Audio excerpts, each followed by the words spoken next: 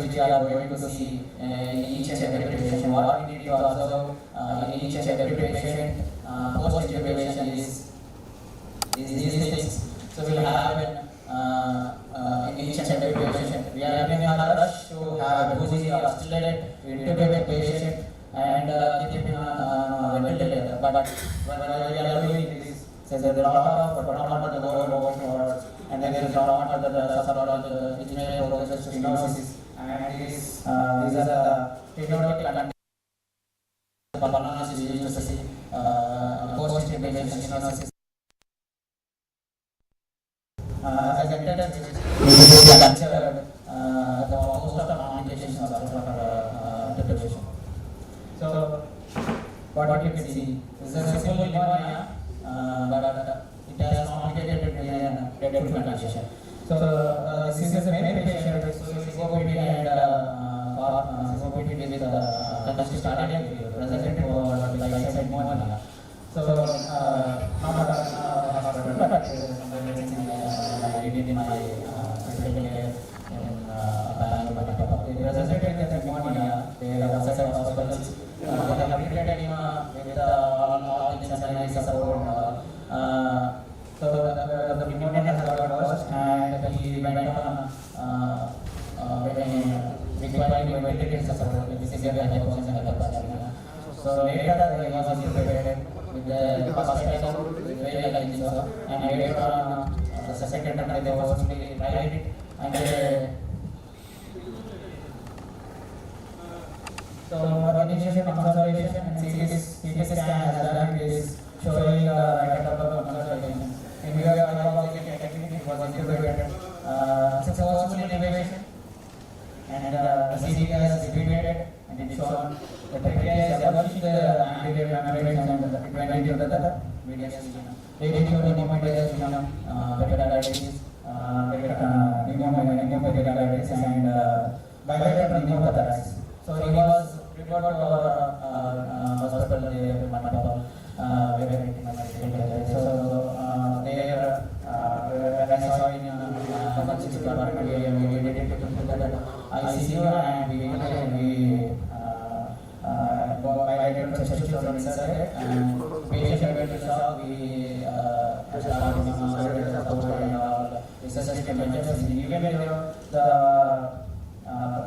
things which we do in a hurry, but the catastrophe has happened, it happened. So the patient has not survived finally. So that was the first case which I see the things which we used to see in day-to-day analysis. So this one is the second case, what do you see?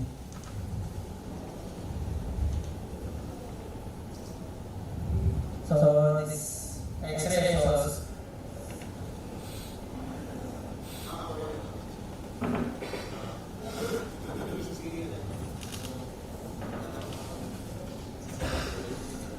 this is a case where you can see that the trachea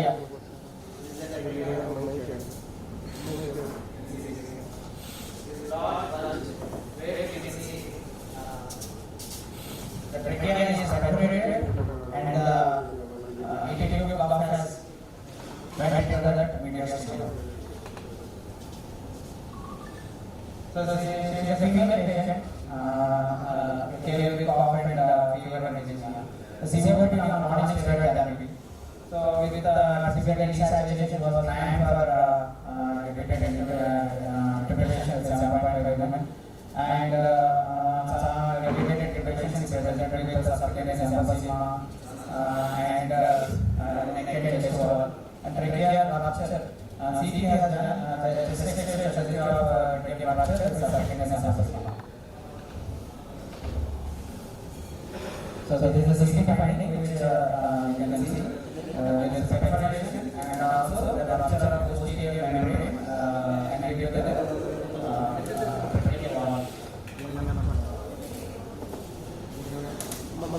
So the post intubation perforation which you can see we use stage 4 condition of the process, but we used to see the level 1 and level 2.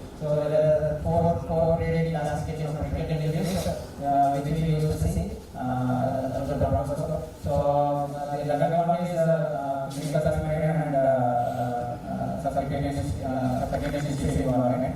And level 2 is the recurrence of infection and underlying recurrent membrane. So level 3 is through the membrane to the esophagus, and level 3. Level 4 is extensive subcutaneous fractures including the practicalities. So these are the conditions which you have to be observed when you interpret the patient and also the registration. So these things need to be considered. So there are a lot of factors which we need to consider, like factors like multiple force interpretations, multiple elements for interpretation, inexperience and healthcare professionals, and if we introduce the entity beyond our like state and the 2G, we introduce beyond our entity, there will be a chance of rupture in the dynamic structure. So deposition is without integrated data. Usually we used to daily practice. So we used to see the position of the tube by putting over without MHA. So there are also reduction in the and happen. So in our size of the tube and also by interpreting without proper sedation. So patient may be in a still conscious state where he is still early in intubation. There will be chances of rupture over the most common resuscitation is subcutaneous anesthesia, pneumothorax and pneumocystis. So management mainly basically stage 1 and stage 2 will have conservative management which will lead by its own, and stage 3 and stage 4 and 5 is surgical management and sanitization. So this is a rare case which I have not seen. This is only first case I have seen throughout my experience. So this is really usually representative of the and also with the hypothesis. So the initial stage was normal. In view of this CVA. Acute infarct, which is not a brain suggestive of acute infarct, right from one level of the neurologist has started upon and he started on antibiotics and also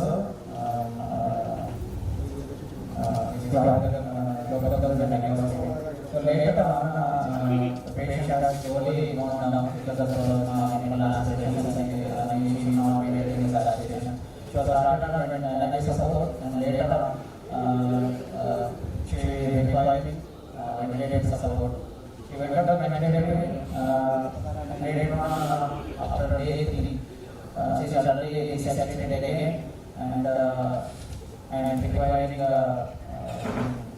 another intervention. So we got a call and later we planned for the process to what has happened in the PPT.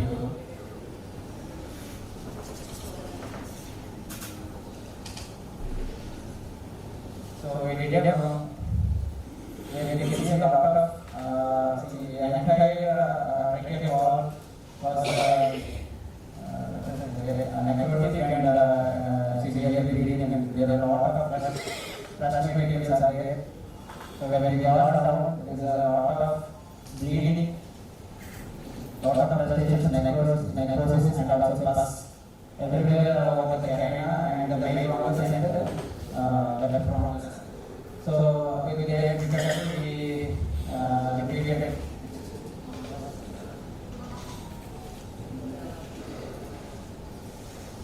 So the biopsies and washes were done. It showed some analysis and we started on antibiotic. Patient immediately improved. But what we need to observe is there is a catastrophic damage that happened post which we did of the year. The area was severe. So slowly the patient has improved and slowly discharged home. So here cases of necrosis in Empiric. So Empiric is usually a rare complication which is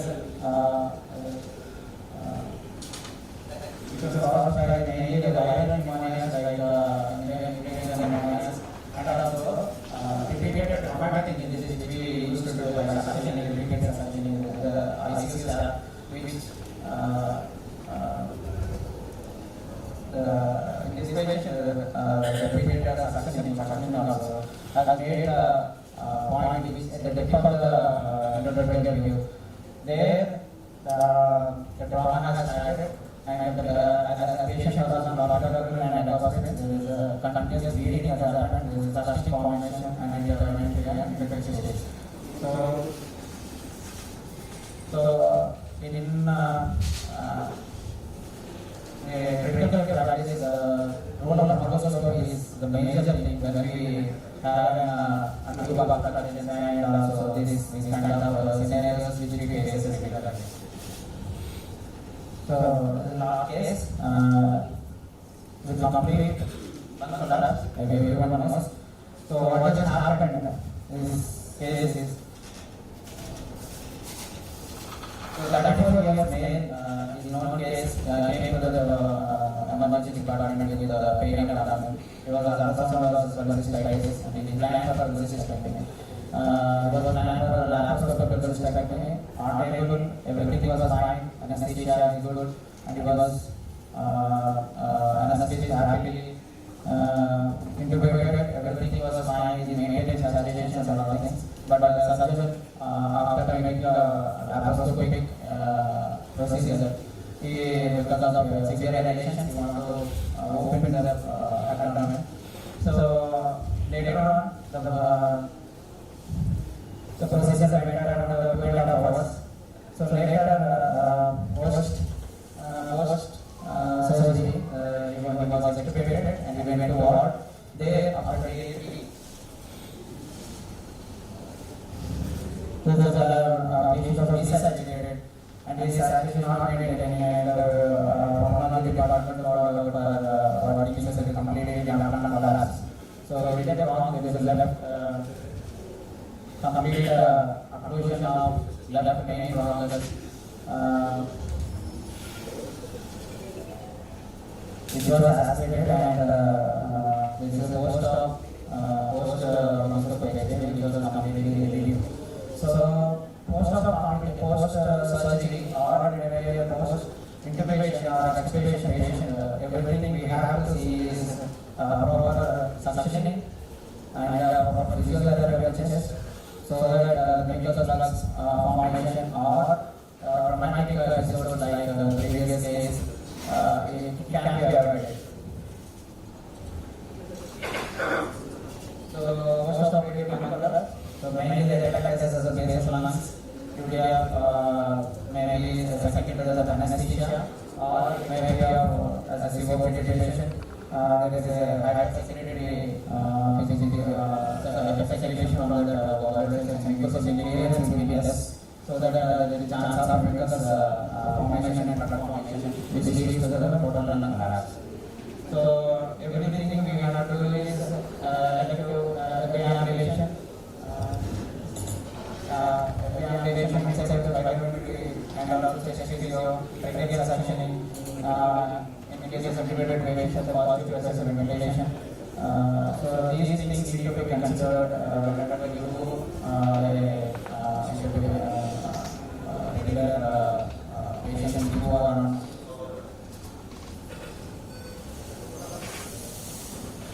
So most of the complicated in ICU, we have to see regular tube positioning. We have to see the regular suctioning, whether it is the staff are doing regularly in a good way, or there is a dramatic delay happening or not, or it may be in a post-extubation where the procedure is not over. So we have to be in observation till the patient is discharged from critical care.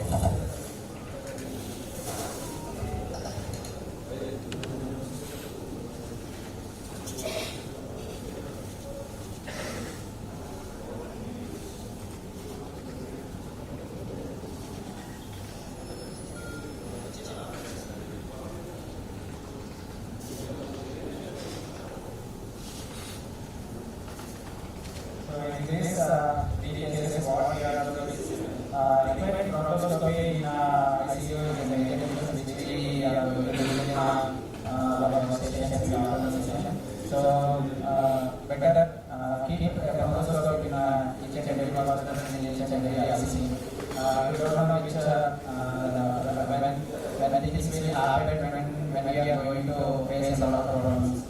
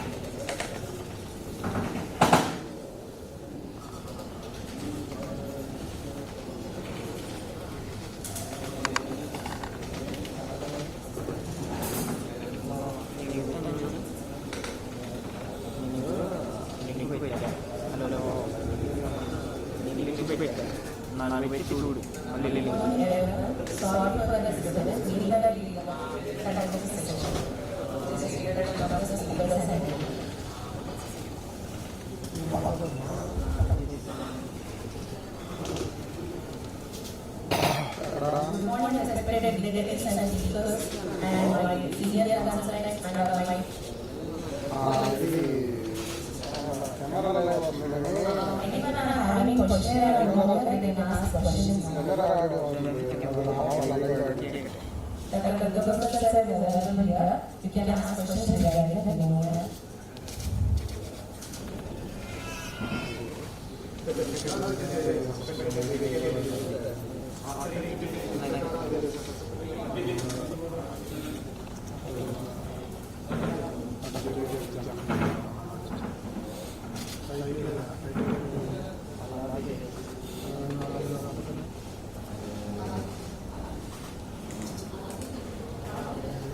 So if it all is suspected, how should we the next step emergency? We try to bypass the we have is suspected critical injury. Minor and minor injuries we conservatively manage by the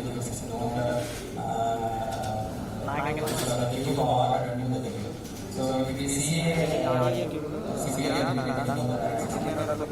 pneumonia system, have to go for such a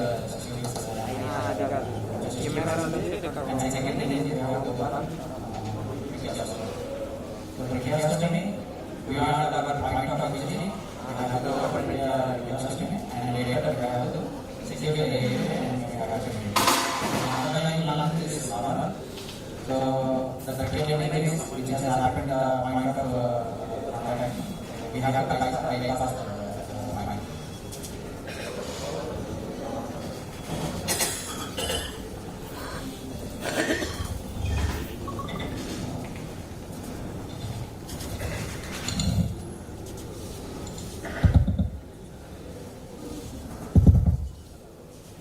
Good morning. I am from Coagulopathy.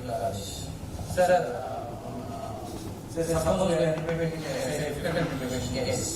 One of our junior colleagues is implemented. What is the first symptom or sign that we have to take into enough consideration? See, everything is like, but if you want the trauma to recognize early, how to recognize it and how to manage it on able to surgery is over, or the minutes after surgery, or I can conduct. It's a minor leak. What can we do? What is the best to do?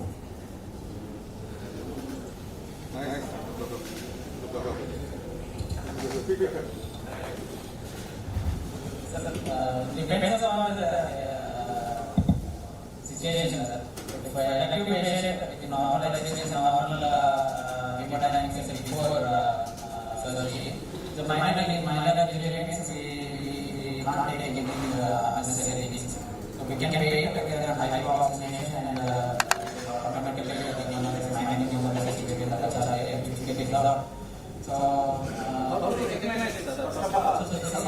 everything we have to be conducted in first hand. So before surgery or maybe emergency situation we cannot expect beforehand. We can't say whether the overcloud is good or whether the post-treatment is good. We depend on the situation. We can spider disease, post-extubated patient, previously intubated for a long time. So they will have a spider disease will be there. So everything will be there in clinical scenarios. So the good clinical practice and good clinical history is a better choice, and also before surgery it is not emergency. We need to go for an overall examination before the day, and also pre-anesthetic checkup. We have pre-anesthetic checkup by the anesthetist, so it has to go for each and every possible chance of overall disease or maybe critical disease, which are going to be independent factors. Okay, sir. That's it. Intubation. Now we have connected him to the ventilator. What are the changes that we can expect? There is minor things that normally we have nothing can be done at that time. So minor means vertical leak. Yes. Minor leak won't happen. Suppose there is 24 hours. So can we conduct that facilities? Yes, sir.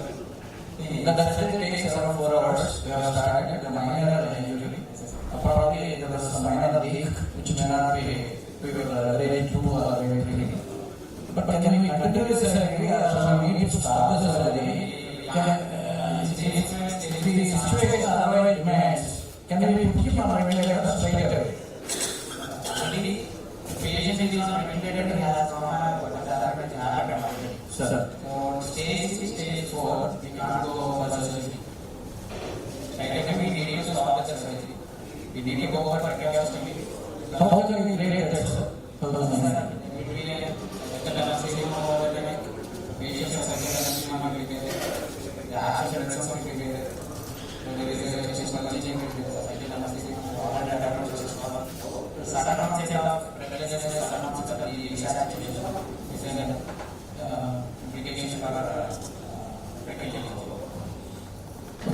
Suppose this is for laparoscopy. So it takes around 5-6 hours. Highly inflated pressures for laparoscopic surgery. And can you see, say, there is trauma from above, thorax, and from below. Constantly inflated, elevated, under pressure diaphragm. Will it be of any harm?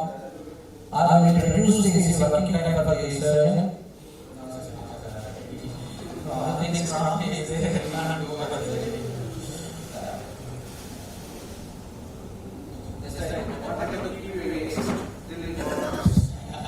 Thank you so much.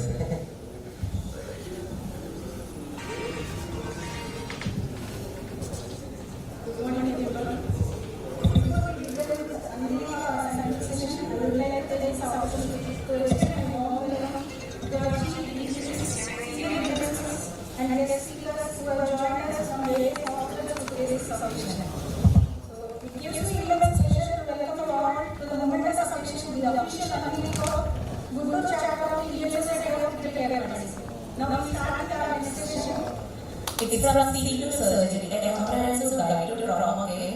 Our speaker is C.H. Minister, and we would like to invite our panelists first to place the occasion under the eyes. So our panelists, MC Master, senior laparoscopic surgeon, to come under the dais to place this session. And then next time is anesthesia and cognitive learning levels. Now I would like to invite our speaker, Dr. C.H. Now, And our next panelist, Dr. Anesthesiologist. severe emergency physician, and actuary of ER physician.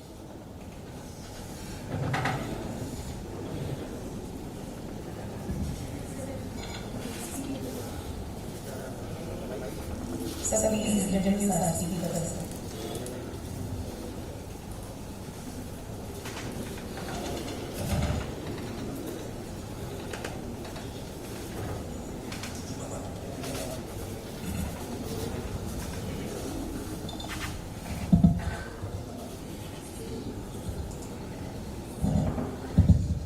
I feel it is my privilege to invite a distinguished speaker for the session, Dr. Balasubramaniam Chandrabhala. Qualifications are MD, IDCCM, EDIC, FCCM, FCCP, MA, HHCM, FEMO. Designations are the senior consultant at Critical Care and Children's Specialty Hospital, Hyderabad.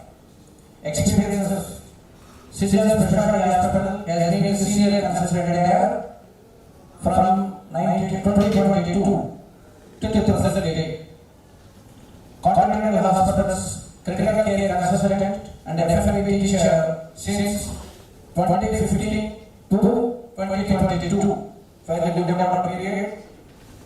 Empiric International Trauma and Medical ICU Consultant from 2022 to 2015. Sorry, 2012 to 2015. So for 3 years. She is a lecturer and medical assistant professor ICU fellow from 2009 to 2012.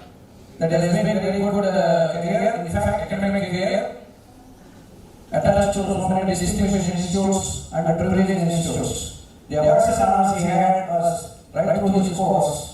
The first in the college, second in the university during his MD exams with NTR University of Health Sciences. He was accused in the National ICCM Conference at Calcutta in 2025. Multiple conferences and so many multiple physics awards. 10 superior publications, excellence, current emergency medicine, COVID-19 research, and rare infections. 6 book chapters like critical care, transplant, trauma, ventilation, liver failure, and ICU quality. Academic contributions. Okay. And I want to have more time. So that this is what it is. The academic contributions are certified teacher at IDCCM and FLP. Speaker and faculty at ISCCM certificate in IMO, Euro-Asia and ERSO conferences. ICU administration, infection control, antimicrobial stewardship and leadership. Thank you, sir. I am very much pleased and very happy to invite you on the dais and deliver the lecture. Sir,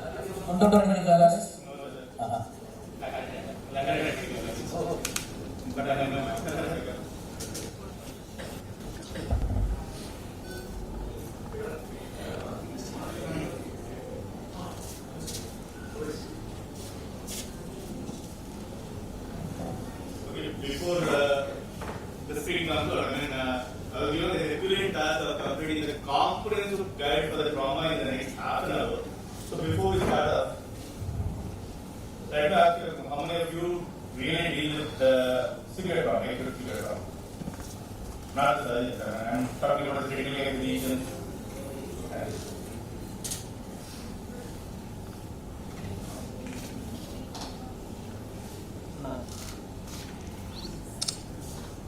Father, I am pretty interested into the history part before I learn anything around. Who is the trauma of father of trauma care?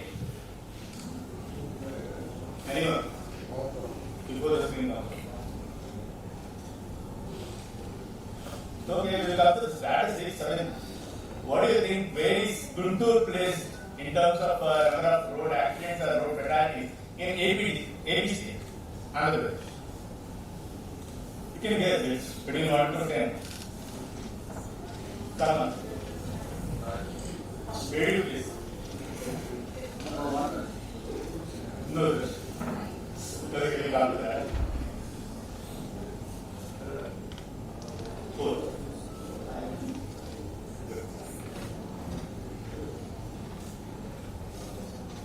Why are we bothered about trauma when we have so many other issues in critical cases? Why the first step has to be on trauma? That's what actually kept on retaining me. Why the first step has to be on trauma? We have so much of trauma therapy, sepsis, hemodynamic instability. Why does Bharat and the entire scientific team has chosen to start with trauma? What are the leading cause of death in younger people below 45 years of age? It's trauma. So, trauma has been always seen as a negligent disease of modern society. That started in 1963 from a paper from National Research Council. And what they said is, yeah, it's a negligent disease because there is no funding over here, so we need a lot of trauma funding. If you look at PTS guidance, the Breakdown of Corporation guidance, when was it last updated? Somewhere 2016. After that, there is no update. Why was that? Is it that in that field there is no research happening actually? Just waiting for a time to start.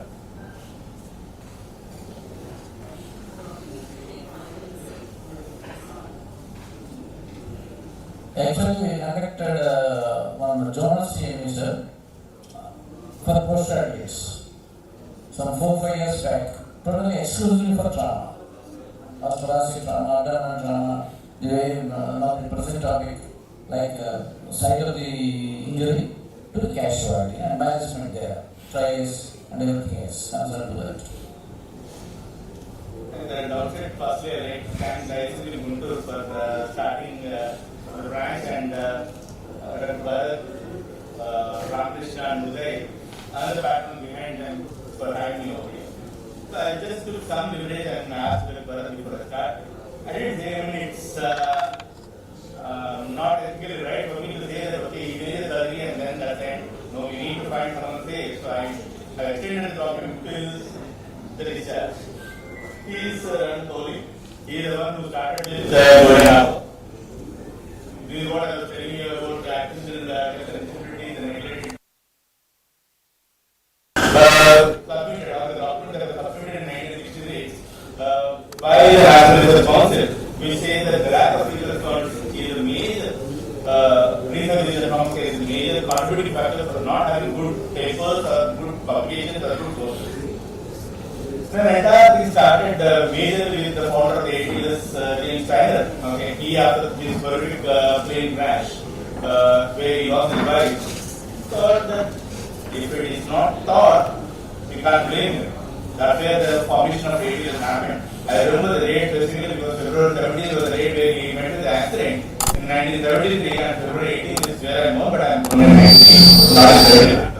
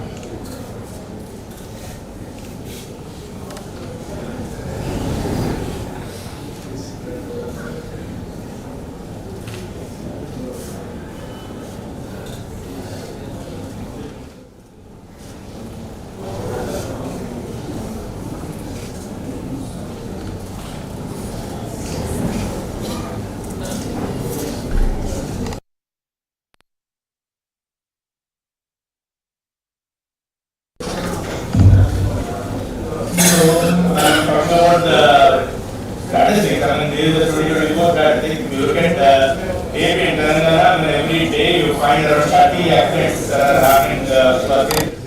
And one you have a fire latches on your highway. 1 out of 3 crashes ends in death. Every 4 minutes there will be one death. GUNTUR, this is what I was talking about.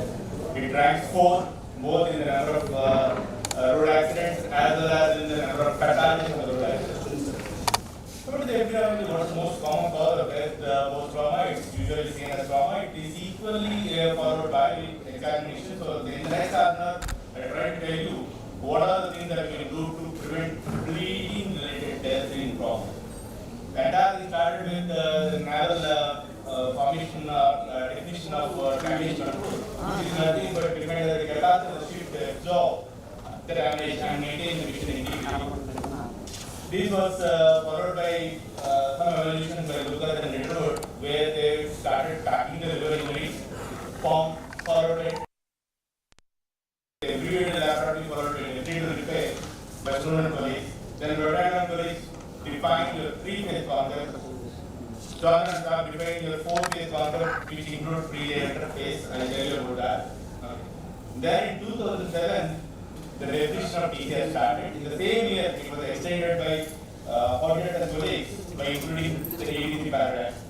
Then, what at this point of time in the world is being followed is remote TCR, which is started in 2011 by Zerad and colleagues. So we started this case 39 years old male. This was way back in 2012. I took this case in a specific aspect. I will let you know at the end. So he met with an aurora accident, 2-wheeler, 4-wheeler, on at 9 o'clock in the night. So his first primary survey, he had a catastrophic bleed, airway patent, breathing, he was tachycardic and hypoxic, so he was intubated and ventilated. Circulation is tachycardic, his heart rate is around 133, blood pressure was 60-40. He received 1 year bolus in a year. Disability or addiction is easier than about E3, B3, and 4. Pupils were equal and reacting. Blood sugar was fine. He was not able to move both the lower limbs before intubation. After we balanced, we were not able to check on that. Before sending, we also looked for either any leg pain or tenderness. He didn't have, but still we have tried to cervical follow. After exposure of his entire body, we found that he has got an abrasion and soft tissue injury on his left thoracic case.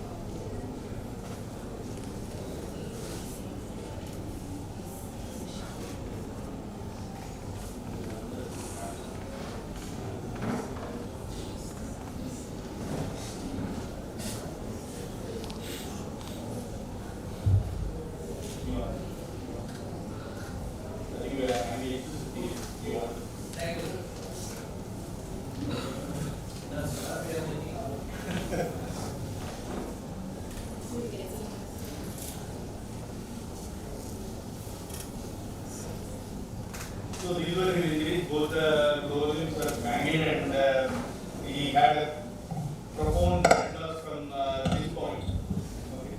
So those are the injuries. This is his X-ray post-intubation. Meanwhile, one of my colleagues went and asked in second survey, you follow the sample questionnaire. The scientist himself, he had pain and deformity of both lower limbs with open patches. He also was complaining of chest pain. No allergic issues, no medication issues, past this thing, there's no deal thing at Palestine.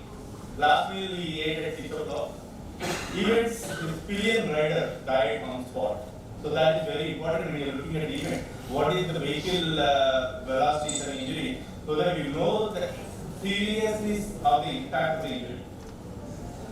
He was taken up for fast and EFAS or negative. Can fast and EFAS be negative in pelvic fractures? Yes, that is very much possible. Okay. Pelvic fractures, you don't depend upon the fast and EFAS. If you are able to see some fluid in the pelvic injuries that says that there is a significant trauma and significant bleeding that happened. If you are not seeing, that doesn't mean that there is no, it is negative. So you need to go for a CT polytrauma protocol. His pelvis is badly managed. There has open loop fracture, there has got external fracture.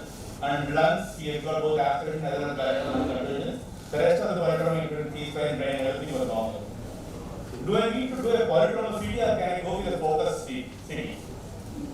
I like to have some amount of data over here. I didn't prepare this as a family visit. Do you want to have a focus CT or anything question? Why?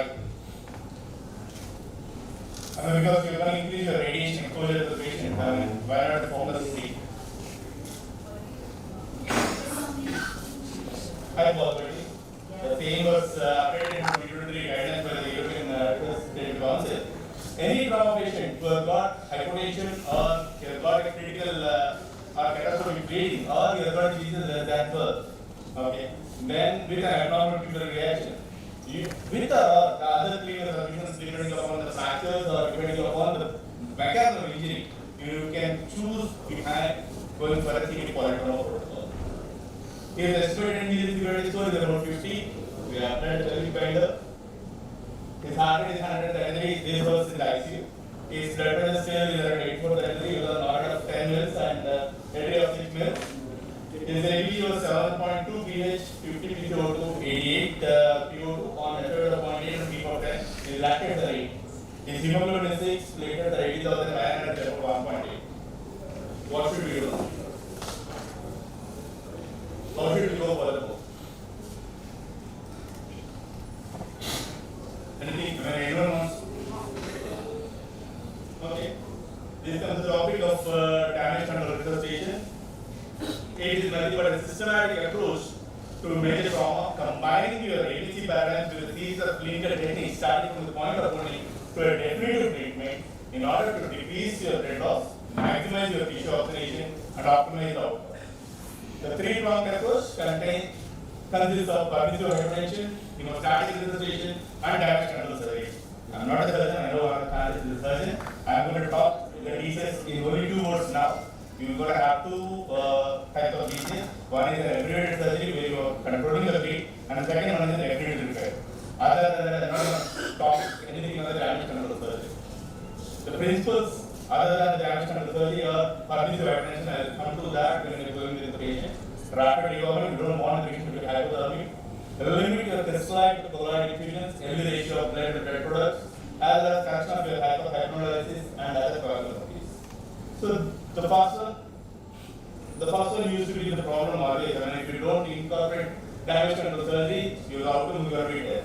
The class 2 diseases have been following the steps of pre-hospital management, body resuscitation, operating room with an abbreviated surgery, and then followed by restoring your physiology, then going for a definitive repair, it's shown beneficial. This is the classical DCS technique.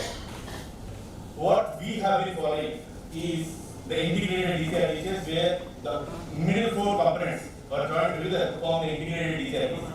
What is happening at this point, majorly in the western world, but also in some parts of down South India, particularly in the Coagulopathy side regions, as well as the eastern India and the Kolkata regions, is a remote DCS where the pre-hospital management is also included. In India, the pre-hospital management is just picking up and then brought to the nearest emergency department rather than doing any resuscitative efforts or intubating them on the board. Whereas in the Western world, that is also included. Now, so looking at this one, so what should we do next? We know that we have to start this DCS. How do I know? What are the indications for DCS? So you look at anatomical parameters, physiological parameters, as well as lab parameters. The ones that are ticked are all the parameters that this patient has got. So We started him with volume resuscitation. 1 liter was given in the ER and 1 liter after coming to the ICU. He was also on rapid results, NARAD and adrenaline about 10 and 6 minutes. What grade of hemorrhagic shock is he? You need to know the grade of hemorrhagic shock when you classify from class 1 to 4. Our patient is tachycardic. He was slightly upturned and anxious and starting. He had an narrow pulse pressure. If you look at 60-40, the pulse pressure is only 20. And he was tachycardic with the reason he was intubated. So he belongs to somewhere class 3 and 4 hemorrhagic shock. Why do I need to know that? If you look at this 10th edition ATL guidelines, if you are having someone with more than 40% red loss, they may not be a volume responder. So you need to be immediately switching over to your passive transfusion protocol. So our patient was a non-responder. So before we go in this body like that, I have given 2 liters of waste. If you look at the guideline of the 2018 ATL guideline has made a change. Prior it used to be 2 liters of fluid resuscitation followed by anything across. But after that, they limited the fluid resuscitation to 1 liter with specifications without neurotrauma. Everything started with water cannon saying that if you inject fluid to increase the blood pressure before surgeon is able to take control of the bleeding, it's going to cause catastrophic results. So right from 1918, further in between 1984, Bellamy has kept a challenge. How are you going to resuscitate these patients? Till now, the answer is small volume resuscitation, probably around a liter. On what ideal fluid, we'll come to that. One of the most important things, if you look at 2013, after various research trials, randomized trials that happened in trauma, hydroxyl resuscitators have been banned or given a black box warning, particularly in resuscitation with trauma. So what you can do? Any resuscitate or balance resuscitate. So what are the targets? My patient doesn't have any neurotrauma. So when he doesn't have neurotrauma, that means that he has got hypothermia, he has got acidosis, he has got anemia greater than 50. So my target, hemoglobin target is about 7 to 9, INR less than 2, platelet more than 50, calcium close to around 10 grams per liter, fibrinogen 150 to 200, pH more than 7.2. So looking at that, now we come to the concept of permissive hypertension. That means I'm trying to maintain someone with a low blood pressure, not in terms of a traumatic injury in others. What is the strategy? Is to delay your initial fluid resuscitation so that you maintain a lower mass. The advantage, you will have a preserved dose of vacuum transfusion, less hemostatic pressure on the form on the existing blood, so you will have less blood loss, decrease the loss of your biological matter, and ultimately into low resuscitation volume. This evidence-based, yes, because in 1994 has shown a significant impact on this, and these meta-analysis which were published in 2018, though the majority comes from the BKS, have also shown that permissive hypertension compared with other conservative strategies have been beneficial. Where we can't give it, someone has got a pre-existing hypertension, pre-existing cardiovascular disease, pregnancy, traumatic brain injury, or someone who has got a compromised renal. Let's go back to the case. See the volume responder. What should I do next?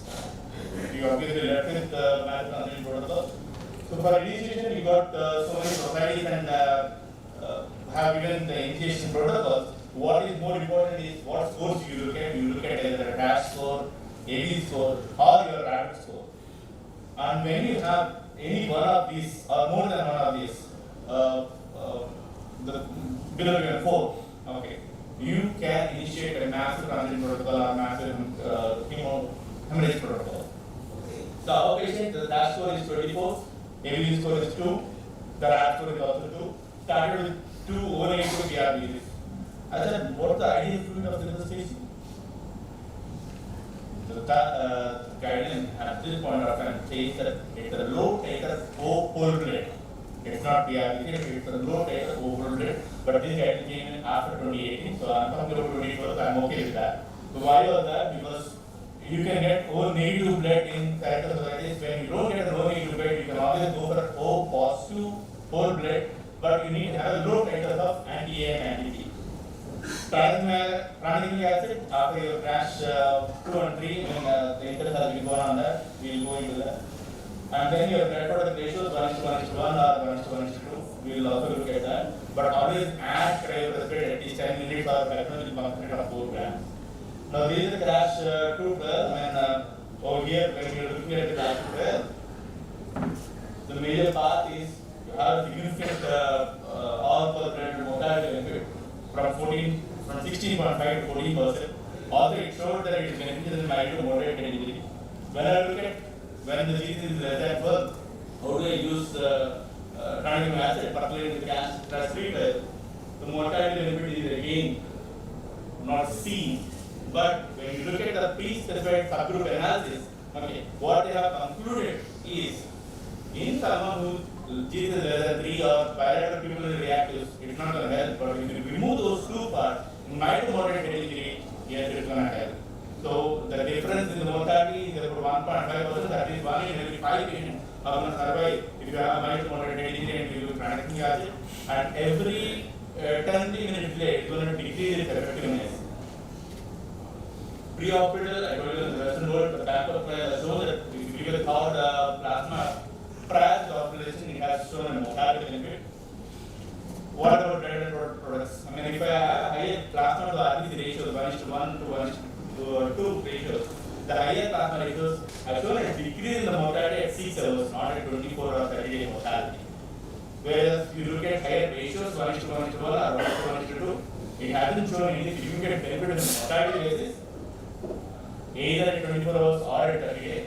But it shows that in patients who are given 1:1 transfusion, you achieve a faster hemostasis.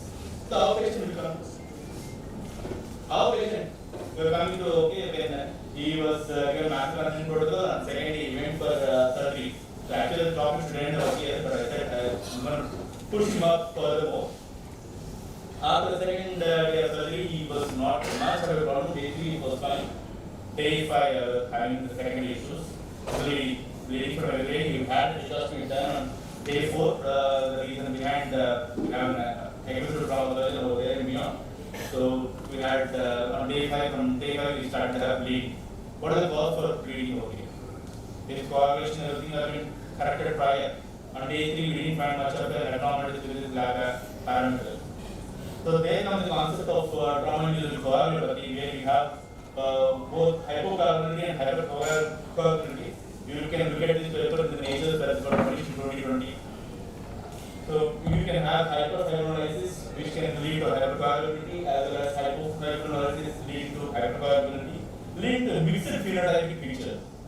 If you look at the pathophysiology, shock and tissue injury can lead to activation of your endothelium, platelets, as well as your immune factor, leading to an array of chemokines release, which is going to decrease your fibrinogen, platelet activation, as well as fibrinogen, as well as factor depletion, leading to a decrease in thrombin formation, leading to a decrease in clot formation. So you need to remember that, and then how do I follow them from now? So if you have time, you can use the technical protocol. It's one of the most commonly asked questions in your anesthesia practice. You can look at your angle, maximum amplitude, you can look at your study population. If you don't have tech, straight away, and your recurrent is more than 4 RBC units per hour, go with 1:1 transfusion. We all know about the lethal trial, but what has been changed in the recently is the addition of calcium to the lethal trial, making it the lethal diamond or the trauma diamond. I told you the hypothermia is one of the disease factors. Any mild or moderate hypothermia is very much dangerous. You need to go for aggressive, passive as well as active reform. Same way, hypo and hypercalcemia, both of them are dangerous. We need to make sure that the calcium levels are corrected and maintained more than 10 grams per day. So our patient, after correction of the fluid, the coagulation factors, he started to have in the next few days, the electric reversal. That was the extent. What should we do? This is about day 16 now. What should I go for now? We don't have any options. The reason I selected this is the first case where we initiated ECMO on him.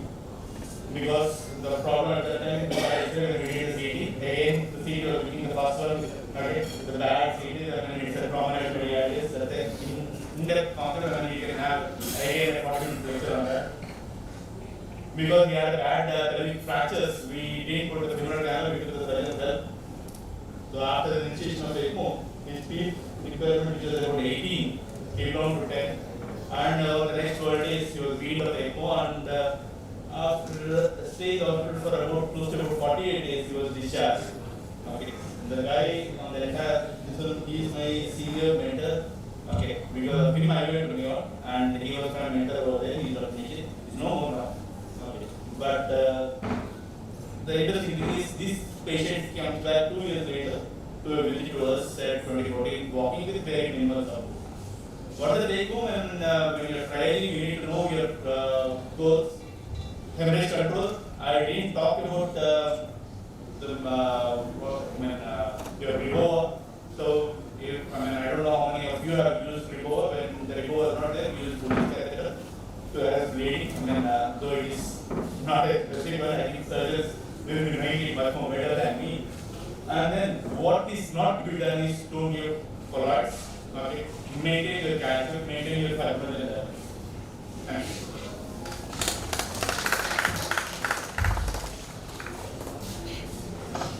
Sorry, audience, at the outset for the small inconvenience that we have today.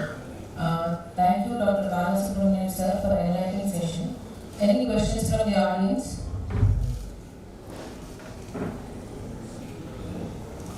Can we take any questions from the audience?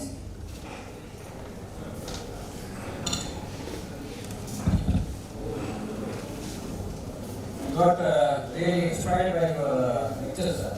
But coming on to practical implementation of the recommended interventions by you. I was working in Coagulopathy College, one of the institutes just by the side of the nation highway. So we are facing this much, road traffic accidents very frequently. Suppose you receive an information that around 5 kilometers away there was an accident and there was a lot of bleeding. Even in the car, there was a lot of pooling. So he is being shifted. Keep ready yourself, sir. But let us be practical and real. What is that you want us to keep ready with affordability and practicality? Dr. Yes, sir. So that's very much practical. If you look at what are the first thing that I came to Hyderabad, we created the polytrauma team. Okay. So the polytrauma team consists not just emergency, the surgeons, anesthesiologists, as well as critical care physicians, radiology and the lab group. So first thing in the hospital you need to form the team, and your red line should be ready with emergency starting protocol. So these are the missions where they can grow from scratch to next Yama in just 5 to 10 minutes. So you should be immediately ready. So once there is a call, you need to activate your polytrauma team. The polytrauma team. Once they start off, the other thing is your availability of blood and blood products. Once you have them, the resuscitation will need to start in the emergency, because you know by the time, the way you told he is in the car, he is mentioned in the car seat and he has got a lot of blood loss, that means it is a catastrophic bleed. So you need to have blood and blood products ready. Not that once he comes back to the emergency that you will cause the things, keep your blood and blood products ready. Try to get a low titer of whole blood, or only to be if you are able to get. But if you are given an option, try to get into emergency control at starting the emergency. Okay. And then you start with your restoration of your physiology. So the initial part is blood and blood product restoration, followed by your method protocol. Then if you don't have vertex, you will say go. If the requirement is more than 4, you go with 1:1:1 of your PRBC platelet and your plasma. So that the maintenance of your blood and blood product is maintained. Always have an invasive blood pressure monitoring. In this patient, because your non-invasive blood pressure monitoring may be unreal or unrealistic. Get it hemorrhage control at earliest so that you will not use it. Don't jump on looking at a mean blood pressure of 65 and 8, so don't jump on into it. Try to maintain it around 50 if they don't have an injury. If they have an injury, entire thing changes back. You need to maintain your mean blood pressure more than 65. So there the problem comes because the mortality is not just because of bleeding, it's because of pain and injury. Then once you have somewhat, you think that the patient is slightly more stable, have to get polytrauma. So this entire period should be over within the first 60 minutes. That's why it's called as golden hour. The first 1 hour is going to change lives. That's what actually has shown up. It has shown poor and pre-enrolled. Now the journey doesn't stop over here. After that, you need to take him for an admitted surgery for correction of factors and then get them onto the real life as soon as possible. The more you wait, you're going to have secondary issues. Most common issues which I didn't talk in between was secondary sepsis. Okay, because so many open. That will delay. Though he was operated and had a definite repair on second day, my patient got discharged after 48 days. So that is close to about 1.5 months. Someone has to have money to afford for that. These guys actually did have money. There are a lot of pooling of funds from the friends and family, and we are able to drag him out. But that is what is in the real life. Usually after 3 weeks, we all try to go down saying that, okay, how to do whether we'll make it or not. So we start saying ourselves, no, shall we say it then? But you need to just come and young, and you need that is other things you refer back to this one. Once they come back to the review, that's where you will the habit. Suppose the patient requires CT, he is medically there, just of consciousness levels. Then what is the ideal time to shift him to CT? Once you have your initial hemodynamic monitoring in and you have started on what is the station with blood and red blood. Your blood pressure, you are maintaining a systolic blood pressure between 80 to 100. That's the point where you can go. So practically, as you, I can understand the reason you are pointing it out. It's not always practical to get that number easily. Get at the earliest, if you are able to do a fast and EPAS and it is negative and you are not suspecting any intrathoracic abdominal injury, then probably yes, you need to go for a CT for abdominal protocol at this. Because your surgery is going to take that half hour to 1 hour to get the OT ready.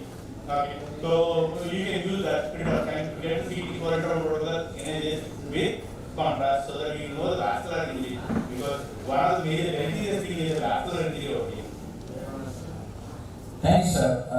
Hope you understand our even within the limited infrastructure we have to do our best. Sir, to say on that, I had zero knowledge of trauma. I got graduated from Ramchandra. When I joined here, the trauma series or trauma protocols.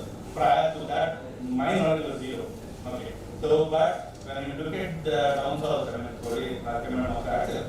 they have things pretty much clear and standard. They don't change the guidance. You stick to the points, the targets, initial target as well as your therapeutic target. Stick to them. Probably it's not that difficult what you're looking at. I started applying from that time till now. I never had much of an issue. The factors come into place, your finances, but in your government setup, I don't think the finances will come into major play. Thanks, sir. Very good morning to everyone. Bala, regarding the patient shifting to CT, your extended fast itself, you can do the optic nerve, optic sheet, you can definitely know at least the basics of what the upstairs is happening. At this point, I have a different set for all the critical case and every division. So that's replace the scope.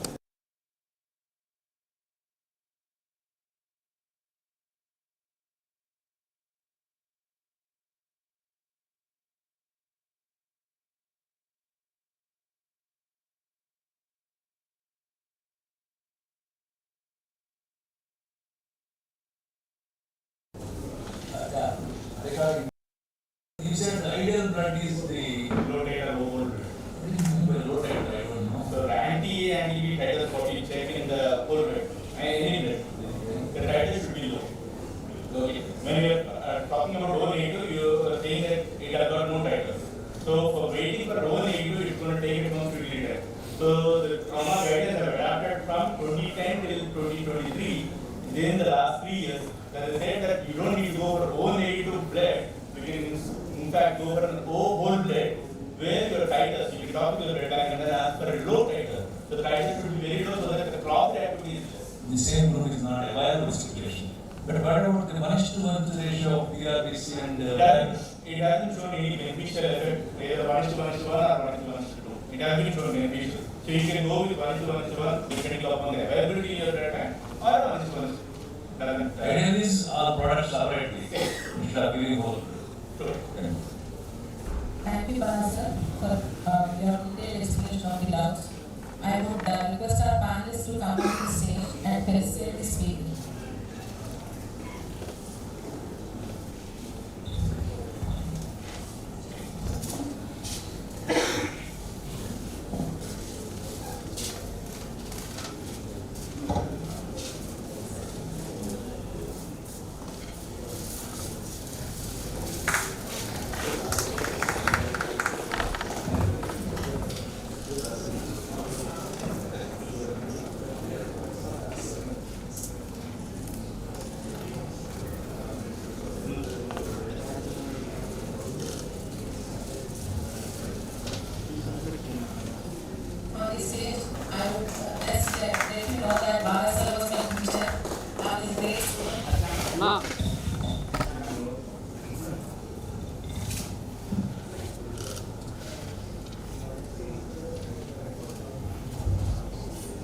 Now I request Dr. Bala sir to present the gifts to the panelists.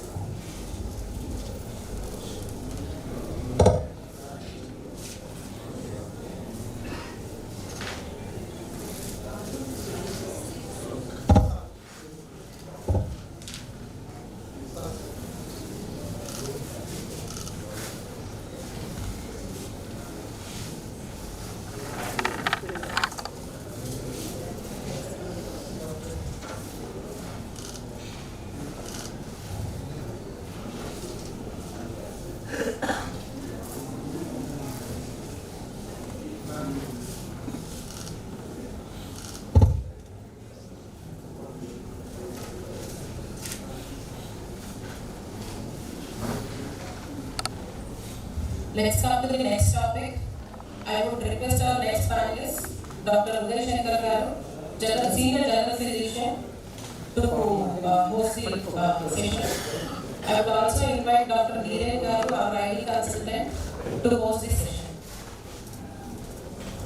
Up next, we have with us an expert who brings deep insights in a challenge many of us face frequently in our clinical care, which is our tropical fevers. Malaria, leptospira, dusra, and puffy others. This spectrum is a vast and often overlapping.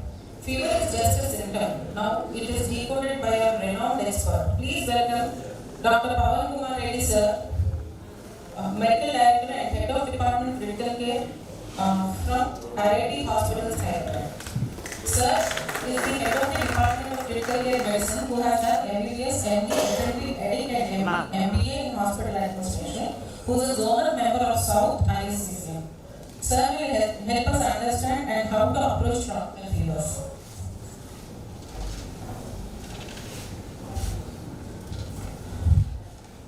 I would ask our panelists to just introduce about us. It's difficult to introduce the problem because you have a list of publications which you can see. So, without much time, please go ahead. Thank you all. At the outset, I'd like to thank the GUNTUR ISCCM branch and as part of National EC, I congratulate GUNTUR for having its own branch of Clinical Secretary here. So we are happy to be here and we wish GUNTUR branch many more CVs like this and then regular activities to share the knowledge. So today's talk, mine is about talking from symptoms to syndrome or tropical fevers.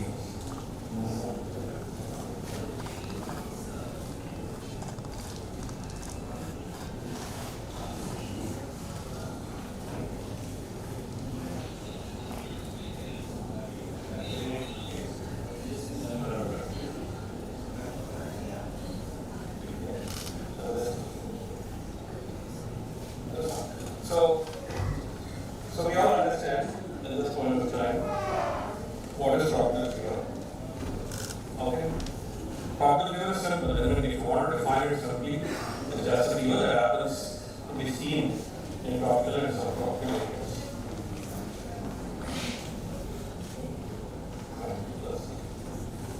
So most of the times you can see them throughout the year, but majorly you will see in this season, the rainy seasons and post-rainy seasons, the monsoons in the tropical and subtropical areas. There's a high prevalence of morbidity and mortality. There is a reason why we discuss about this. And there is always this overlapping clinical presentations. In the sense, you don't have a typical presentation for a typical disease. We're trying to understand when a patient comes with this sort of syndrome, we tend to pick up there's a big differential diagnosis that we have to deal with. So in that sense, there's a lot of overlapping of these clinical presentations, and there's a difficulty in arriving to the diagnosis immediately. And then may need to start some clinical treatment to give you a guide to wait it out. They're staying here, they're not staying here.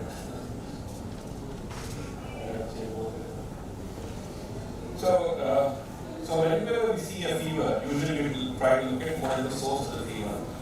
Either it could be differentiated, particularly if we can differentiate the same, it is coming from the lung. So we think there is a pneumonia. If you think there is an intraabdominal complaint, the patient comes, if you think that the fever is because of some issue with that. So it could be intraabdominal infection. If it is urinary symptom, you know that the fever is basically from the UTI.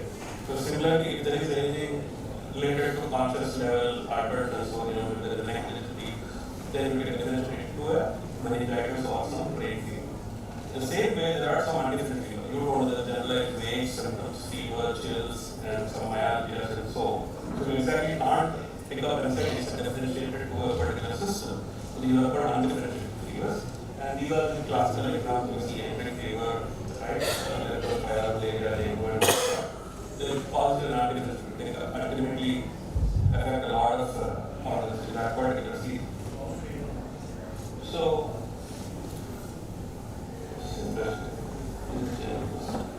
tropical fever syndrome, when we put them all in constellation of signs, we call them as a syndrome. We're not looking at one symptom per se, but a constellation of things and call them a syndrome. So patients can present with certain well-defined syndrome, we classify them as fever with thrombocytopenia, fever with liver and kidney dysfunction, renal dysfunction, and lung and kidney issues. So fever with pulmonary renal dysfunction.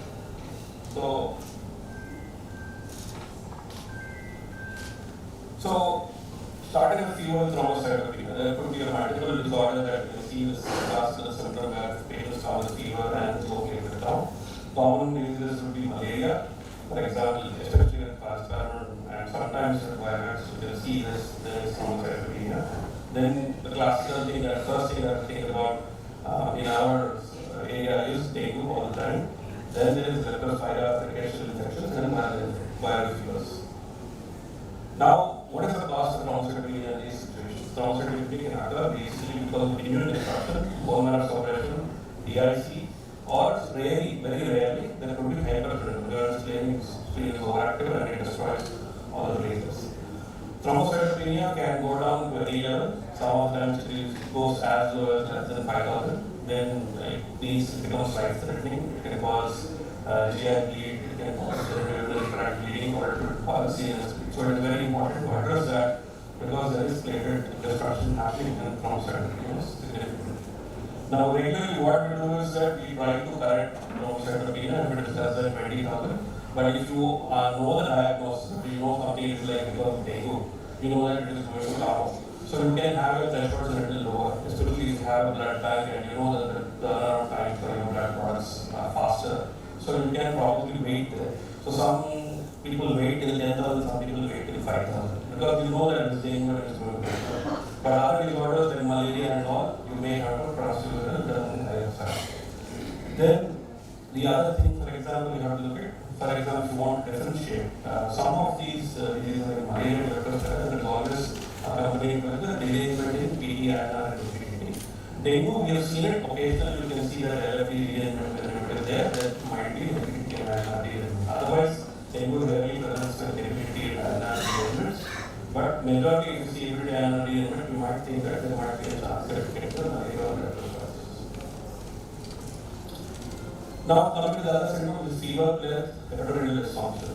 Again, the common causes will be malaria, leptospira, strep typhus, and hepatitis. Hepatitis E and A, which is very severe, which is polysolvent hepatic failure, that sort. In pregnant patients, if there is a hepatitis E, that can lead to further hepatic failure. Normally, hepatitis E is considered to be very mild. It starts off with fever, but it subsides. There won't be any fever further, and the patient deteriorates to go into further hepatic failure.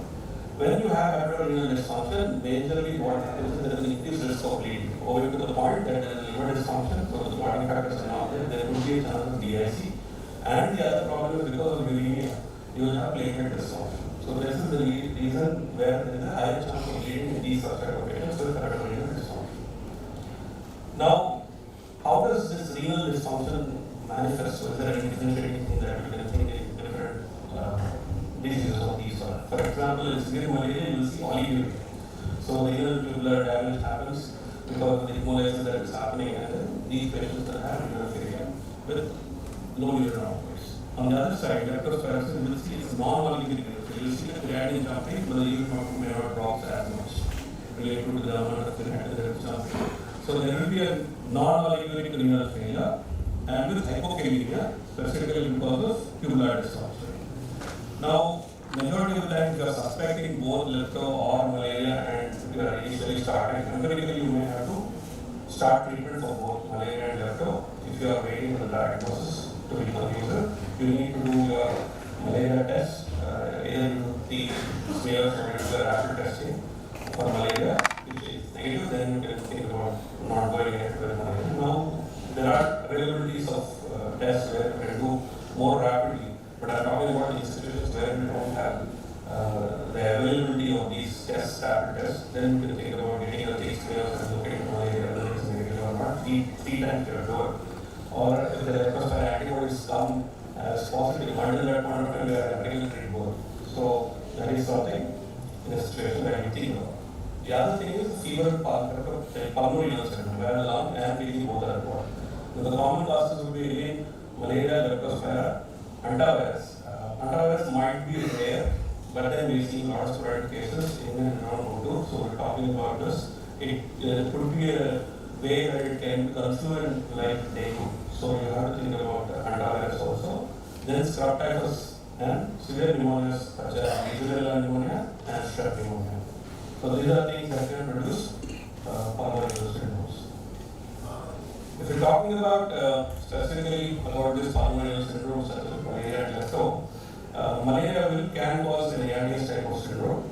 In leptospira, you will see some sort of alveolar hemorrhages, which can look like an ARDS by definition. But then you can classically see the alveolar hemorrhages. This is something that alveolar hemorrhages talk about BAL and looking at the return fluid. So chest X-ray in these, you can see the leptospira, you can see the pulmonary infiltrates because of the hemorrhage. But the defining factor between these malaria and leptospira is the classical sign that we'll see. There will be, a liver suffusion. This is classical in leptospira, which is prominently, you can see the patient once you have seen a leptospira patient with that, which is very easy for you next time you see that, first thing that comes to your mind is leptospira. So, the other syndrome that we can think about is fever with altered sensor. Now, other numbers may not be there, which may not be matching, but then there will be altered sensor and fever. There will be cerebral involvement in cerebral malaria, encephalitis, viral encephalitis, viral meningitis, or any other bacterial meningitis, typhoid fever, brain abscess, encephalopathy, and another significant thing that a lot of us miss is the tropical pyelomyositis. Patients will have myalgias, which is because of staph. So this is something you will see. This is tropical pyelomyositis, which can also cause fever with altered sensor. But most commonly we see elderly patients who come, who are senior citizens who come with urinary tract infection or pneumonia. They can also have fever with altered sensor, which without any brain dysfunction, because of any no issue with the brain, but because of them being elderly, they can have transfusion and altered medication just because of hybrid fever itself.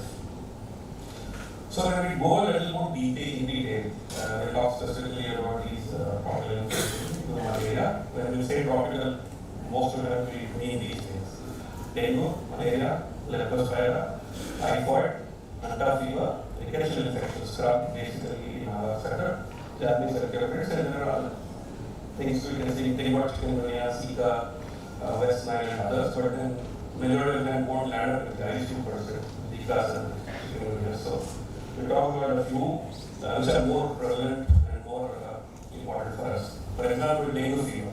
We all have seen, everybody, I think everybody has seen dengue fever. Not to dwell much about it, but we're talking about some to go back into the story about dengue and think about it, to come back and to try to refresh our knowledge on this. So it's usually non-specific. You won't have a specific fever, you have non-specific fever. Pathogen we all know is a virus, therefore serotypes is transmitted by the Aedes aegypti mosquito. Incubation period is usually 5 to 6 days. It can vary between 3 to 10 days. There are 4 distinct serowards, the DEME 1, 2, 3, 4. The 2 is something which is very important because if you get a secondary infection, the first infection some other time, the second one you get a serowar NB2, it can become a little more severe form of pain. So that is very important in this situation. And it can produce similar clinical syndrome irrespective of what serowar it is. But then symptoms can start off as dengue fever, it can go to dengue fever or shock. So these things have changed over time. The way you talk about dengue, the classifications have changed. But then to simply put, if you look at it as the mosquito bites, mosquito can bite and you can have symptoms up to 4 days later. So don't think yesterday I was outside walking in the garden and you had a mosquito bite, so today you got dengue. Usually it's around 3 to 4 days before the event happens. So after that, there will be a while. If you want to pick it up, you will get the non-structured one antigen, which is the structural protein, which can be detected early on, or you can use the PCR, dengue PCR, to pick it up early. So this is the initial phase, is the viremia stage, which is there from the 0 to the first day to the 4th day you will have viremia. So this is the time when you can pick up the NS1 antigen. Beyond the viremia stage, you won't pick up the NS1 antigen. So on day 3, day 4 of the fever, what you will see is that the NS1 will be receding down and you will not be able to pick up NS1. But you pick up IgM, will start to rise up after day 5. So from day 3 to day 5, sometimes you won't get NS1 and IgM, both eliminated. So most of the time there is again change the dengue is not there. PCR will obligate this issue because PCR will pick up till the days of the viremia is there, PCR will be high. So this is what then the IgM starts rising up and peaks up around 5 days 7. Then the IgG later on starts up. So when we talk about dengue, we talk about 3 phases basically, which is the febrile phase, then there is critical phase, and then the recovery phase. So the febrile phase usually lasts 2 to 7 days, which is also called the viremic phase, that is where the actual virus is present. That is where you have the fever. It starts with sudden onset high fever, often up to 40 degrees, and with some sort of chills. There is severe breakbone myalgias. The patient might complain of back pain, severe back pain. It's almost breaking my bones, such severe back pain. Arthralgias. And the other classical sign that you will see is retroorbital pain. There will be headache that is behind the eyes. As the eyes are paining, the eyes are being pushed away, there is pain behind the eyes. So retroorbital pain is classical. There could be additional symptoms. Very vaguely, you will see patients coming with fever and diarrhea. And then you will realize that they are dengue. So these patients sometimes come with gut symptoms. They will have nausea, anorexia, vomiting, and diarrhea. So this is something that you have to keep in mind. Fever and diarrhea is also a presentation for dengue. So on day 2 to 5 after the fever onset, you can see some blanching maculopapular. So it is blanching. You press on it, it kind of goes away and then it comes back in. So it develops over the first chronic infectious surfaces. It can last up to 2 to 3 days. And you can see petechiae, especially on the angles. If you see what I have observed over the years, is that if there is a petechiae on the angles, then you can think there can be a tendency to bleed in these patients. Even if sometimes if you don't have petechiae, the tendency to bleed is less. So if the patient has even 7,000, 10,000 platelets, I'm not too worried if I don't see petechiae anywhere. Then I really believe that this patient, I mean, having air without transfusing anything on this patient. So that is some sort of clinical thing that you can kind of look at the petechiae. If you have petechiae on the ankles, there is a tendency to have some disease. So you have to be very and watchful if platelets drop further. Now if you don't have any petechiae, maybe you can have a threshold of platelet transfusion a little lower. So other thing is a second measles like rash again comes in water will come. Doesn't want to do so as the fever recedes. You might see a rash after the fever goes down. So this rash is not an outside source, and sometimes the skin can come out. You can have it and then it can release for it. The critical phase is the most important one, which is where the plasma leak happens. This is the riskiest time for developing complications. It lasts 24 to 48 hours and can be associated with bleeding. You can see the bleeding, especially with the bleeding, epistaxis, and also vaginal bleeding. Irrespective of whether the patient is in a menstrual cycle or not. There will be a lot of great capillary permeability, and all the crystalloids that will start giving it kinds of leaks out of the intravascular compartment to extravascular space. So this can lead to tissue hypoperfusion and hypovolemia. Very important, we try to maintain the hematocrit on the lower side. The hematocrit starts to rise up because of this, and you have to try to correct it because perfusion is important. Because of hypoperfusion, because of hemoglobin and hypoperfusion, all solvent damage. The idea is to replenish the fluid back into the intravascular space to bring down the hematocrit and perfuse all the organs. So during this time, because of the extracorporeal and the capillary, what happens is there is no restrictions in the site, it's polycystosis. You can see even in the ultrasound here, last in the gallbladder edema. There is some sort of a polycystitis in the picture, but there is no inflammation, there is only edema. Sometimes patient might complain tenderness around gallbladder. You might be diagnosed thinking of this sort of a polycystitis or something, but it is classical sign. Somebody, an expert radiologist just does an ultrasound and says, look for inflammation, look for dengue. If you look at the gallbladder, it says, there is GV edema, please look for dengue in this patient. So that is something you have to look. And then there are other complications like myocarditis and all those things can come into the picture. This is going too fast than what I'm saying. So, I thought, okay. So, the clinical presentation in the recovery phase, you can see the gradual re-absorb of the liquid fluid from the extravascular to the intravascular phase happens. It takes 48 to 72 hours as the patient improves. There could be some again white eyes on the red sea kind of picture, like you see on the picture. And sometimes you can see a sinus urticaria, which is normal picture. All the counts, all the hematocrit, all the platelet counts, everything improves on the situation. So, this is what we're talking about, the febrile phase, critical phase, and then the recovery phase. These are two classifications that you think about the old WHO classification, two classifications of WHO. Earlier it was classical dengue fever, DHS, and the DHS, but now it is called dengue without warning signs, dengue with warning signs, and severe. Basically, kind of gives you an idea where you need to be a little more wary about whether to want to admit this patient right now or wait for these subset of situations. So the criteria are there, classical, this is the table which is available where dengue with warning symptoms, without warning symptoms, and severe dengue form. So this is something that will guide you how to go and manage the patient. Similarly, diagnosis we talked about, NS1 antigen in the rapid cases, testing is 719 was very high. IgG adjuvant serology will come up, but if you have IgG, just don't take a secondary dengue or production happens. If the titers is more than 1:1280, it significantly says that patient might be having dengue right now. Okay? So the RT-PCR result will can be predicted within months. Okay? So RT-PCR is something we routinely use now to detect dengue. Management is again what we discussed, non-specific, high fluid to penetrate breach shock, and crystalloids are effective alkaloids.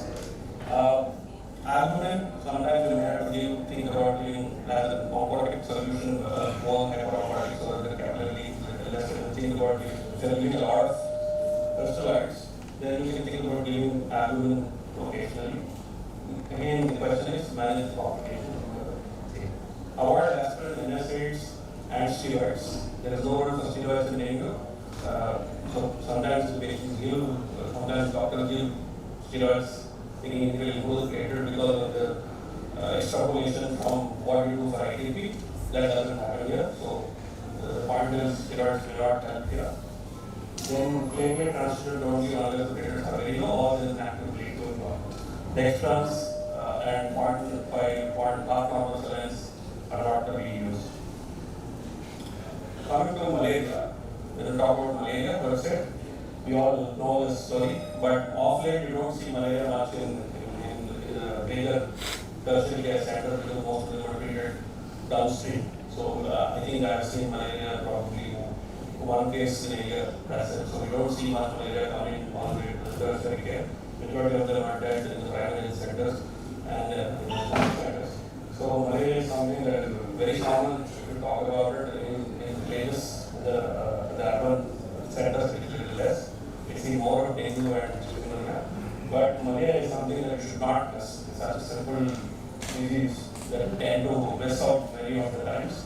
So this is again basically microcirculatory organism because of cytogenesis of parasitic disease that can happen. So it is very important for us to look at this and look at the clinical again, fever, chills, and again patient having microorganism dysfunction. So you can have different manifestations of severe malaria, general malaria, severe anemia, hypoglycemia, metabolic acidosis, renal failure, ARDS, shock, DIC, hemoglobin, parasite index might be very high because the parasite index, if it goes more than 5%, it will have a lot of complications. Again, diagnosis, you can do thick smears. Thick smear will tell you about the parasite is present or not. The thick smear will pick up and tell you which species it is. So, quantitative buffy code testing you can do. You can do rapid diagnostics, specifically the XRP2, histidinous protein 2, and the plasmodium LDH. So, these two are something that we normally do. When we say MPQNF, this is basically what we do. VNF, MPQNF, XRP2, and LDH, that is the test that they do. They are highly specific and highly sensitive, so you can pick it up. Malaria is ruled out still if you don't pick up and you have high suspicion. You have to do twice these tests without this. So that the rapid diagnostic test you have to do twice before you say there is no malaria. So there are some more indicators, prognostic indicators, specifically malaria, deep coma, convulsions, shock, if the lactates are very high, more than 5 millimoles, anemia rate very more than 3, hypoglycemia, platelet dysfunction. Basically, every organ, if it is severely affected, multiple organs getting affected severely, it kind of operates a food prognosis. Again, treatment of course is artesunate. There are specific guidelines for artesunate treatment. Doxycycline is used, but doxycycline is a very important drug in the sense because many of these infections, it can work for malaria, it can work for enterocyte, it can work for streptococcus. So immediately you start on doxycycline, even the dengue patients being started on doxycycline. But majority of the time, most of the total infections can be treated with doxycycline. So doxycycline becomes a good drug when effectively started treatment for many of these total infections. So clindamycin is reported in place of doxycycline when the patient is pregnant or children. Exchange transfusion can be done, especially in parasite mix is very high. So you basically exchange the blood, RBCs, by giving fresh blood and taking out the patient's blood because parasite is retains in the. So again, if the hypoglycemia is there, you have to treat them pretty symptomatically and report them. So coming to the other fever, the typhoid enteric fever, again we know about salmonella, Ricinovirus and ADC, contaminated food and water are the most transmission. That's the most prevalent in children. Okay. So again, typhoid is the one that you look at. Viral, don't do viral. There's a lot of false positives. It is useless. Please don't do viral. So my hands off. So again, so the basic point is that when you're looking at these are common diseases that we common to tropical fevers. Leptospira is something that we discussed about. Again, there is a biphasic illness that can come. So you look at this, there are a lot of complications that can come. Clinical syndrome, multiple clinical syndrome, it can become icteric things, syndrome, syndrome, a lot more. Again, multiple stories, then if you diagnosis wise, I think the best is the FM right out. MAC is supposed to be gold standard, but then again, in different group culture is extremely impossible because you want to get this EMJH media. Treatment again, just time resident doxycycline. Antivirus is something, again, presents like dengue, or there will be two forms. One is the pulmonary syndrome, one is the hemorrhagic fever with renal syndrome. So there is a cardiac syndrome like this. So this is something that you can look into. Again, streptococcus is something sporadic, but you can see this is because of the trigger of the oriental system machine, because of the trigger that you can see this. Classical Ishtar, so you see like this. Don't mess up. This is usually in the undergarment, lining, or the clothing which is slightly smelly, but around the gloves, around the underwear for patients. So you have to closely look for these Ishtar. You see 40-60% of the patients see the Ishtar. Again, it will cause a multi-organ dysfunctions. Again, the treatment and diagnosis is IFA, which is gold standard or ELISA. Japanese encephalitis is something again it causes from from the mosquitoes, it goes to the lymph nodes, and virus goes to the brain. This is some, again, it causes a lot of Parkinson's-like picture. So, from here, again, melanosis is something you don't miss. Multiple abscesses, you can see the patient can develop abscess anywhere in the body. So, this is something you don't miss out. It's called pulmonary pseudomally. This is something, again, the treatment is different for this. You have to give extensive 2 weeks treatment with Septalin, Miraculum, without the toxin program also. Eradication treatment is for 3 to 6 months. This is something that you have to look at program with toxin here. Zika is something which you don't see in the issues. But of late, what we do is routinely in our practice, we send out this tropical panel, fever panel PCRs.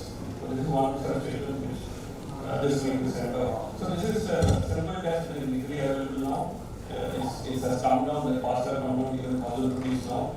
So instead of doubting and discussing whether it's taking whether it's sitting or whether it's no, you send out this test. These tests are easy. You pick up any of these vertices here, but we do a basic diagnosis. So I think artificial is very important. This will give you another diagnosis faster and then appropriate treatment management. Thank you.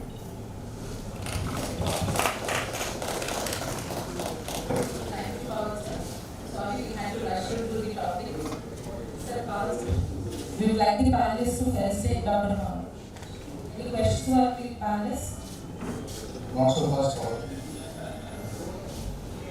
Any questions from the audience? In the meantime, I would like to ask Karan one thing which you have clarified. 5,000 have been written on your screen. If you say 5,000, people will go back saying 5,000 and 5,000. So please add that it's 5,000 plus minus symptoms.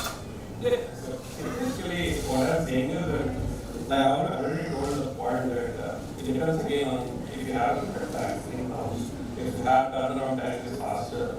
The 5,000 platelet count, I'm saying for general, it can go around to as low as 5,000. So that is where you think about if there are symptoms, you can even get 40,000 copies having GAP. The question is, it is not about number, but it's about what you think is happening. Or the patient is a tendency, that's what I'm saying. Patient has ecchymosis and Medicaid, you know that there is a tendency to bleed. Or there is a gum bleed and the platelets are 40,000. You may have to err on giving the platelets when the patient is bleeding. Because even if it's a serious bleed, it's going to be catastrophic. When it's an internal bleed, it's going to be catastrophic. So you have to look at the platelet picture and the number. But what on the other side, I'm also saying that don't look at the number and be fearful also. Don't think the patient has 21 platelets. Bring platelets, push the patient start, get an urgently, urgently. Right now, I want in the middle of 3 o'clock, I want platelets. Because there are no clinical symptoms of bleeding, there are no clinical signs of bleeding. So you might wait it out and see. What I'm saying is, again, if you have a blood bank in house, if you know that turnaround time is fast for you, you can take a little liberty. There are no clinical picture of bleeding, clinical signs of bleeding, you will still wait a bit and not be happy. It is always regarding platelet, what we have seen two things when it comes to dengue and bleeding. One is not only the platelet, we should look at ability. Most of the time, even if the platelet will be 20,000, 30,000 also, if the ability is high, they tend to bleed. And these people do well, instead of giving platelet, you try to give them ability. If you correct their ability, they tend to the bleeding and all get controlled. Second thing is, why the platelet counts are like maybe in dengue, till 5,000 also we can wait if there is no acute bleeding going on.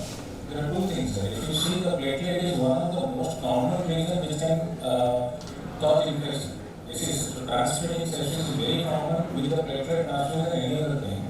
In the smaller centers, if they are not able to see platelet, what we are giving will be in the room air. That's the room temperature. The chances of having sepsis is much higher. We have seen people who have received platelet, even though the platelet count is 50,000 fear of bleeding.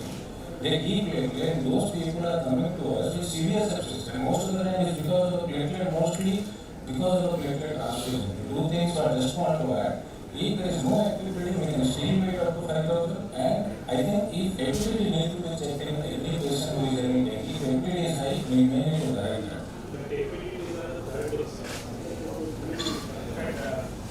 The point is, dengue, the mortality is because of the endothelial dysfunction, not because of low platelet. Most of the time they don't die because of the bleeding, they die because of dengue shock syndrome.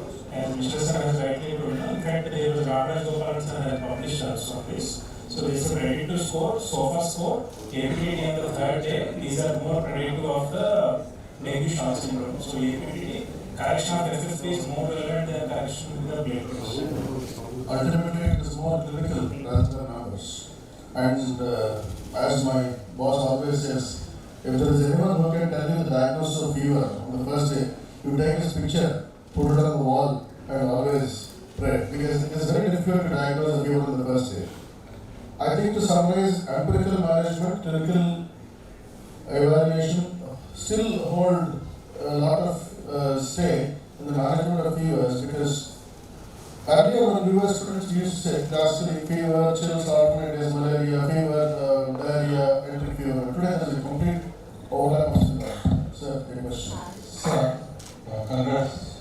Both are necessarily better on fevers. Basically, the problem with platelet is platelet destruction due to immunity. So, what's the wrong in giving short-acting steroids, particularly hydrocortisone? What's the wrong in it? Because the base of the problem is with immune destruction. So, to stopping the immune issue, what is the answer regarding that? The problem is that because hyperglycemia. So, hyperglycemia is not the problem. The other thing is, like you said, sometimes we give platelets and steroids. They want to go at sepsis. That's all it is. And if you're not giving platelets and only giving steroids, then nobody knows exactly how much steroid to give, what steroid to give. Some people give 1 gram, some people give 4 mg, etc. All this. So we specifically know. So if somebody will ask today, what is the harm in giving papaya leaves extra? Somebody goes and drinks papaya leaves directly, they want to drain and use. That's what is the answer. So the point is again, this patient after drinking the papaya leaves, will go into severe gastroenteritis and will go into severe shock because of diarrhea. And the capillary leak worsens out because of this. So we see a lot of these things, there is no harm. The point is our issue is we should not cause any harm. Thank you. Sorry, actually, I had to know that so basically, steroids, there is one condition. See, nowadays we are seeing a lot of HLH in dengue. See, HLH can happen in any form of infection. Most of the dengue we are seeing a lot of HLH over the last 2 or 3 years. We are seeing a lot of HLH. Maybe we are more sensitive diagnosing HLH. See, in dengue patient, we see a febrile phase, there will be a recurrent phase, there will be recovery phase. Usually in 4 or 5 days, you should not have fever. When they are starting cytopenias and all, the fever should subside. Let's say somebody is still having aggregate fever on day 7 or day 8. With multiple organ dysfunction, patient is thinking like that. These are the people where you need to think about HLH. You send a serum ferritin. I have seen up to 1.45 lakhs of serum ferritin in patients. Invariably, if they are having HLH, you will find a ferritin of like in 60,000, 70,000. Anything more than 4,000. If you see the data more than 500 is significant. But if it is more than 4,000, it's significant enough when you should consider it to be HLH. If you believe there is a possibility of HLH, then there is a role of steroid. There the role of steroid is not hydrochlorothiazide, that is dexamethasone, that to 10 mg per meter square. So that is what I think HLH is one thing. Sicker dengue patients looking with the presentation of Empiric also think of HLH, everything is coming sky high. Don't shy away starting steroid in this case because that might be the only thing which can save them. Second thing, we have tried my topic, that is immunoperfusion. We have tried like what we do in sepsis, taking out the cytokines. We have tried different forms of immunoperfusion in this case of severe HLH and they survive. Even if we not do that, right, they survive. So there are 2 things I just want to add because in the season where we can get a lot of dengue. Don't like if the patient is very sick, try to do not HLH in this case. And HLH can happen with any of the leading products, it's just not dengue. I've seen patients with salmonella going to HLH, scrap going to HLH. So, HLH is something that you have to consider when you have that suspicion. You have to have a strong suspicion for that. When you see multiple responses, cytopenias, ferritin will give a clue to start with your diagnosis. So, that is something you can't miss. So, that's a wonderful discussion, and I think we will this session now. I would request the panelists to felicitate Dr. Bala sir.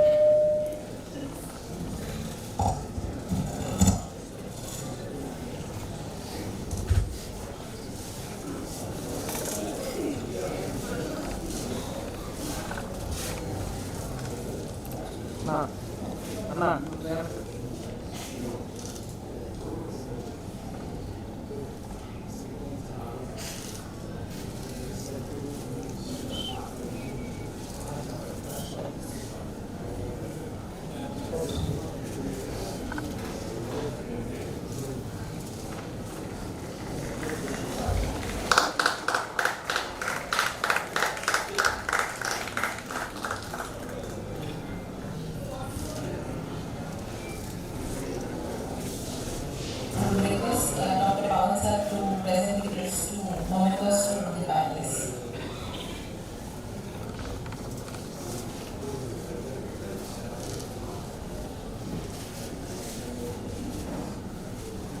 Thank you, sir.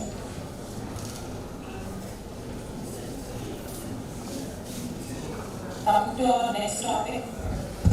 In the era where we know unknown poisons and lethal toxin exposures are around the rise, not all poisons complete antidotes and not all poisons respond to supportive care alone.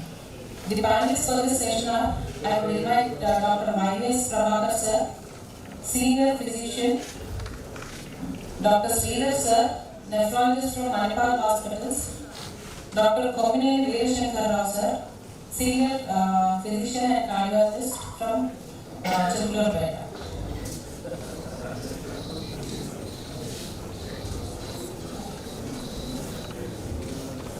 The speaker for this session is Dr. K.C. Mishra sir.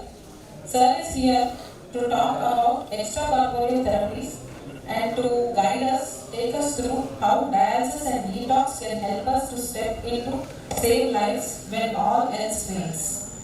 I would welcome Dr. Mishra sir.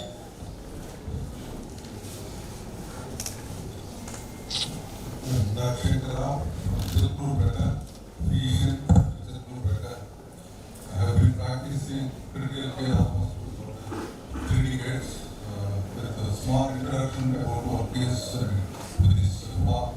I have a diabetic patient presented with snake bite. Sorry to take 1 minute, sir. Okay, presented with the therapy. I'm happy to introduce Dr. K.C. Mishra, who is a senior consultant, critical care consultant at Yashoda. He has super data on this. Thank you, sir. Thank you. We are privileged to be here, sir. It's a privilege, sir. Thank you. Thank you, sir. Thank you very much, sir. I think there is a little change. Off late I changed to Yashoda Care Hospital. Practice orthodontic care. And respected chairpersons, all my seniors, juniors, my friends. At the outset, I should thank ISCCM GUNTUR, and luckily I am the part of a CME what they are doing an exception with such a senior people. You see, whenever you do any form of medical education, let it be a CME or security, different names have been given conferences. The 2 most difficult part I feel like there have been many things. The 2 most difficult part, one is finances.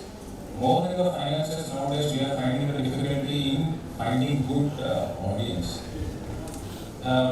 Great to see in the last seat people are sitting in a CME which ISCCM GUNTUR people are doing for the first time. Great to see that, and should thank each and every person to be here. And because it is a mixed crowd, I didn't go into more complicated things when it comes to perfusion. I try to make it as simple as possible. And I will love to have some discussion afterwards. If for 10-15 minutes, I try to finish in 30 minutes. I am notoriously a person that I always take more time than what has been given to me. Anyway, so extracorporeal therapies. So, first thing, anything which is either situated outside or done outside of the body, that is not extracorporeal. It may more your dialysis, you name it. They are called extracorporeal therapies. So basically, whenever it comes to extracorporeal therapies, we do few things. Like either we do it to remove some endogenous or exogenous poisons or toxins. Like dialysis, where we remove these toxins, bacteria and other things, or ammonia sometimes. Or we do hemopurfusion, remove different form of toxins.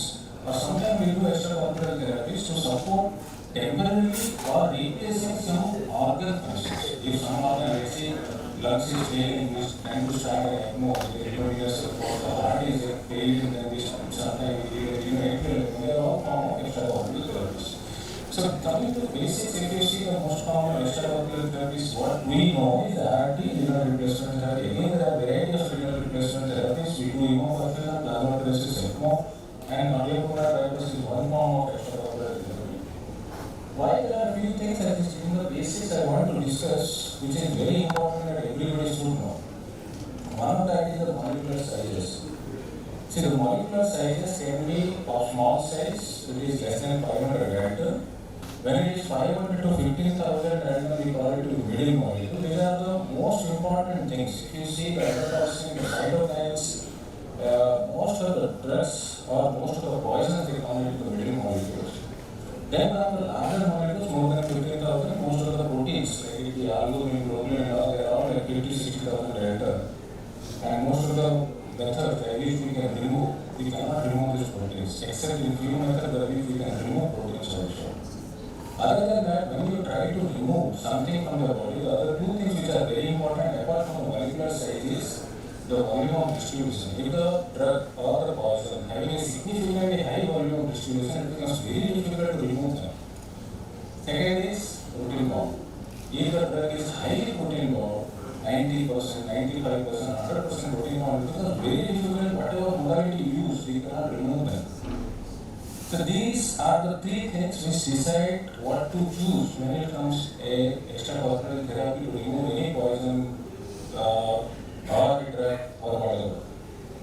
So few basic things again I have told, like hemodialysis and hemopurfusion. Hemodialysis, which happens through a transmembrane through a permeable transmembrane, is called the concentration gradient, where if you are thinking of hemodialysis without changing the properties of the membrane itself, you can only remove small molecules.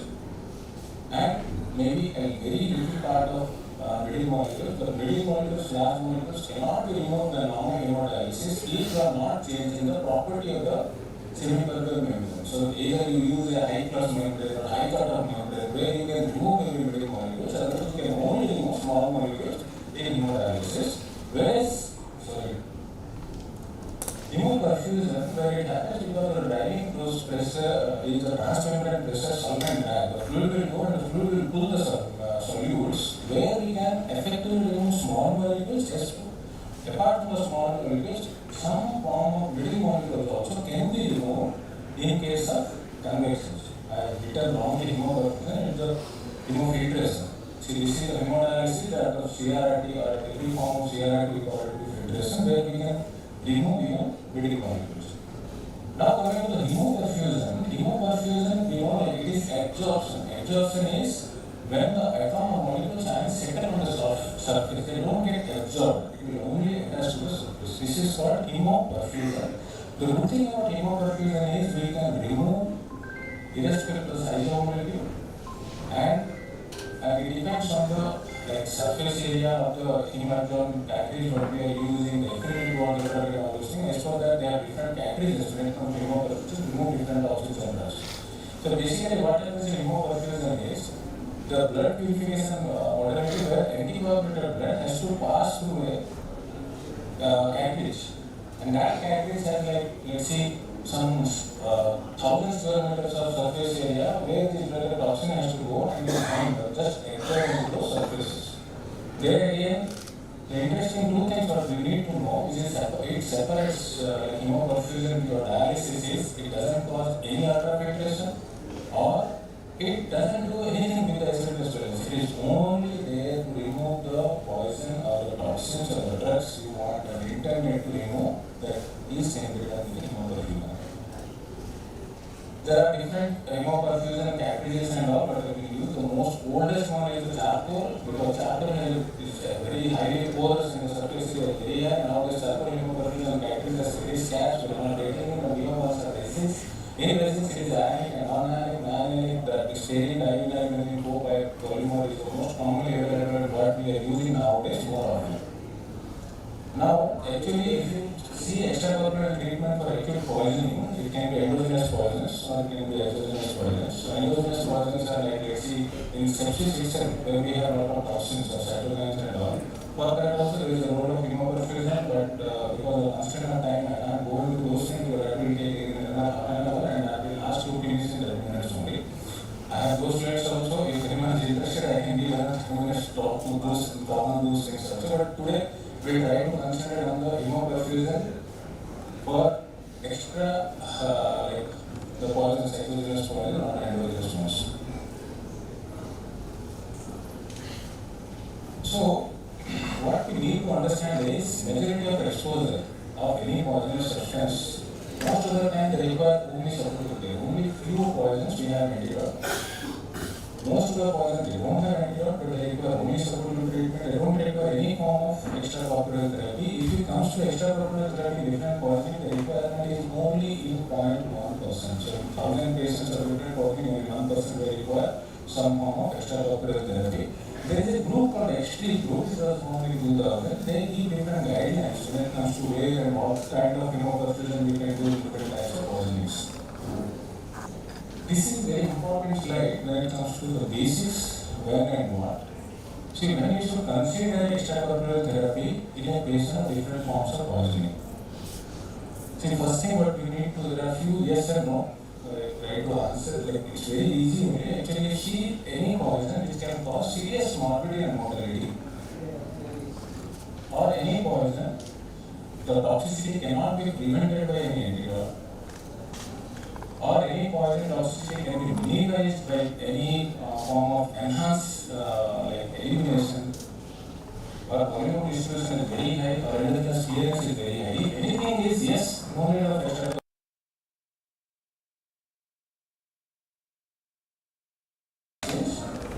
If the protein count is 80 to 95%, the only way we can remove is hemoperfusion. If the protein count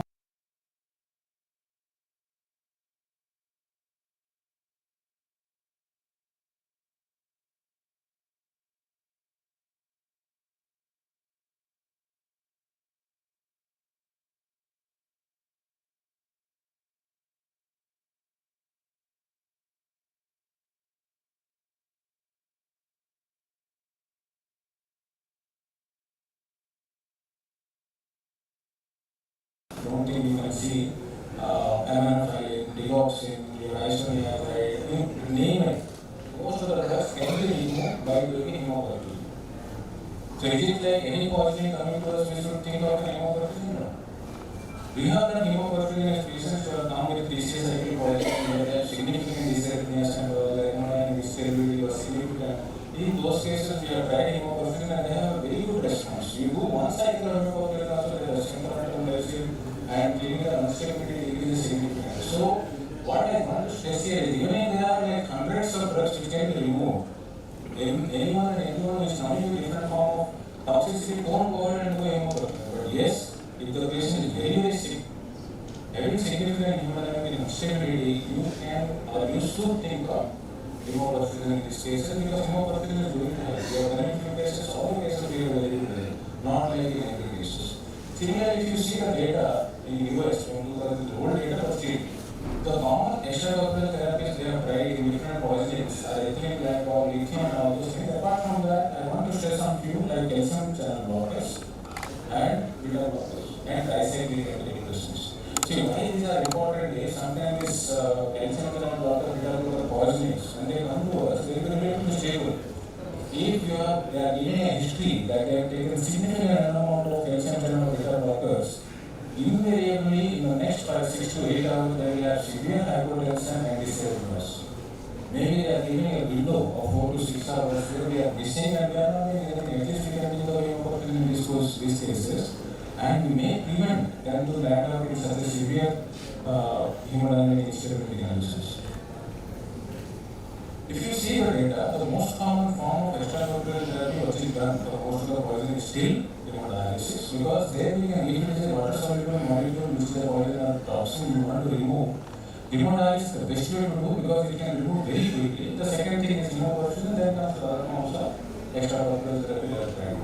The well-established indication rate of hemoperfusion is paraquat, then other things are there, there is a big list of toxins and poisons that we can think of extracorporeal therapies.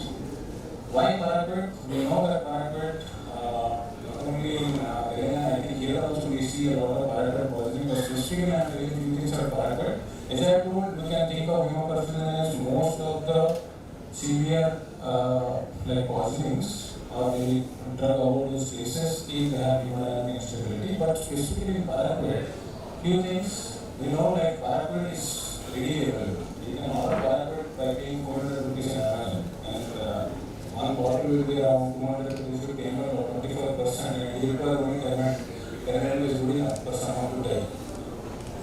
Second thing, if you see the lethal dose for paraquat is only 3 to 5 grams, 24% Renal will be 2.4 grams, so around 20 ml somebody is taken off paraquat, the chances of his survival is almost zero if you are not doing anything aggressively and in time.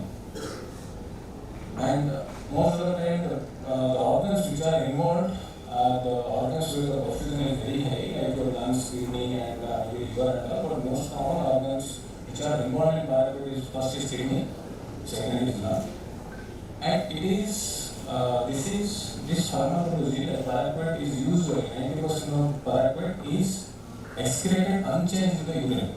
And that advantage we take to diagnose paraquat also by doing urine diethyl test. If paraquat is there in the blood, it will come out in the urine. If it is coming out in the urine, then the paraquat urine diethyl test will be positive. The urine diethyl test is positive, it is there in the blood, and you can remove it by doing hemoperfusion. So if, let's say, somebody is taking, let's say, 5 minutes, sometimes the people will come that he has not drank only, he had a little bit in the mouth, he spit it out. But still you will see people having all form of organ dysfunction and they get to die over a period of time. But moderate, let's say somebody is taking only 5 to 10 ml also, they tend to die over a period of 2 to 3 weeks. If more than 10 20 ml, the chances of survival is very less. Here, so you know like how they behave, like lung toxicity, they can have anything and everything in the lung. Like if fibrosis, pneumothorax, they can have pneumonia and everything can be there, and that can present within a period of 7 to 10 days of severe form of paraquat. Diagnosis history, if somebody is saying that they have paraquat, the second thing what we can do is urine diethyl test. If somebody is having paraquat, urine diethyl test will be positive. As far as the color of the urine, we can know like what might be the concentration of paraquat in the blood. So basically, apart from the common things, sometimes we give oxygen, but we tend to avoid oxygen in a paraquat poison. If the saturation is not less than 85%, we tend to avoid oxygen in this patient because of free radical injury. The data when it comes to hemoperfusion in paraquat, this is a study from India. Good number of cases, there were either they are given supporting treatment, and in the 2 groups where they are done hemoperfusion early or little late. So one thing they are saying that the cases where they are done hemoperfusion, they have better outcome, and that too in people whom they could have done within 6 hours. Similar studies have been published in many journals and others, even what we practice also, we have seen a similar kind of result. But 2-3 things, this is one of the, let's say 230 is different categories, hemoperfusion categories that we use for paraquat. So one or 2 things what I want to highlight here is, see, prognosis here, in this study what they have shown is, if you do a hemoperfusion, it's not only the hemoperfusion, it has to be a goal-oriented hemoperfusion. The patient is coming early, or somebody is coming after 24 hours, go to hemoperfusion, not going to help him. If you can do within 2 hours, 3 hours, 4 hours, 6 hours, it might be helpful. But I've seen people after 12 hours, you do hemoperfusion, there is a chance of survival is higher. As well as possible, that is the mantra. Second thing is, if you do hemoperfusion, you do hemoperfusion and don't wait for 24 hours, 12 hours for the next session. You do hemoperfusion. Do continue to check your urine diethyl test. If the urine diethyl test is coming positive, continue hemoperfusion. We have done 3 hemoperfusion sessions at a time also. 8 hemoperfusion sessions Once that hemoperfusion session that the urine color is normal, then we wait. We do check urine diaphragm every 4 hours. Whenever it is coming positive, we have to do it again. As I told, if it is there in the blood, it will come in the urine. If it is coming in the urine, urine diaphragm will be positive. If diaphragm is positive, means it is there in the blood, that can be removed by hemoperfusion. So this is a case where why do hemoperfusion patients survive? I see, and this is one of the cases. There are a lot of cases who survive because of hemoperfusion we have done early, but this is one of the cases where a lot of trouble. He took around 100 ml of paraquat, and with 100 ml of paraquat, he had renal dysfunction, he was requiring dialysis, he had seizures. We didn't have the reason why he had a seizure. We have done MRI was so impressed, but luckily the patient recovered. He is continuously going on for follow. This time he came daily when we are taking his photos last year. The other conditions what we can do, there are different categories for different medications. If you see HM130, this is an interesting thing. I don't know, maybe Dr. Sridhar can tell us more. HM130 is one of the hemoperfusion categories that is suggested for chronic hemodialysis reason. HM230 is mostly for quality cases. HM330 for the sepsis, but now they are discontinued 330. They are now what they are giving is 380. For one category, there is interesting one or two studies. What they have seen is, they, apart from the normal hemodialysis, they have done one session of hemoperfusion which HM130 either weekly once or sometimes twice. With that, what they have seen is, whenever they are doing a session of hemoperfusion, their blood pressure targets, their sugars, their general well-being, everything is much better. The main reason why they have attributed to all those things is that hemodialysis effectively doesn't remove bleeding molecules. You can remove urea, create potassium, sodium and all those things. If you see the report seems to be good, but it cannot remove bleeding molecules. And we don't do any test to see the bleeding molecules. So this hemoperfusion can remove these bleeding molecules, by which patient can have better generalized how they behave apart from their BP, sugars. Similarly, in 230 acute intoxication, what we have discussed is paraquat. Apart from paraquat, there are many studies and acute severe organ-phosphorus poisoning. Because if somebody is very sick with organ-phosphorus poisoning, there also we can do a hemoperfusion. By that, what I have seen, the organ dysfunction, requirement of reporting, and requirement of ventilator, and all those things come down drastically. So, in cases where you believe it's a severe form of organ-phosphorus poisoning, there also we can think of 2 or 3 sessions of hemoperfusion. Mass, we have done before, nowadays we are not practicing mass. It's taken a form of extracorporeal therapy, either in acute severe liver failure patients, where we use dialyzed with albumin, with all the toxins and all can get absorbed. Similarly, they have tried hemoperfusion in severe hepatic encephalopathy, because if you do a hemoperfusion in these severe hepatic encephalopathy patients before they go into the grade 4 of coma, it can remove almost everything which we believe the most common reason to have a severe form of, let's say, hepatic encephalopathy. So hemoperfusion is most of the time underused, and slowly we need to use more and more hemoperfusion. So there are 2-3 things when it comes to hemoperfusion and hemodialysis. Most of the things have this scope over the period of time. If a drug or a poison can be removed effectively by hemodialysis or filtration, it is better to go with hemodialysis and hemoperfusion than hemoperfusion. Because hemoperfusion is cumbersome, has its own complications compared to hemodialysis or hemophilia. Prescription, vascular research will require categories, what you are intending to remove. As for that, we need to do strategies. Then antibiotics blood is required, blood flow requires around 300 to 400. And this thing I wanted to tell you, highlight is, this hemoperfusion session should be 4 hours. It should not be 6 hours, 8 hours, 24 hours. If you are using activated charcoal, the surfaces will be saturated in 4 hours. Beyond 4 hours, there is no much of use of hemoperfusion. Practices which they are using for, they use for 24 hours also. So anyway, there is a role of extracorporeal things like ECMO in poisonings. What I have seen is any form of poisoning where there is severe lung damage or cardiac toxicity, Otherwise, the patient will not have survived. You can put them on either immunosector or till the patient recovers. There are one of the studies. If somebody has significant lung or heart involvement, you can think of putting them on ECMO. This is one of the studies from India. So, anti-arrhythmic drugs like beta blockers, anti-arrhythmic drugs, blockers, we know that these patients are going to get better if they stay alive for 4 to 5 years. That 4 to 5 years is the mantra where at least you can support their heart by starting them with ECMO or somebody has a significant lung involvement, prior to you can start a ECMO till the surgery.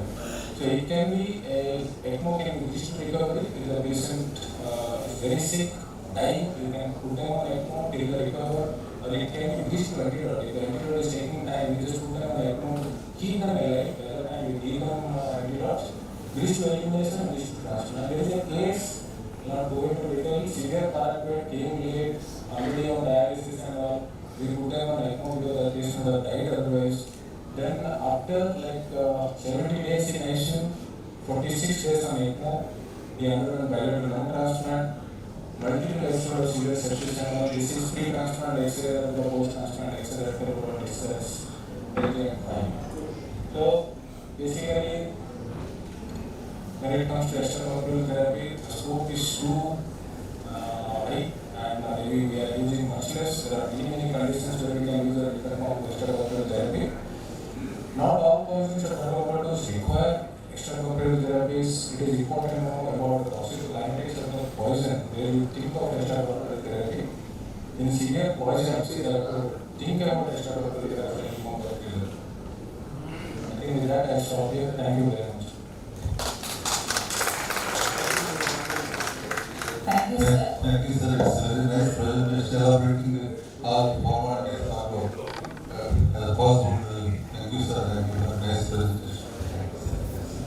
Anything the panelists would like to add, sir?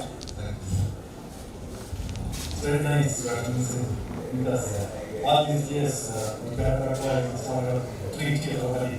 Always start. And we do share for some patients do recover on their own. Despite the fact that you are taking some amount of that, everybody can get a diagnosis and recover. But what's the time frame before which you get us to send for this? As soon as the patient comes, I try to say. No, sir. Actually, if you believe the urine diagnostic test is a very simple test, sir. What we have to do is take a 10 to 20 ml of urine. Either first thing is you have to alkalize the urine by adding sodium hydroxide or potassium hydroxide, the pinch of that. If you have a litmus paper, you have to check the pH should be more than 9, but most of the time you won't do it. After that, just add sodium diethylamide. If the urine color is changing towards more and more blue, that means patient has significant poisoning and he has taken a good amount of poison. And this should take off more poison as early as possible. What we do is a protocol, if you see, we know that there is a case of paraquat is coming, we keep ready everything in the ER itself so that we can start it. There is a blood facility for hemophilia. See, here, somebody takes the paraquat in his field house. By the time he uses means already some songs over. And then he comes to there and you can just and see whether he has been developed Beyond 24 hours, the rule is questionable. And data is less than 8 hours people survive. We have seen people even after 12 hours also have survived. Okay, then, thank you very much. Thank you, sir, for the extensive discussion. I would like our panelists to felicitate Dr. Vishwas. So, long live ISCCM. All the best for the ISCCM. Thank you, sir. In this occasion, I announce a small issue. So, in the coming CME, I promise you to donate a payment for the next system as a thing. Thank you. One thing I want to add, as far as this Asia 230 category is concerned, no, we are not doing hemoperfusion, but be careful how to prime that, because there is a specific protocol to prime that. You have to give heparin into that cartridge, you have to invert it for 10 times, you have to place it in a horizontal position for 30 minutes, and again you have to prime it. So all these protocols should be strictly followed. Otherwise, if you do hemoperfusion without following the strict primary protocol, then it will be useless. So those things are for you people Who are doing it, not for me. It is now I know that Senator can do it and he is nearby concentration 5 minutes, 1 hour to leave. That's good to know.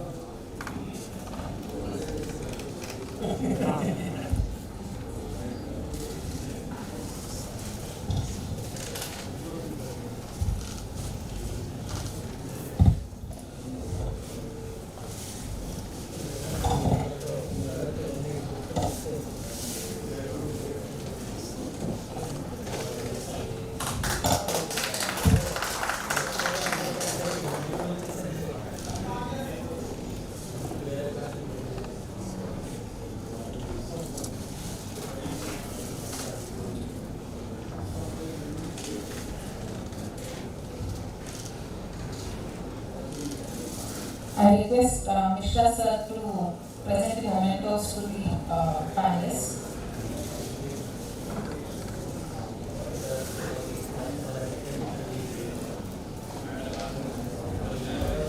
Madam.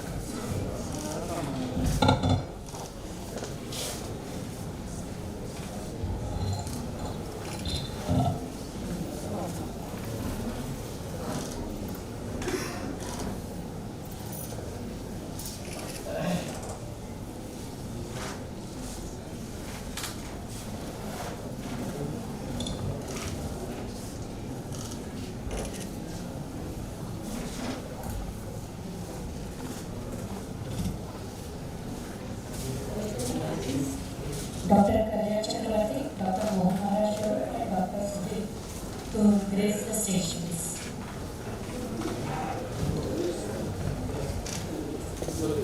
Yes, sir.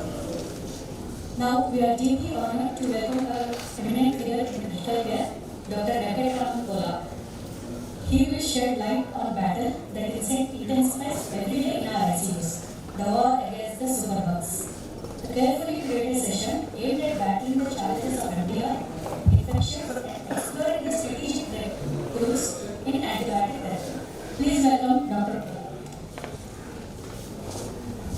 Good morning,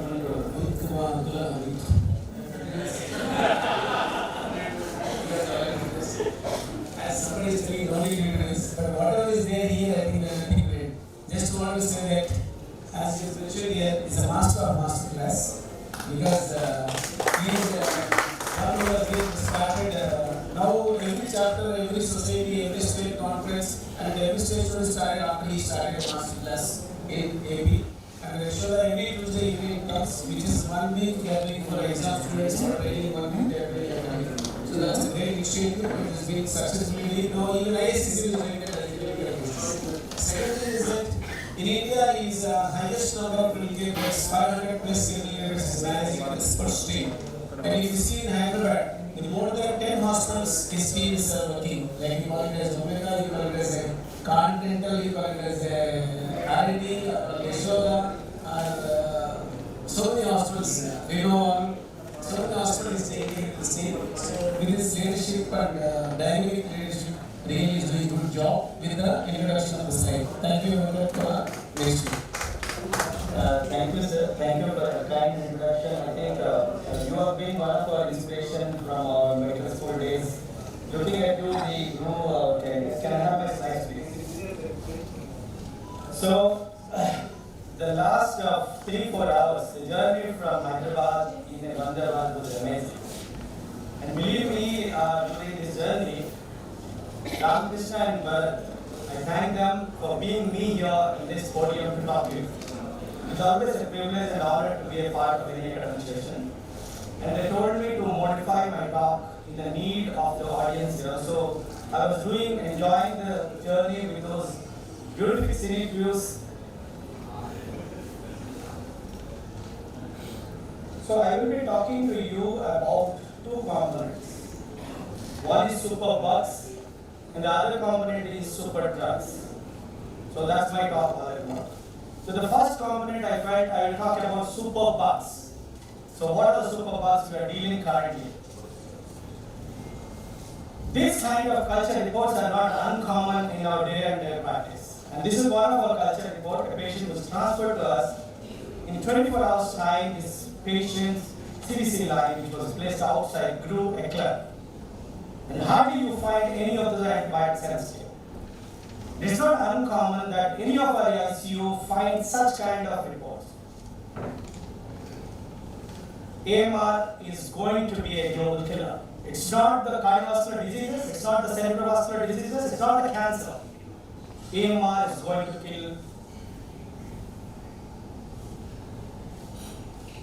to kill the highest. And India will be the capital of it. And we know the reasons, the irrational use, unregulated antimicrobial use, and many more things. I just tried to drag across India how this superbugs has been evolving in the last decade or so. And these are the information in 2023 to 24 from ICMR. And ICMR got this data from many public and private institutions. And this suggests that Enterobacteriaceae family is the predominant one. E. coli, Klebsiella are the predominant component, and followed by non-lactose fermenters, and they are Acinetobacter, Pseudomonas, and some of those escape pathogens which will come. Staph aureus and gram-positive cocci, Enterococci play a smaller component, and a fungi play a smaller component in all of them.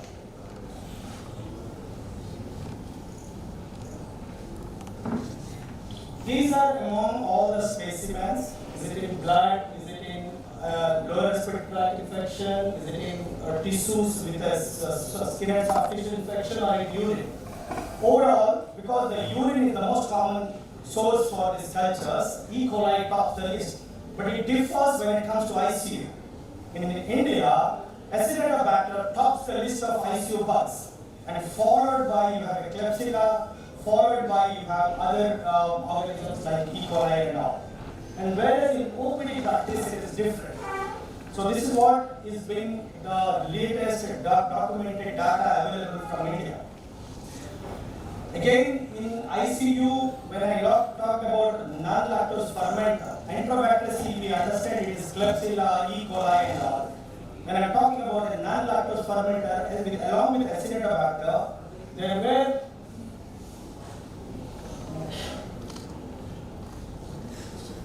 were Pseudomonas, there were Stenotromonas multiflora, and Burkholderia cepacia. These are the organisms. I don't know how many of us in many of our ICUs were able to isolate. These are another couple of bugs which are common in our ICU. These are the categories given by WHO and ICM. We say critical group, high risk group, medium risk group. And in critical group, we are talking about Acinetobacter, Enterobacteriaceae, and in high risk group, we are having the rest. And if you look at the other side of it, in Enterobacteriaceae family, the problems we have is Klebsiella, which is carbapenem resistant. Acinetobacter, which is carbapenem resistant, colistin resistant. We have Pseudomonas, which is carbapenem resistant. So our focus will be somewhere linked to that. So my superbugs for today will be Acinetobacter, Klebsiella, E. coli, and Pseudomonas, which are carbapenem resistant. And those are my superbugs for the time being. And from the cocci side, I will have two bugs which I consider a superbug for India. Those are vancomycin resistant Staph aureus or vancomycin resistant Enterococci. In India, as you saw, the cocci has not been a threat. We do see them, but they are not predominant. Our main major problem still remains to be gram-negative bugs. We are concerned about this carbapenem resistance. The reason is the latest literature evidence suggests that in our ICUs, the carbapenem resistance, which has been our weapon on the front line for the last 2 decades, is going down. And it has been going up from somewhere 40 to 80%. 80% of the time. So, and we all know the mechanisms which has been published in the literatures. It's not just what we see in the West. The West, they say the most common reasons are KPCs, oxal. But in India, we have evidence right now, the molecular diagnostics has suggested us the mechanisms are completely different. That's the reason the drugs which will work in a European country or in the United States won't work here. And that's what they have been taught to us for the last 10 years. These are the guidelines, but those guidelines will not be valid in India. This is a gross classification. Whenever we see a gram-negative bacteria is resistant to your carbapenems, we tell them whether they are Enterobacter family or they are non-fermenters. In non-fermenters, we say whether they are carbapenem producing, they say CPO, or carbapenem non-producing. Non-producing. And in carbapenem resistant Enterobacter, we say if they are carbapenemase producing organism, Enterobacter or non-carbapenemase producing Enterobacter. In Enterobacter is one class and non-fermenters are the other class. In Enterobacter, we talk about Klebsiella, E. coli, or probably Enterobacter. In non-fermenters, we talk about all the rest like Acinetobacter, Pseudomonas, Burkholderia cephacea, Stenotrophomonas, Pseudomonas, all that comes on the other one. This is what I wanted to show. Can I have your...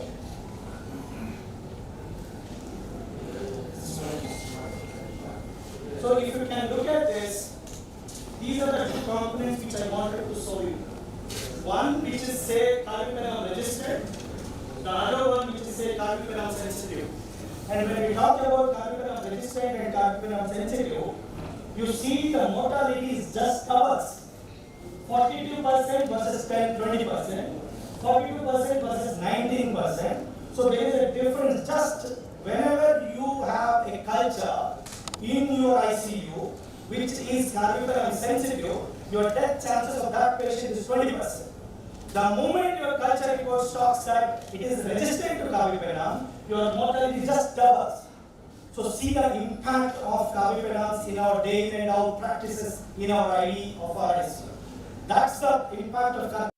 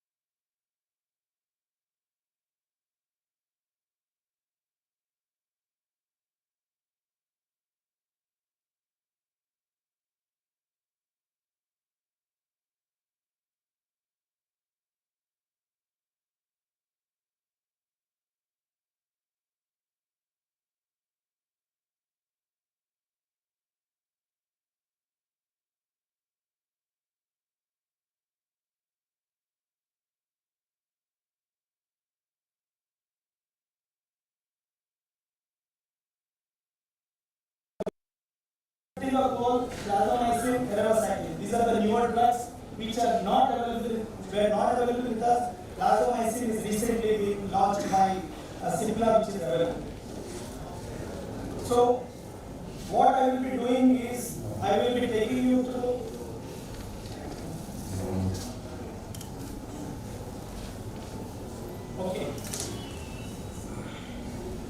I will be taking you through the treatment guidelines on the basis of these three important guidances. One is IDSA, which has recently been given in 2024 December. Second is I was a part of IONET 3 in the recent times, and these people gave guidances in the last year, and ICMR reports. So just I will take you through what actually day in and out happens in your ICU. Suppose one of the patients urine culture glow Klebsiella pneumoniae, and this is the report. I don't have to tell you what to treat. This is a pan-sensitive bug, maybe a community acquired. Anything, any oral therapy is stable can do. So I will not use any brain here. Then comes the next. You see these patients, this patient E. coli in the blood is probably resistant to all the cephalosporins in second generation and third generation. And whenever I see a Enterobacteriaceae family which is resistant to third generation cephalosporin in the form of ceftriaxone or ceftriaxone, I call them as ESBLs. And who are they sensitive to? They will be sensitive to BLBLIs and carbimazepines.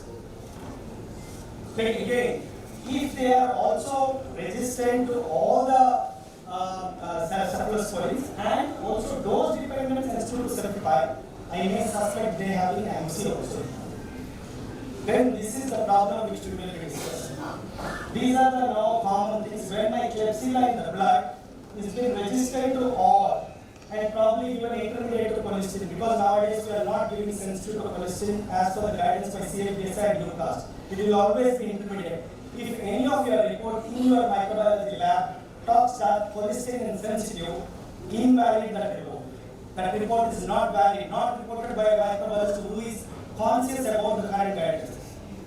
Cholesterol cannot be sensitive. Cholesterol will always be intermediate irrespective of their sensitivity because it's such a good drug that it needs to be combined in an appropriate way.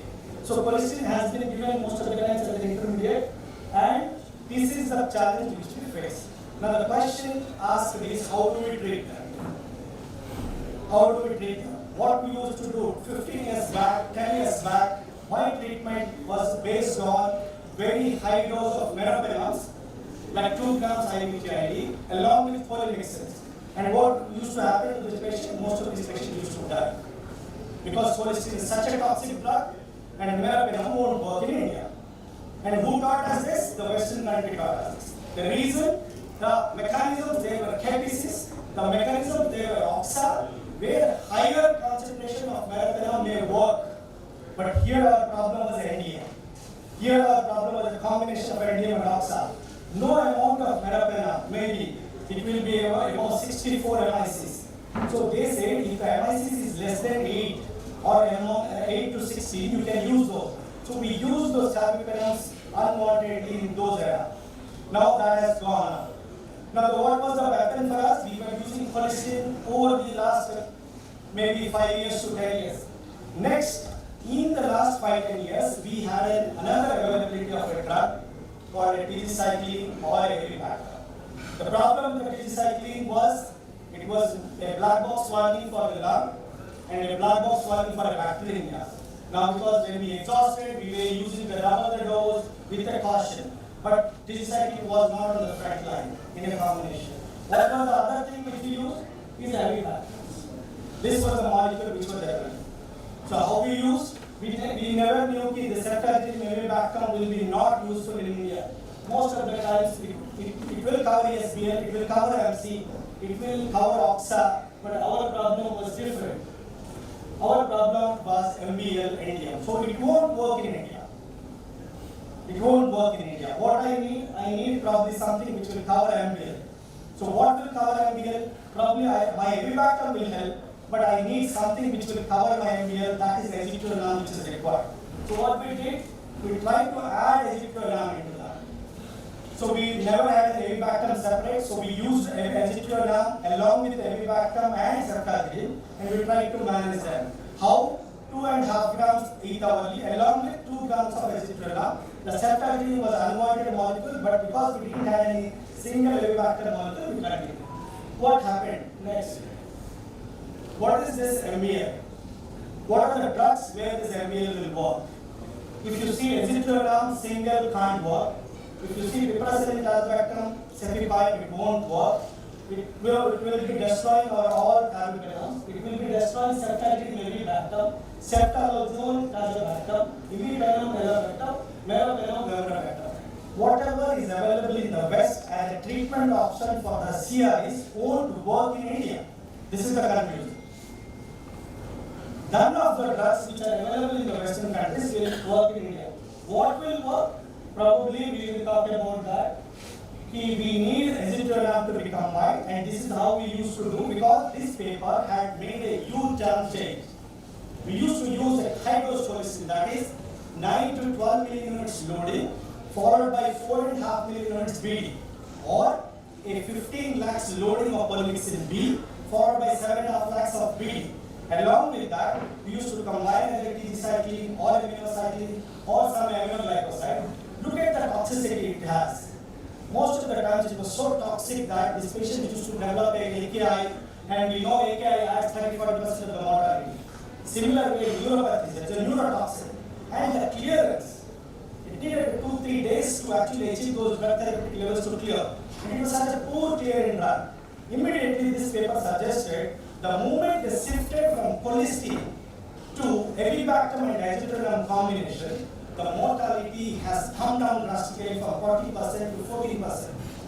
This paper suggested, and all the guidelines, CLS, CLBSI, UCAS changed their pattern, saying no, if I have a CRE, not an acinetobacter, my first line of therapy will be avibactam and azithromycin based, because such a mortality benefit cannot be ignored. And how do? We do the synergy test. Okay, this is what ICMR suggested. They do a synergy test. You can see ceftazidime, there will be no response. Avibactam and azithromycin, when they combine, you will have a zone of clearance.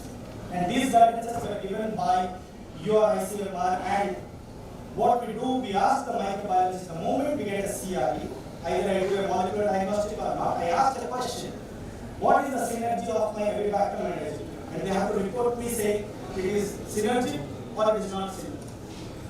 And now this is what we have learned, this is what is being available. We used in a couple of patients on a compassionate ground, and this molecule is available across the globe. India, probably by December, this molecule will be available. Till recent time, we were using avibactam, azithromycin plus ceftazidime, because avibactam was not available freely. Now that avibactam is available, some of us in our institutes we use avibactam and azithromycin, which are separately available. And what is the difference we made? Last 10 years we practiced 2.5 grams of ceftazidime avibactam plus azithromycin. Recently we did change that. What do? We had a 500 mg of milligrams of avibactam and added 1.5 gram of azithromycin. That is 1:3 ratio. What was the previous ratio? 500 milligrams of avibactam with 2 grams of azithromycin. That was 1:4. And how frequently we are now giving? We are giving every 8 hours, every 6 hours, 4 times a day. Earlier, we used to give only 3 times a day. Now we are giving 4 times a day. And believe me, the way we are giving the pattern, like your avibactam has to be delivered before your azithromycin. The reason is, if avibactam is not being delivered and you give azithromycin, your azithromycin will be destroyed by your beta-lactamase molecule in the blood. So what we are doing is, now we are giving avibactam followed by azithromycin, and 6 hours, we are giving an infusion over 3 hours. There is a drastic change we have seen the way our patients are responding now. So this is the new change from 3 times a day to 4 times a day, every 6 hourly, over 3 hours of infusion. The ratio has been changed from 1:4 to 1:3. This is the another which was been launched by CIPLA saying N-metazobactam. Tazobactam, M-meta, that's been added. And they said claim to be more effective, but it doesn't sound to be. It may be helpful in KPC, but our problem is not KPC. So it won't use. So again, the new game changer, which will be going to be a molecule for the future. I don't know how many of you know, Vocard sales were bottom low, 70 rupees. Suddenly, this molecule overnight made the sales now 700 to 1700. One molecule, which created history, which created the news. That is Sepsis. The reason is, it covers most of your organisms possible. Now CRE, MBL, KPC, Oxa, Pseudomonas, now probably they are saying it is also covered Acinetobacter. So one solution for all the bacteria which has been available. But I think it's still to be available in the market. We used in a couple of patients, we had complications. We had complications to that. One or two patients where they actually required not responding to Avibacter vesicular were extremely sick with Pseudomonas being the organism. On a compassionate ground, the company has sent us 2 sets of 14 days therapy, and in those 2 patients, we are lucky to actually have one patient who completely cured still alive. I think the similar kind of experience has been there with some of our other ID clinicians in other hospitals where Adjuvant has been useful in their units also.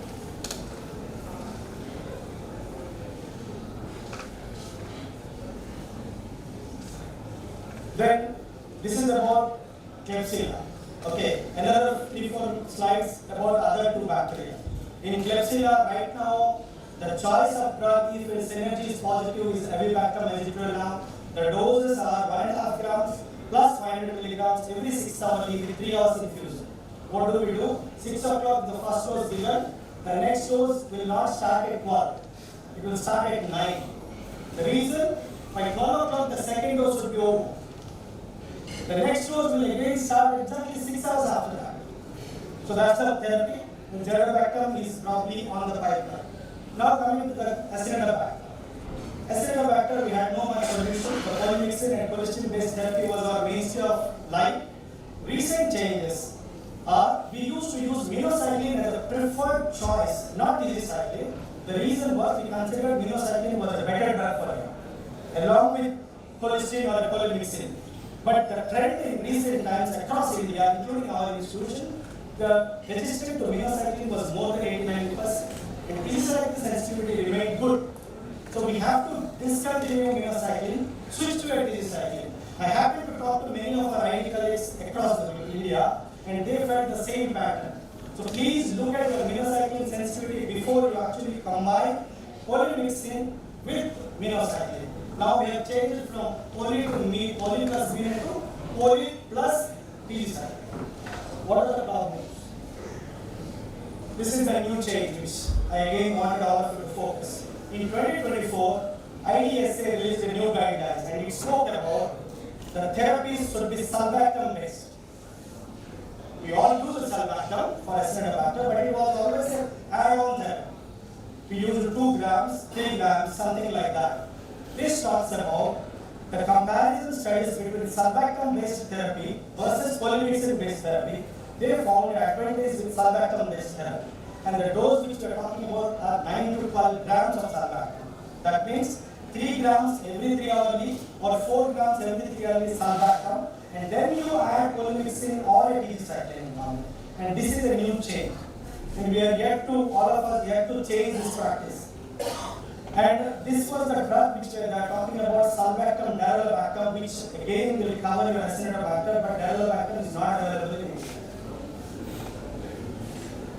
Sepsis was again a magical molecule which was sold to us almost 10 years back. It will cover everything from length to breadth, your CRBSI, so for your Acinetobacter, your Klebsiella, your E. coli and all. But it's still not available in India. In Western countries also, during the treatment, there has been reports of failure with Sepsis. This is now only available in the grey market, with some of our Indian pharmaceutical companies are exporting it. Then coming to the Pseudomonas, I think I am not seeing much of Pseudomonas in our ICUs. Most of you may be also finding the same pattern. But whenever we see, they may be having a complete resistant. They will either have a complete sensitive or they will have a complete resistant.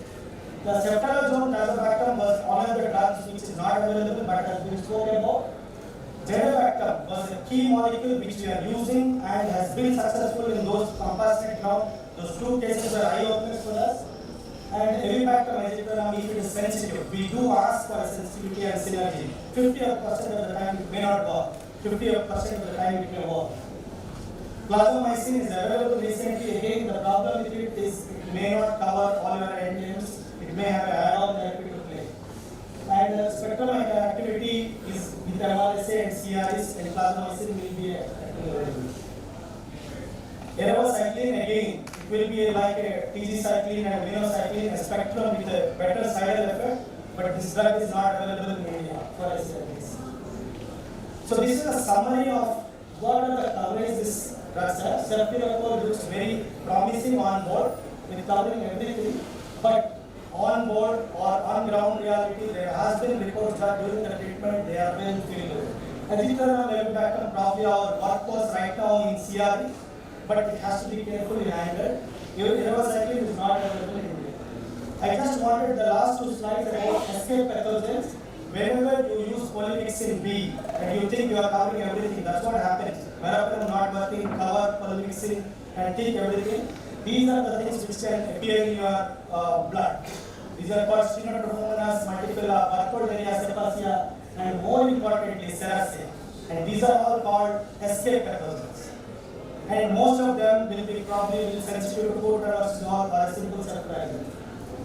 I think this slide is not visible. This is on the INET trial. So the summary of my conclusion is if I develop a CRE, capital registered, I ask whether it is a Klebsiella or E. coli or it is a Acetobacter. If it is a Klebsiella or E. coli, I probably will talk about a ceftriaxone, Avibacter, or a Avibacter plus azithromycin. If I deal with a Calcium resistant Acetobacter, probably a cholesterol plus sulbactam plus or minus of minocycline or adenocycline remains the same. Again, it is not just about, we were all discussing about only gram stain, right? But in recent times, we are not just dealing with the gram stain and culture reports. It takes a long time. This is one example. One of our doctors, father-in-law, recently treated with such a bad necrotizing pneumonia in 2 days time. The worst rate was in ICU hypoxia.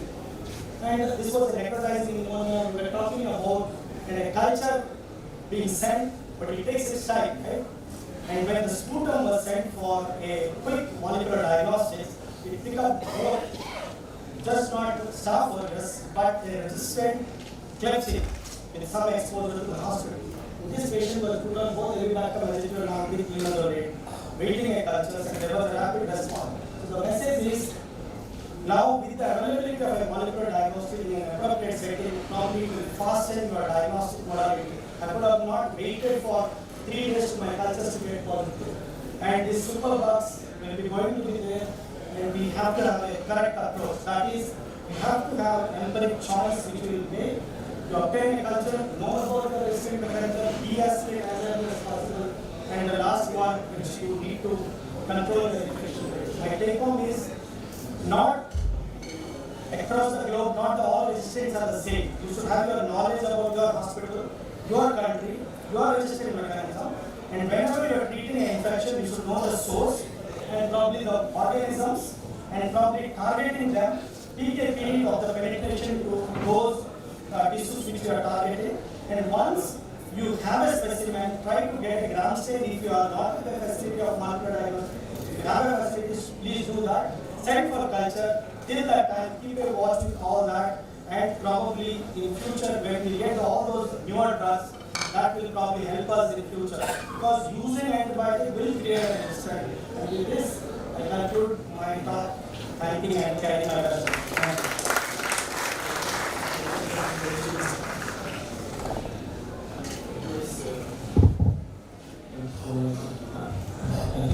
Next person to talk on the superbugs and superbugs is our Coagulopathy college university, who is a director of this program, and who is a backbone support and who is a mentor for this entire forming a chapter of your ISCCM chapter.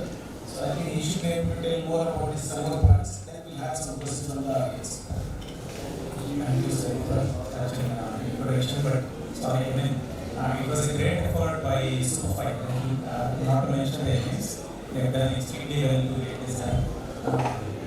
Good morning, see you. Yeah, I have something to support you and also a small thing to contribute. First thing, I love your presentation that going back to identifying the lactose fermenter versus non-lactose fermenter. That is one thing which I would like to take from this meeting. You can ask your microbiologist directly whether what you have the next day. We have a lactose fermenter or a non-lactose fermenter. Because this we are not used to, but this is going to help us a lot because we know whether we are dealing with a given organism or not. The thing which I am actually delivering was the selective pressure that carbapenem creates. Now we are speaking about carbapenem resistance because it is creating lots of resistance, and the way to bring down the resistance is to avoid carbapenem whenever there is a choice. Now I am plugging on both my points. Point number one, learn whether it is a lactose fermenter or not from your microbiologist. Now you can use the point which I am referring is the molecule which I am speaking, cerebrometazolactam. I think we had a big discussion a year ago where Dr. Balaji was presenting about cerebrometazolactam. You are right in saying while giving cerebrometazolactam, definitely we need to know what is the organism we are dealing with. But if we know the organism, where E. coli and Klebsiella almost have to 60 to 70%, and Pseudomonas and Acinetobacter would be to 30 to 40%. They have a very nice option to use this molecule called cerebrometazolactam because that can reduce the usage of meropenem, and we tried it in our center. And if you have a world facility, we have tried identifying AMC also. AMC infection also helps, but that is very difficult in all the cases where molecular facility may not be there. That was the one take home point probably as in consultant in that field I would like to follow. Sir, just to make a clear point, sir, that has been used as a carbapenem sparing drug. Yes, that's what I mean. See, the message I wanted again very clear. If your carbapenems are registered, it is of no role. Is it clear to all? If your carbapenem is already registered, it won't have any role to play.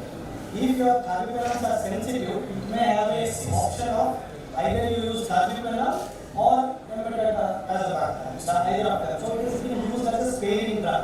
Like we had Cipipine, Tazobactam earlier, we had other drugs. It's a sparing drug. But my talk is superbugs, which are carbapenem registered. So it has been promoted in the market for a different reason, saying it will work in cases which are registered, but it is not true. You won't have any role to play when you are carbapenem. That's what the message I want. That's a fantastic point. Yeah, thanks for highlighting. It is not used for carbapenem resistance, but can be used as a carbapenem sparer where probably it's supposed to be. Yes. Audience queries you have. What's your stand on chloramphenicol, sir? Chloramphenicol. See, I think I will not the right person of exposure to chloramphenicol. The chloramphenicol role has been to the PDR drugs or extensive drug resistant drugs. Mainly, I have seen some of our ID clinicians or physicians using in Salmonella being resistant to many like your meropenem or your erythromycin there, and some PDR drugs where nothing works, they are used as a rescue therapy. But honestly speaking, single chloramphenicol curing patients have not been done scientific at this point.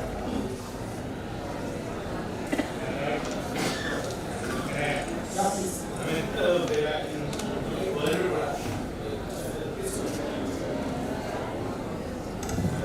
Audience, any queries to call us, sir?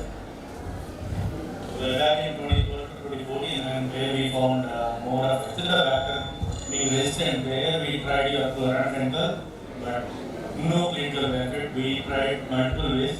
The problem is not just giving it monitoring side effects, much more delicate. We started not using chloramphenicol until after 2014. Thank you for your amazing Sir, one query is from audience to Paul, sir. Sir, regarding tropical fever. Dr. Sir, my doubt is for sir. Regarding treatment of malaria, if it is a Plasmodium vivax, we have to give primarily as a radical therapy.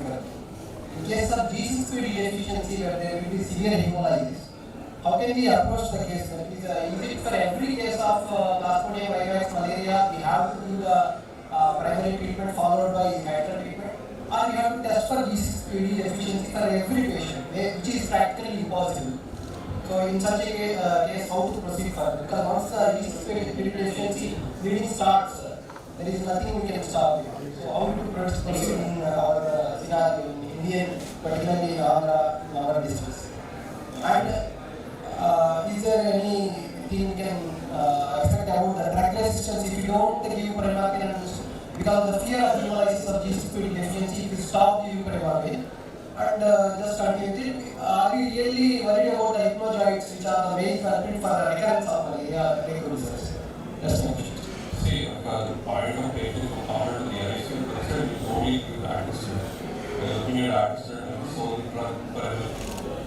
there are new drugs that are coming. There are a lot of administered compound drugs coming. Definitely G6PD is a bigger challenge. And hemolysis happens intrinsically because of malaria. That is one cause. And if you want practice for continuation therapy, some physicians say they will get nasty situations. But basically for the ICU per se, we are only going to administer it as a cure-all for all malaria. Definitely when you are discharging the patient, again you have to come down whether you want to give Primark, whether you want to give other drugs. Sometimes we have Toxin as an additive. So there are a lot of other drugs that are coming in. There are a few more drugs that are, there is a big argument about drugs that we can look at. But like I said, my malaria is limited. I see one case of malaria in a year because these patients don't come to me. But for me, malaria symptoms start to artistry. Because these guys, when they land on the ICU, I don't want to look at G6PD deficiency, I don't want to look at resistance pattern, all those things. Artistry becomes my go-to for all those cases who land on the ICU. Because they already have a high mass certificate, they have antibiotic responses anyway. I'm not looking at resistance at that point of time, as of now, the artistry.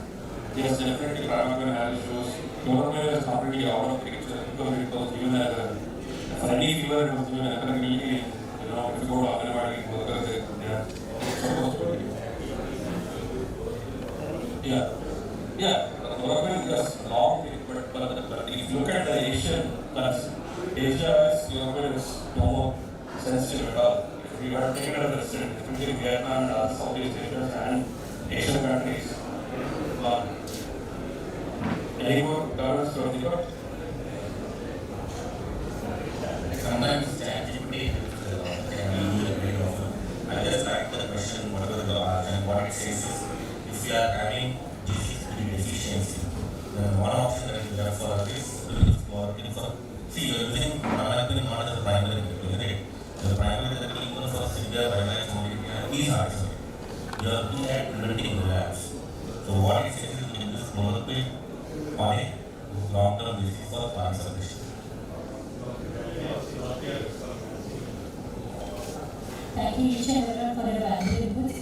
Now I request the panelists to monitor.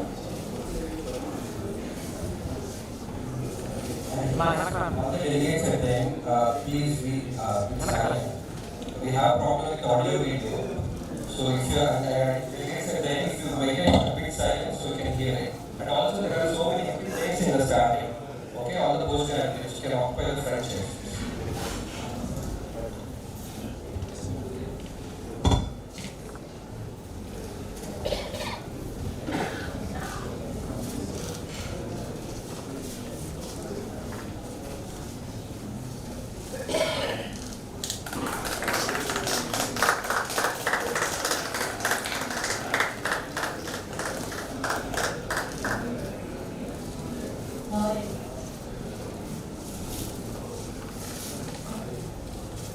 Now I request the speaker to provide monitors. Provide monitors to the panelists.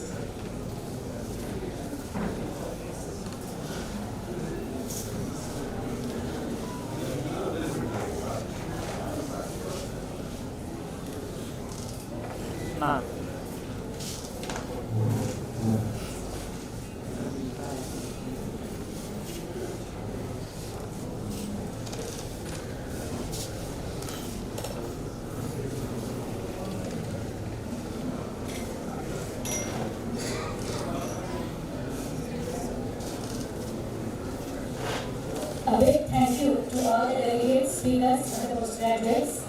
Now we are progressing to the most awaited program, the official unveiling of GUNTUR chapter of Indian Society of Veterinary Medicine.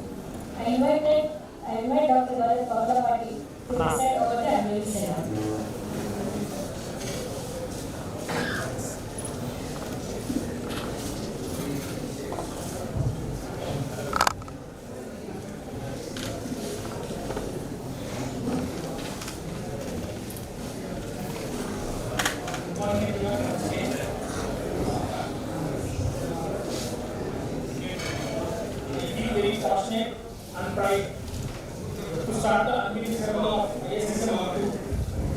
Starting from the base, probably I think it is 7th April 2017 where I ended first mechanical ventilation workshop at another college conducted by Ghanshyam sir and Sandhya sir, and then in 2018 conducted by Vakar sir. So over the days I am inclined towards critical care, and then I chose critical care and partial. Probably there are at least generation of people whom these people are inspired, which you all can witness their passion to come all the way from Hyderabad to deliver talks and still keep us motivated. I, on behalf of ISCCM, would to thank all the delegates as well who have shown a lot of enthusiasm from morning on a Sunday.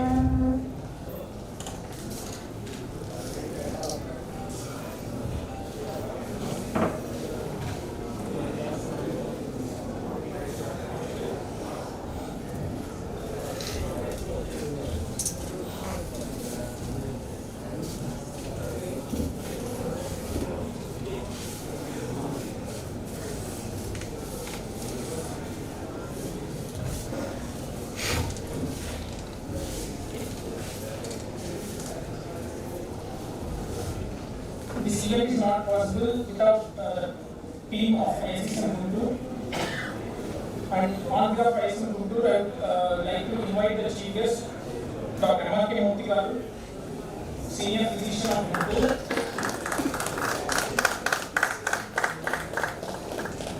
Request you please come on to the desk.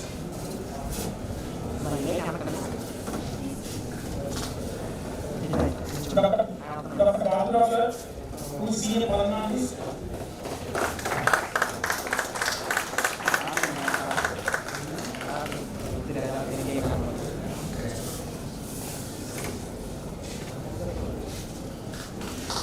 Dr. Ghanshyam sir, ex-vice president and current general secretary elect ISCCM National. So please come on to that. Dr. Venkat sir, current ISCCM vice president. Please come on to the desk. Dr. Pawan sir, Zonal Executive South. Please come on to the desk. Dr. Mohan Maharaj sir, Senior Critical Care Physician of AP. Sir, please come on to the desk.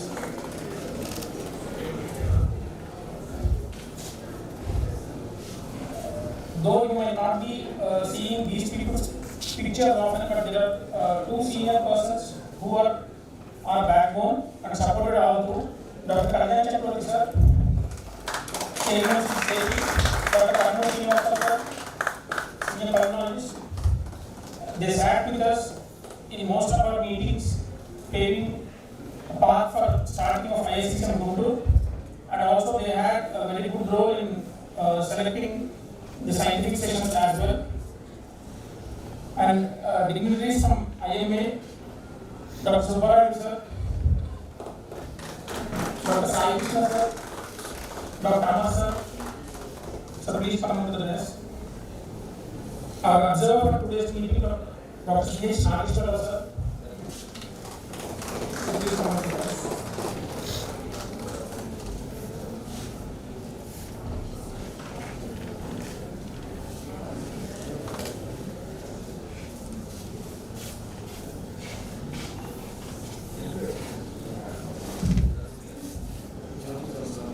I request our chief guest to start the light hand ceremony and request other distinguished guests to please follow me.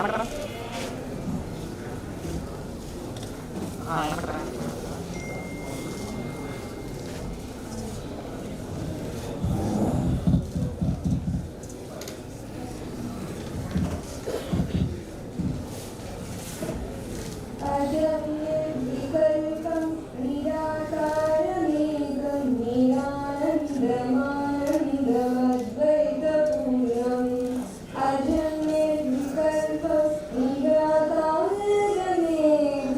निरानन्दमानन्दमद्वैतपूर्णम् परं निर्गुणं निर्विशेषं निरीहम् परब्रह्मरूपं गणेशं भजेम गुणातीतमानं चिदानन्दरूपं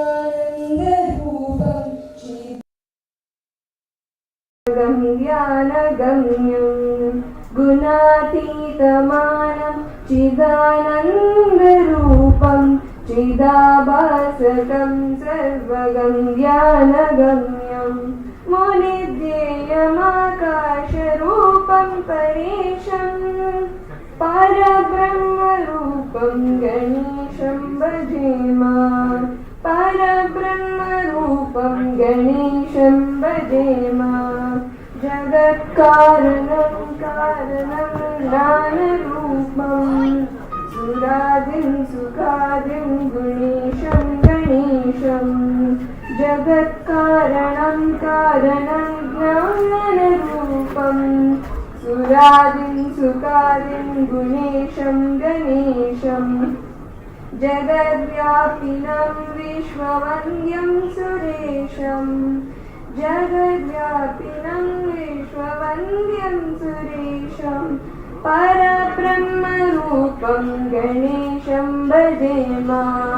परब्रह्मरूपं गणेशं भजेम परब्रह्मरूपं गणेशं भजेम. Thank you.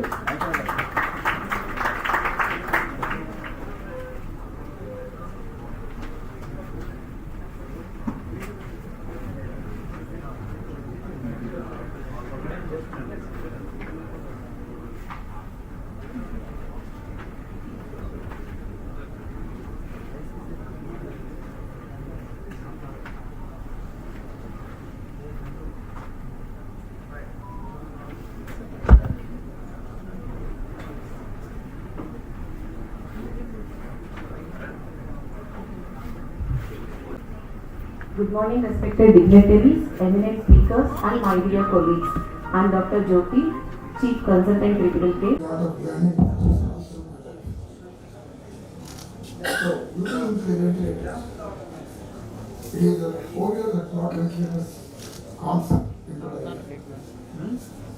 From iron man to birds, multiple mechanics and other things. Engineering has the greatest prize.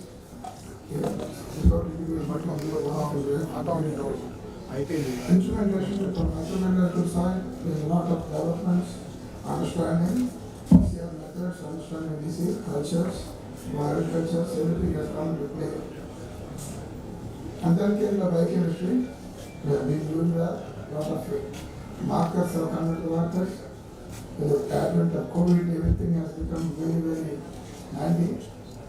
But one thing is, don't treat the numbers, treat the patient. That's one statement you have to always carry in IC. My life with ICU started way back in 1998. Prior to that, we were only here and there. When we started in St. Joseph's, a 4-bed ICU initially, followed by a 12-bed ICU with all instrumentation. That is the story in Goto. Along with the team at Omash, the leader from the MRK, myself as a pulmonologist, neurologist, physician, Myers, Navaka. We used to discuss and learn. We were learning. There was no optimal training for us. ICCM was started in 1993. I was constantly attending conferences initially. I became a member much earlier than learning. I learned from my students. They are gone. The moment I was a student, I learned from my students. So learning is a process which should continue all the years in life. It never ends. Everything is taught us about. Like for example, we have seen polio, we have seen smallpox, we have seen cholera, we have seen malaria. How many malaria deaths we had in the 1990s? We all of you know several malaria deaths. There are plenty of them here and now. Similarly, COVID has taught us. Scrub typhus has taught us. And that dengue has taught us a lot of medicine. So it is a constant learning. Now coming to the situation now is concerned, we have a lot of gadgets, a lot of information, but our nursing staff has been video about this. I'm not going to hurt anybody. We need a lot of nursing care. Our staff are not optimal. They need learning. That's what I'm going to organize us now. It is not the doctors that need training, it's the paramedic staff, respiratory therapies, your nursing staff, and all these people should have it. Now coming to the antimicrobial problem is concerned, normally if you have the guts, not to start an antibiotic and a patient in ICU who has got a viral infection. So that's one point you have to understand. Do we have the guts? Are we doing that? Does he need an antibiotic? The problem starts there. So antibiotic resistance is part of antibiotic therapy. Human host, bacteria, and the immune system. And this is part of it. So antibiotic resistance is increasing, one, because of malutilization by whom? By R&D. What is the government doing? What the organization is doing? Nobody speaks about it. That's one point I have to say. I see a case of acquired pneumonia. Already somebody gives me a bottle, vial bottle. Says 2 days I have taken this injection. That's a little bit. Who prescribed? So this is the issue which you have to handle as a government. We have to make a strict policy at the state government that some sort of antibiotics cannot be prescribed by any of the non-profit. I take thick fights before starting my opener in ICU, but those people just start doing it later on. So this is one problem which I've been facing. I'm speaking the truth. If I'm not, please correct me, I don't have objection. So this is what is happening. In the future, is all there is maldistribution of bed source.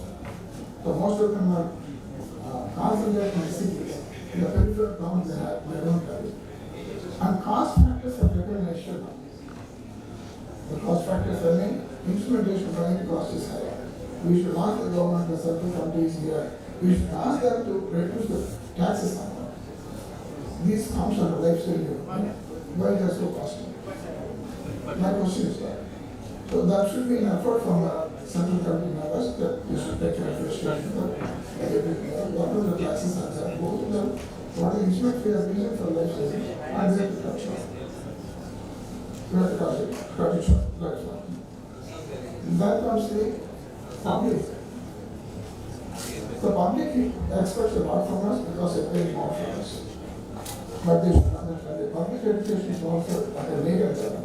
They should understand the risk of ICU, the quality of services, the cost effectiveness, and all this. At the end of the day, whoever is entered to the ICU carrying risk of their life. But they should understand. I don't want to go beyond this. I'm sorry for exceeding some of my limits, which I usually do, because I'm pretty emotional in these matters. But still, what I spoke in my heartfelt opinions, there should be effort from our side.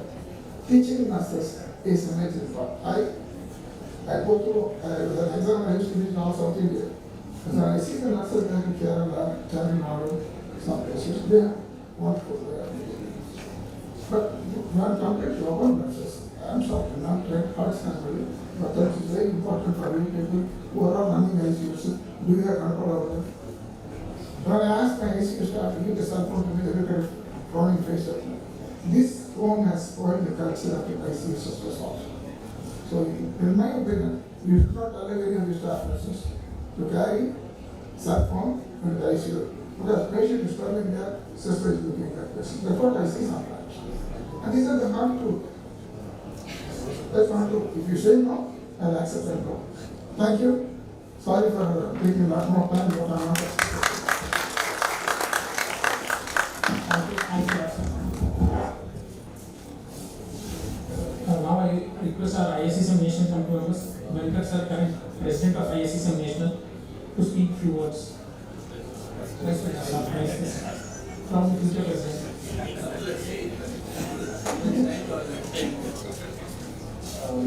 In the vicinity of time, I think I was very surprised that ISCCM GUNTUR has not had its own chapter. It has been all combined with Vijayawada. But believe me, last 15-20 years, whenever I came to GUNTUR, I never realized there is no chapter here. The reason is, it's such a vibrant and a set of so knowledgeable senior colleagues. I have seen many, including seniors like Dr. Kalyan and many Ripsa or many others. And now I am seeing many of your dynamic young talents down here, and I have been knowing all of you for many years. So it's not too late to start anytime, but I wish my best wishes to you. It is already a vibrant branch. It needs to take off next year. And my best wishes to all of you for initiating a new branch add-on to Vijayawada. Thank you. Current President-elect of ISCCM. General Secretary-elect, sorry. Thank you, sir, and team. Always had one very close observation. GUNTUR and GUNTUR Medical College produce some of the best clinicians and some of the best entrepreneurs that we can see. So somehow there is a very unique, I don't know what to say, but something which produces the best of clinicians, the best of entrepreneurs. So when you put that deadly combination into ISCCM and GUNTUR, I am sure that this branch is going to emerge as one of the best branches in the coming days. And with those couple of words, I wish the GUNTUR ISCCM branch the very best of luck in the future. Thank you. Thank you, sir. Now, Dr. Pawan, sir, Surgeon.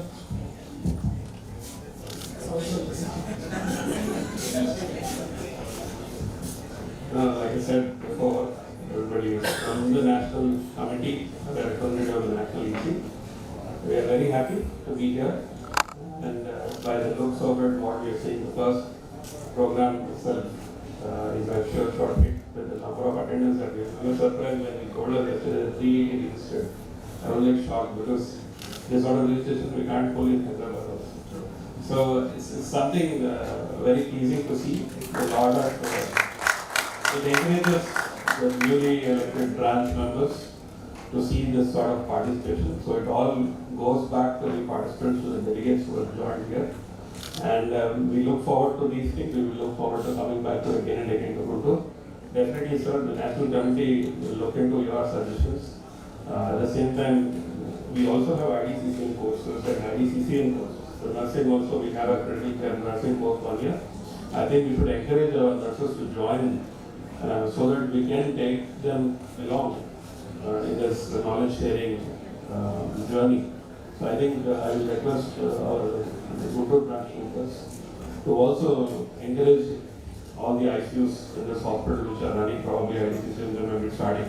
If you have IDCCM, you are already automatically enlisted that you can practice IDCCM also, you can take students. So nursing students can be trained in that fashion. There is structured program, so it becomes easy and you know how to go about it. So I think with that in mind, again congratulate the GUNTUR branch, and we look forward to seeing more and more programs like this. Thank you. Thank you, sir. I will invite Dr. Mohan Mada, sir, Senior Critical Physician of AP. Congratulations to the GUNTUR ISCCM branch for opening the chapter, and the main goal of this chapter starting is to start the AP chapter. I know that they are going to have Andhra Pradesh chapter soon, so we will take it forward, make it happen soon. Thank you. Thank you, sir. Now I would like to call our guest of honor, Kalyan sir. Please give me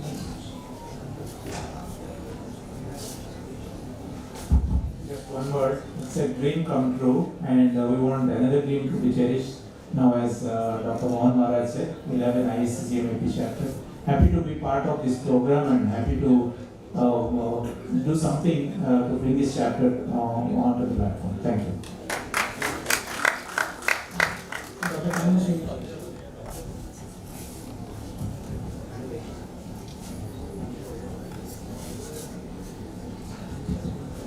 Respected teachers, seniors, and colleagues and friends, good morning everyone. My life is the best example of critical care. After doing general practice for 15 years in Extracorporeal, having a very excellent practice, I opted to go to critical care at the age of 45. I feel very proud of that. That is the importance of critical care in the present day practice. I am a colleague of Mohan Maharaj, Pawan. I worked with both of them when I was doing my IDCC program. I am very fortunate to work with them. We have a very nice time.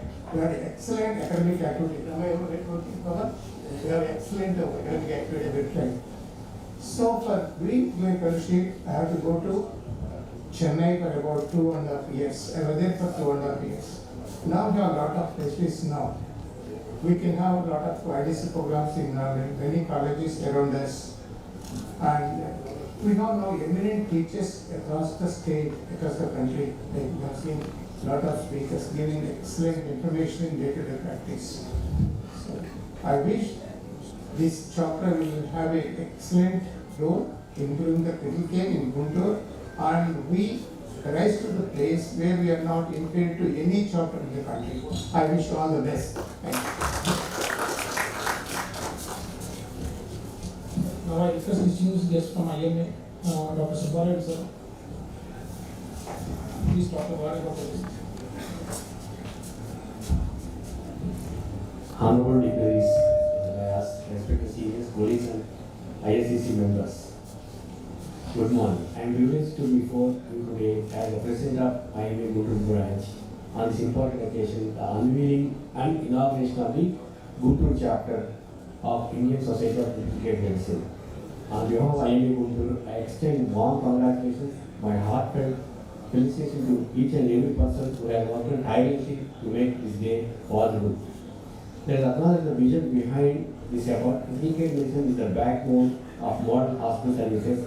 It where the science, skill teamwork and compassionate meet at the patient's bedside when the lives hang in the balance. Establishing an ICCM chapter here is not merely an administrative milestone, a promise to our community, a promise to better training, sharper research, stronger systems, and above all, safer patient care. The past few years have taught us many lessons. The pandemic showed us both our vulnerabilities and our extraordinary capacity to adapt. It highlighted the vital need for well-trained intensivists, well-equipped ICUs, and structured protocols that bring consistency in outcomes. Today's inauguration signals our determination to translate these lessons into lasting improvements locally, regionally, and for the state at large. I want to applaud the founders and founding members of the GUNTUR chapter. Your dedication in organization meetings, standardizing training, and creating platforms for knowledge exchange will benefit countless patients and families. I also congratulate the younger colleagues. Your enthusiasm and disciplined commitment are the engine that will drive quality care forward. As an IMA, we committed to work closely as ICCM GUNTUR to develop regular continuing medical educations and also hands-on training programs, advocate appropriate resources, skilled staff, that is our power, modern equipment and infection control systems, and also foster multidisciplinary teamwork, anesthesia, internal medicine, emergency medicine, nursing, physiotherapy, and allied services. And also patient safety, most remaining our North Star, protocols, checklists, early warning systems, and simulation-based training reduce errors and save lives. Equally important, the research and audit, which is lacking in our area. It has to be done regularly, collecting the local data, to understand what works best for our population and publishing the results so that the centers learn and improve. Finally, my fellow physicians and health workers, let us commit our community, lifelong learning and compassionate care. Let us mentor the next generation to intensivists, embrace the evidence-based practice, and remember that behind every monitor and ventilator is a human life and a family that depends on us. And again, once again, congratulate for all the ICSM members for making it, and also thanks for giving this opportunity over here. Thank you. I would like to call upon Dr. Amar sir, Vice President, IMA to speak in.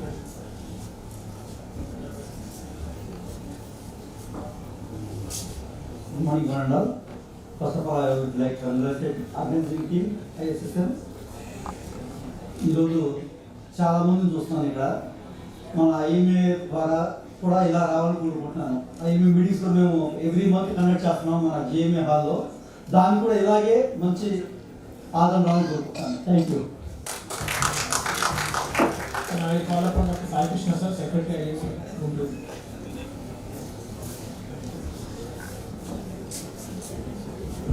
Thank the organizers for calling me, and I think I'm the last one to talk. And very happy that our ISCCM GUNTUR chapter is formed, and I congratulate all the members for that.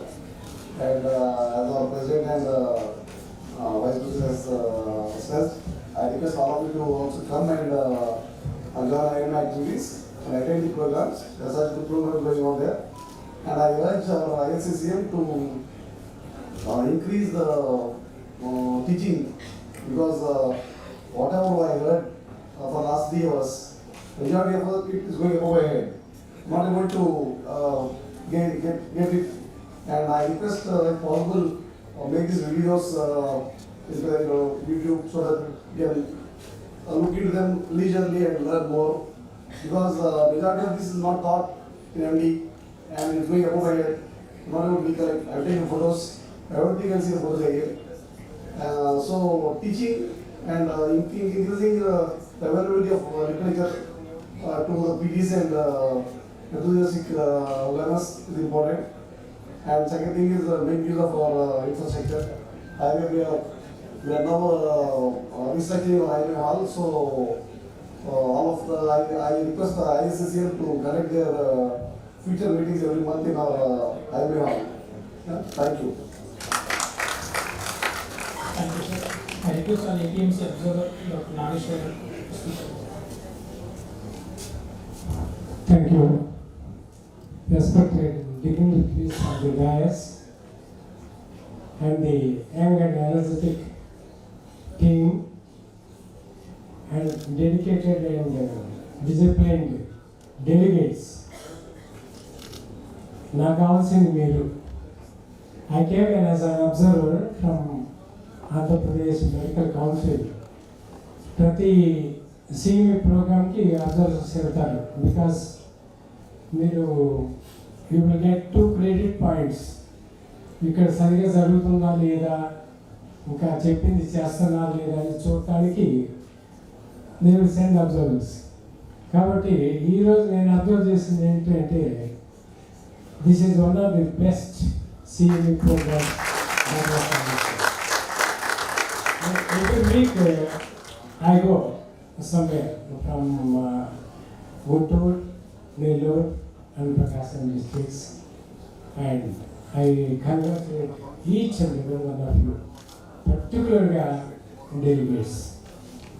Kabote, one thing that surprised me is you have given 30 minutes to each speaker, and the topics, the sepsis, trauma.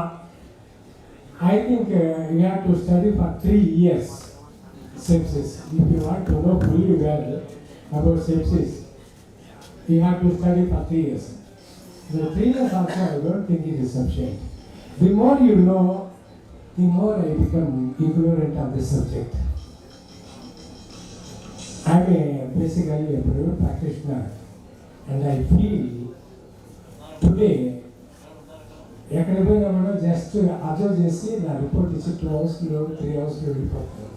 but I became a student today. And I realized how much I lost. How much I lost.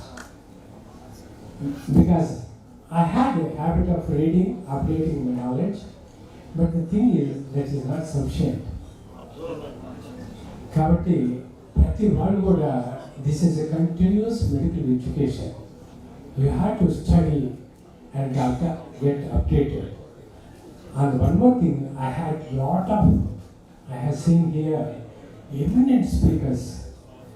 Kani, the fact I want to bring to you is, from AP, we had very less number of publications, scientific publications, medical publications in medical journals. Most of the publications are from North. I don't understand why that lacune. కాబట్టి ఇక్కడ ఉన్న ప్రతి వారికి కూడా my request is just continue our research and అందరికీ తెలిసే చేయండి what you are doing. You publish them in journals. That is one of my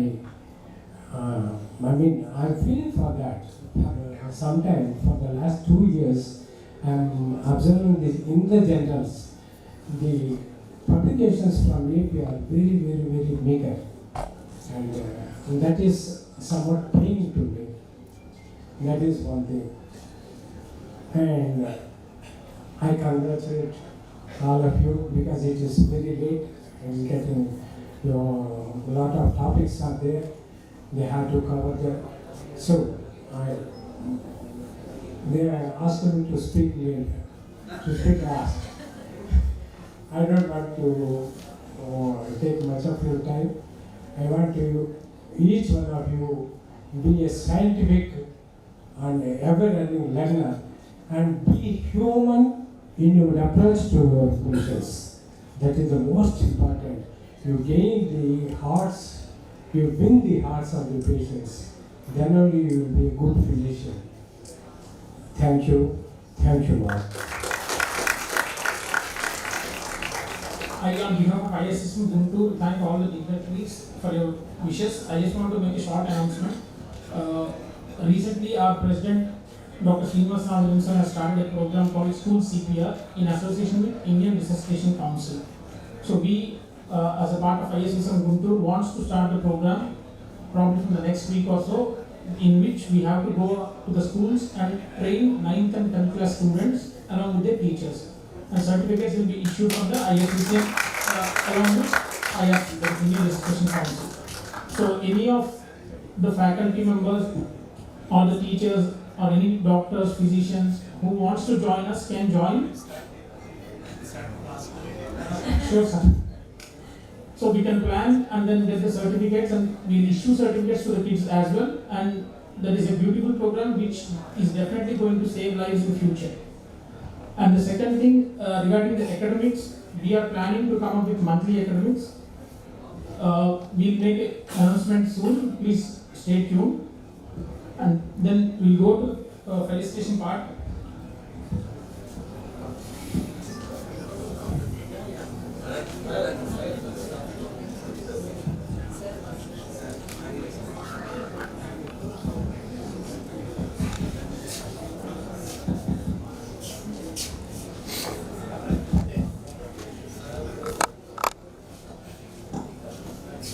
Request Martin Officer to talk to you.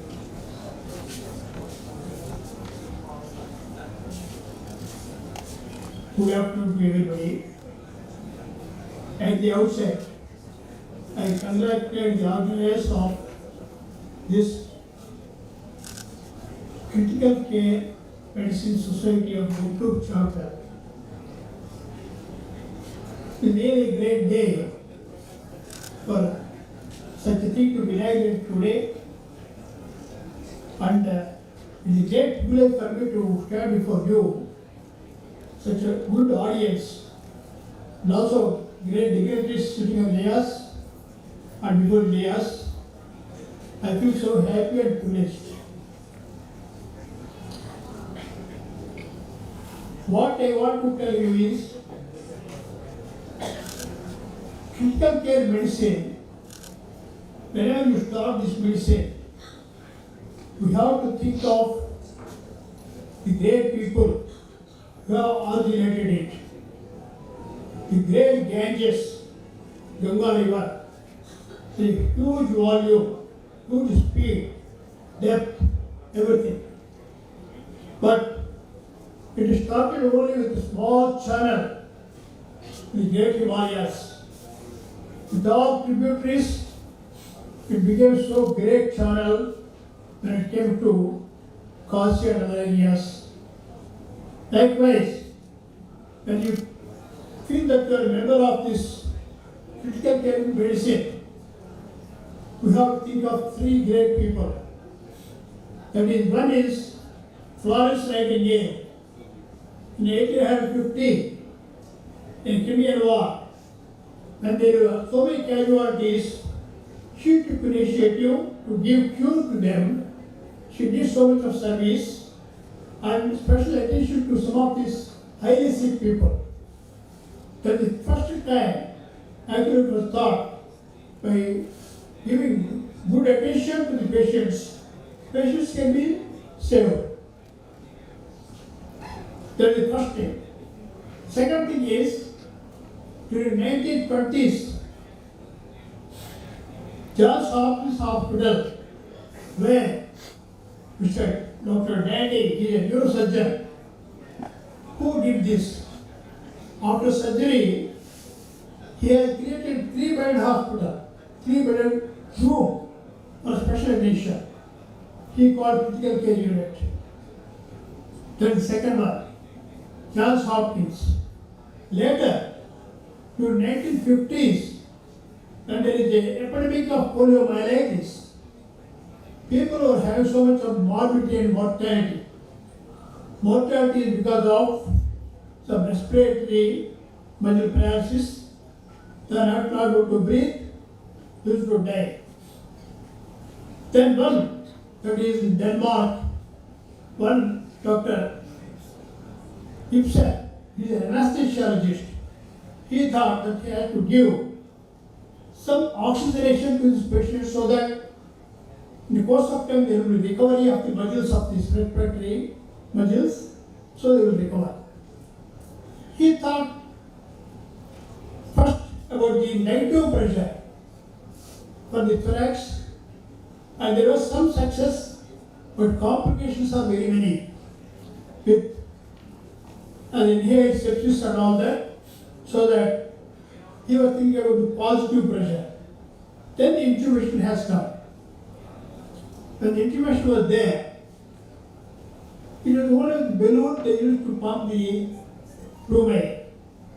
Okay, for that, he has recruited about 200 medical students to work around the clock. And later, there was development of automatic machines which is able to pump the air into the lungs. Then there is a lot of savings of these lives. That is, during 1953, he established the first unit with the positive pressure ventilator. And there are 3 persons who are to be remembered by the critical care medicine students. Because of them, there is further development over the years. Now, as per my information, in India, there are around 103 centers who are practicing this critical care medicine. And probably now we are also adding our unit to the critical care medicine. So, it is really a great opportunity for the critical care medicine students and also the practitioners of that. In this aspect, I have to just tell there are 4 important points in the critical care. First of all, life support, then the resuscitation, monitoring, and care issues. All the things which are to be thought of and which are to be attended to. Why care is very important is at that time, actually, the patient's attendants are very much anxious. They're about to have some depression and all that. We have to give some solace, some points, something to be talked to them with sympathy and all that. This is all legal issues. We have to think of that.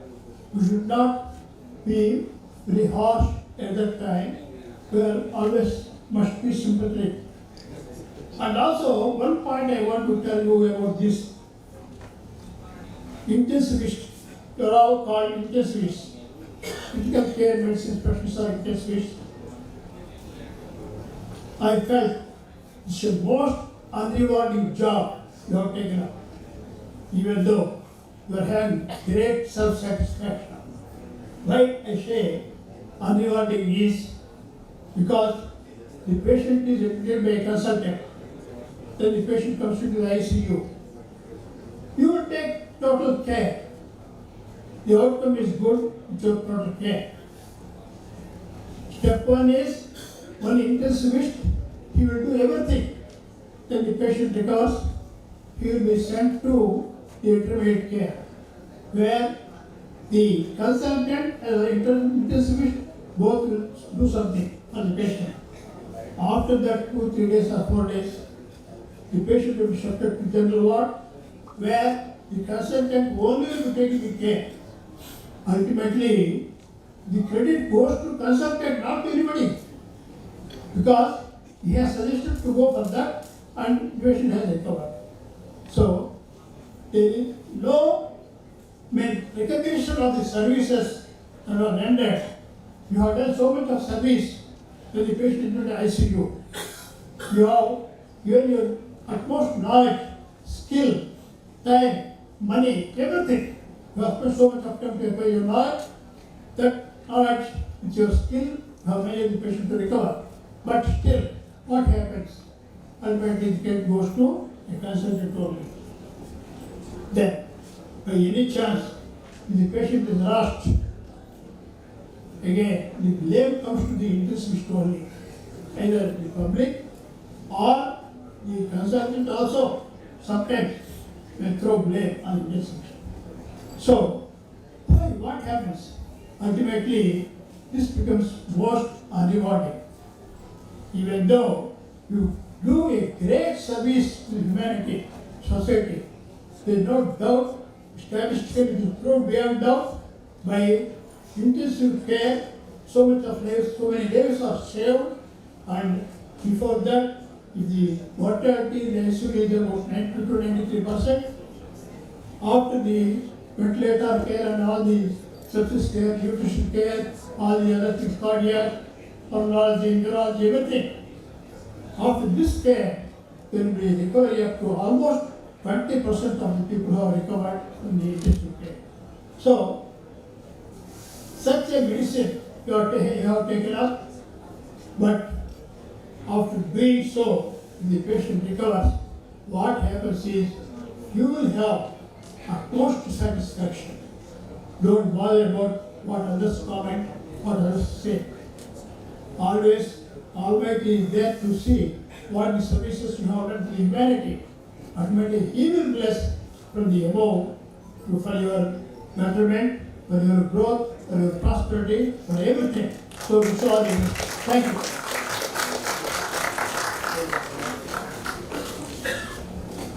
Thank you for your valuable words, sir. We have a short felicitation for a couple of minutes.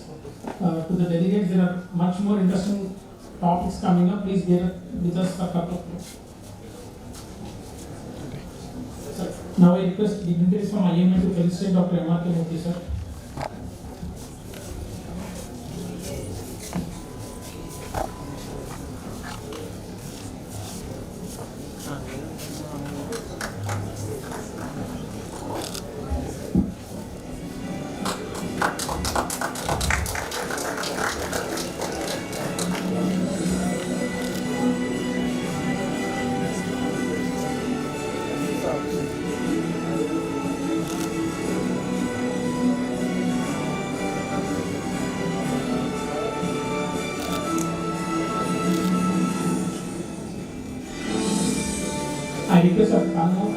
Srinivasa sir, Dr. Kalyan sir to felicitate Dr. Babu sir. Mohan sir, please join.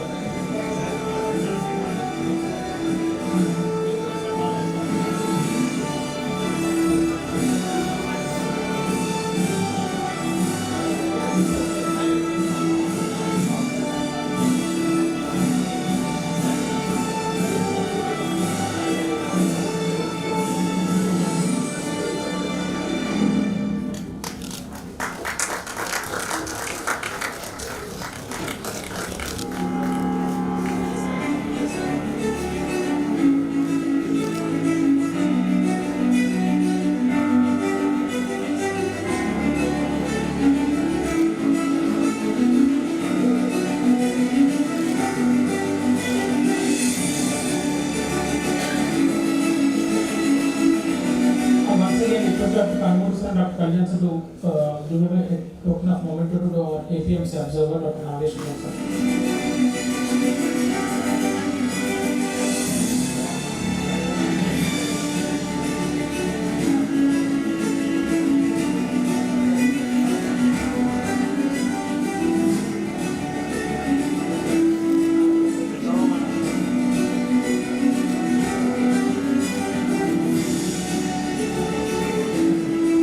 I request our ISCCM members to please hand over memento to Kanmur sir.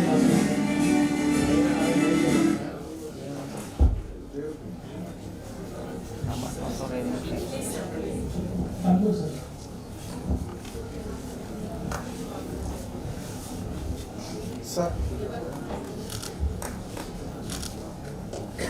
Sir, I request Venkat sir, ISCCM Vice President, to hand over memento to our IMA President, Dr. Subba Reddy sir.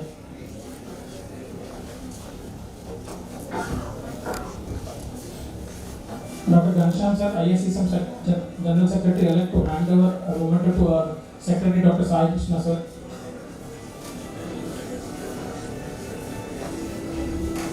I request Dr. Pavan sir to hand over a memento to Dr. Amar sir, Vice President, IMA Member.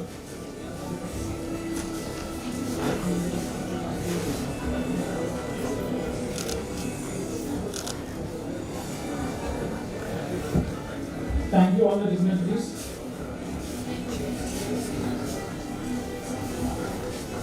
So give us a couple of minutes, we'll just give him the stage and then we'll start the next session.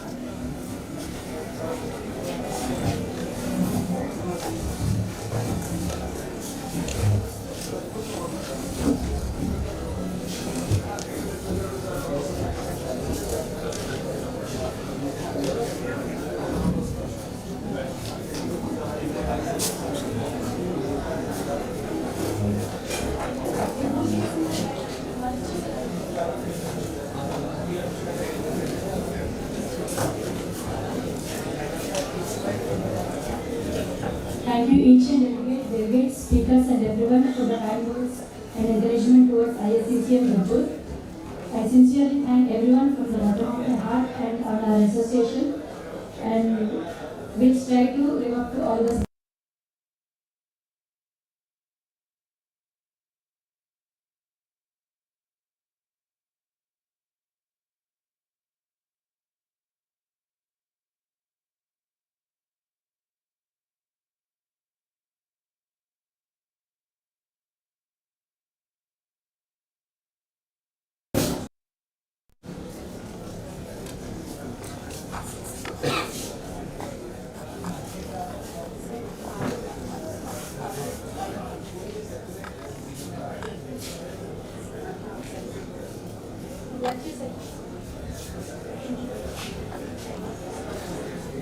I invite the speaker, Dr. Ghanshyam sir.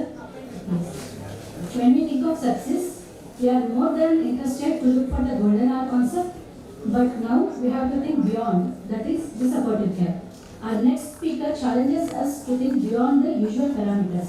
It's not just mapped anymore. It's mitochondria, metabolism and microcirculation. So it's my pleasure to introduce today's speaker, who will be addressing the topic which is both timely and critical. Welcome, Dr. Ghanshyam.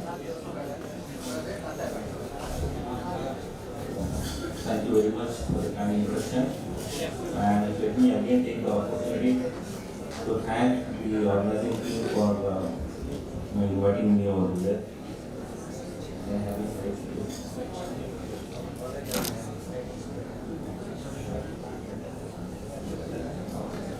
I'm sure all of you who have been involved in treating patients with sepsis and septic shock, and I'm pretty sure that many of us have been in a situation where after giving the initial supportive therapy, we all realize that probably if we had something more, right, maybe we would have done something for this patient. A good number of patients do respond to the normal way we manage by giving fluids, by giving antibiotic, etc., etc. But you also come across a large number of patients where your conventional therapy doesn't work.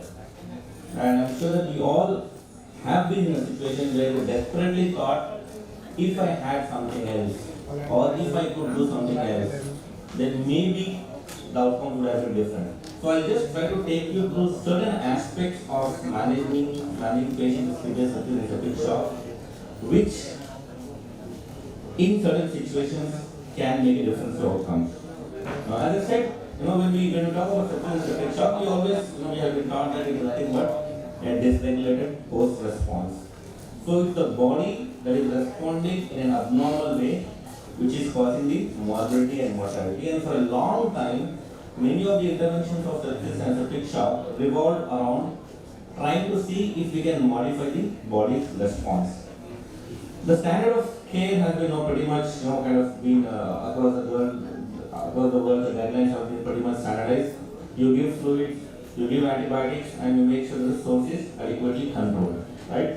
But then again, not every patient with sepsis and septic shock responds to these basic interventions. And in certain situations, we need to do something more than that. That's where we try to look at different adjuvants or adjunctive therapies, be it in the form of steroids, be it in the form of extracorporeal therapies, etc., etc.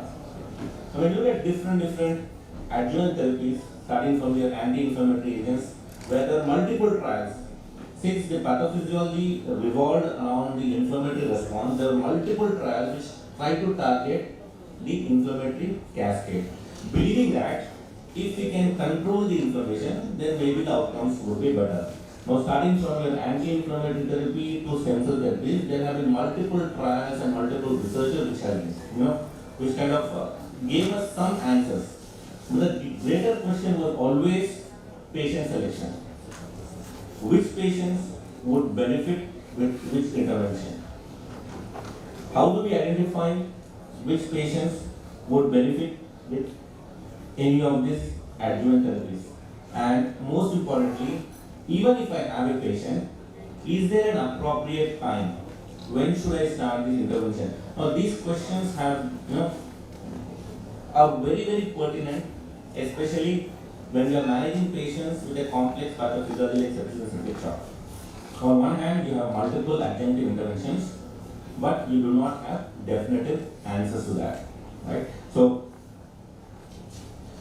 whenever we talk about sepsis, we know that it's a very, very complex, immunopathology that is happening, and I'm sure if you go back and compare different patients of sepsis that come to you, you would agree with me that not every patient is same.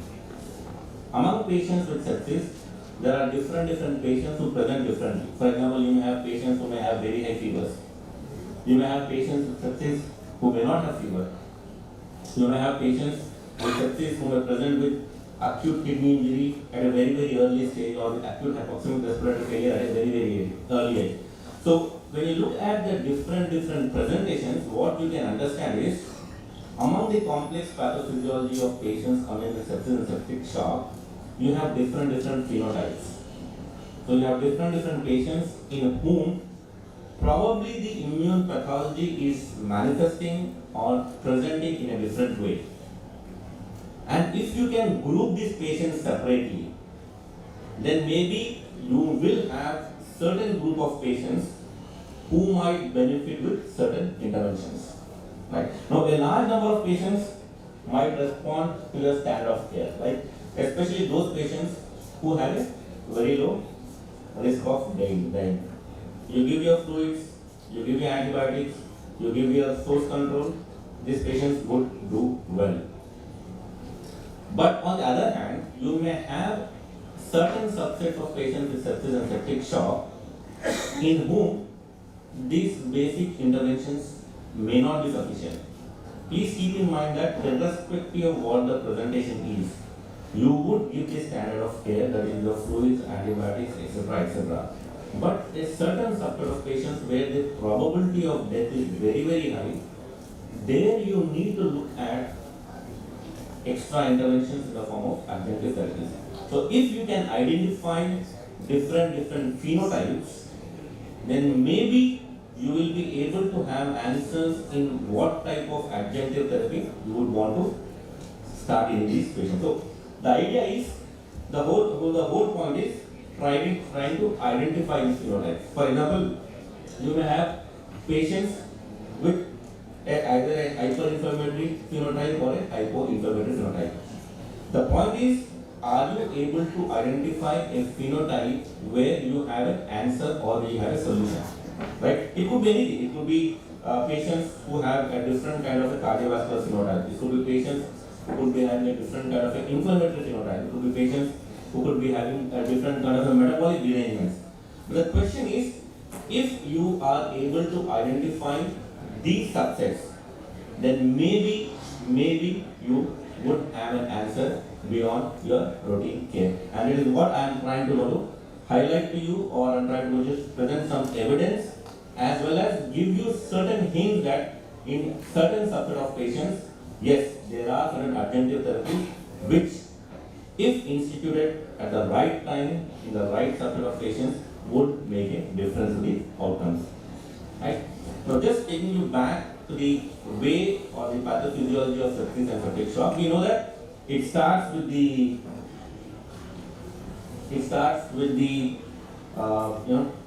organism which secretes your pathogen associated molecular patterns or your endotoxins, and these endotoxins then go and interact with the cells, and the cells release your inflammatory cytokines, and the inflammatory cytokines are the final common pathway for causing the multi-organ dysfunction. So you can distinctly identify 3 or 4 steps.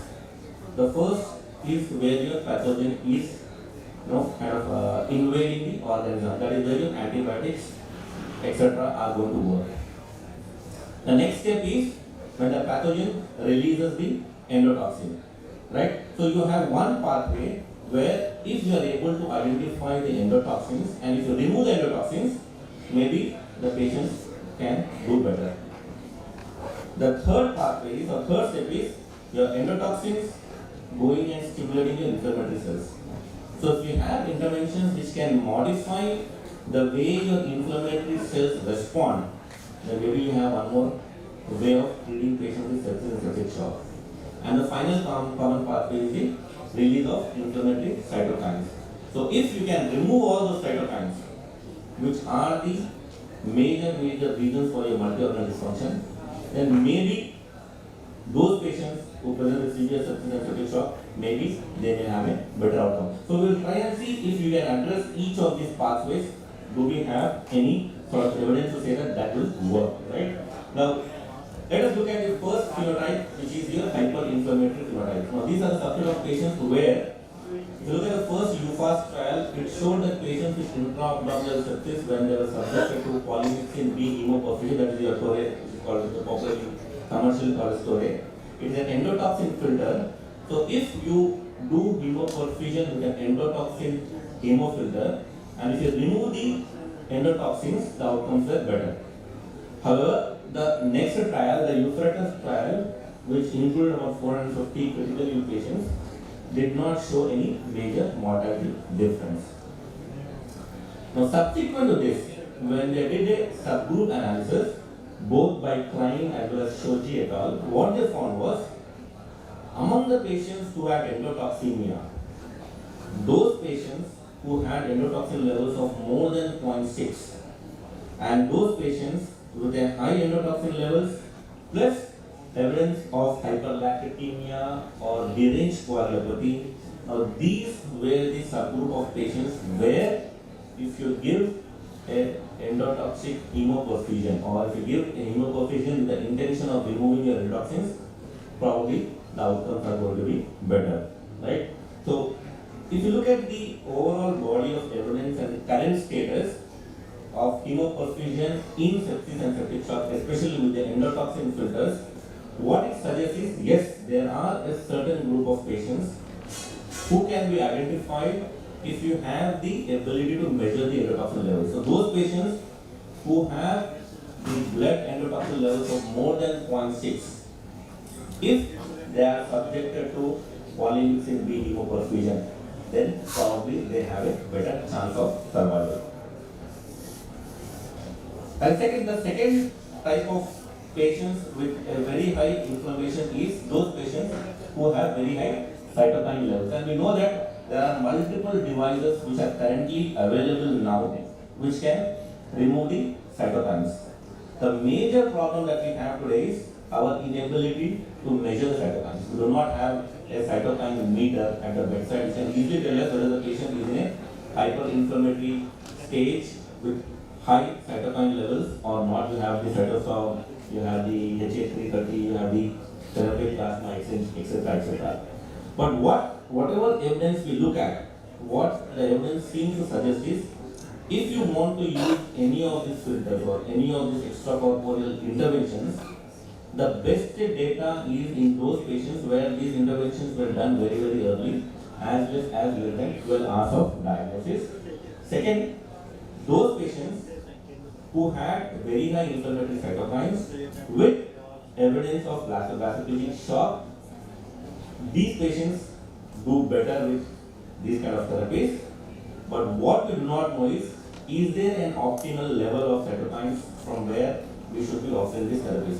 What I do in my clinical practice is we routinely measure interleukin-6 levels, and there is something which can be easily measured in the laboratory. And if you have patients whose interleukin levels are more than 500 and they present in a very, very sick stage, very early to you, then use of these filters might be an answer apart from your routine standard of therapy.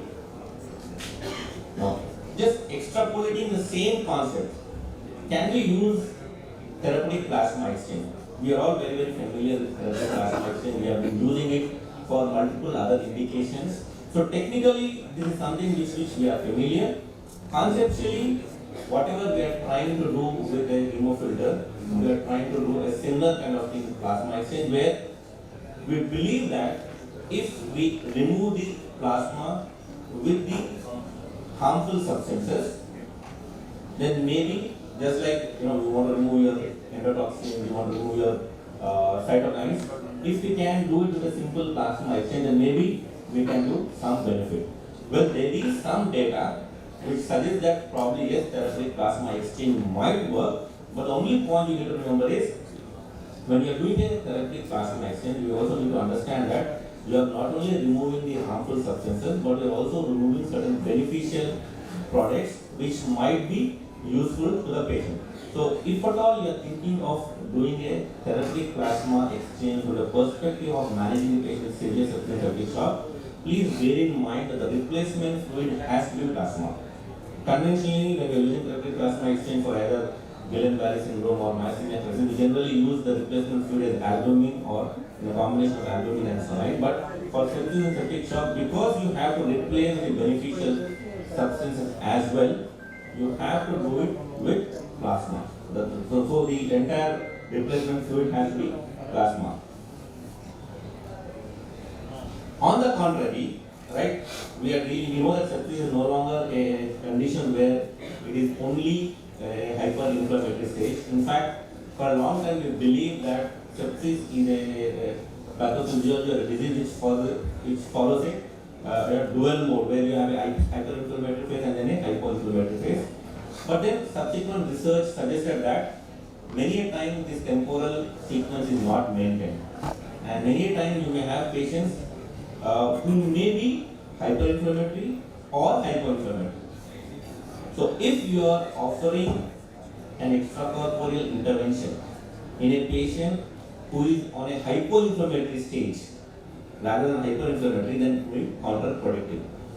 So we need to identify whether your patients are in a hyperinflammatory stage or a hypoinflammatory stage, and a couple of trials have looked at defining the hypoinflammatory stage by simply measuring the IgG levels and the IgM levels.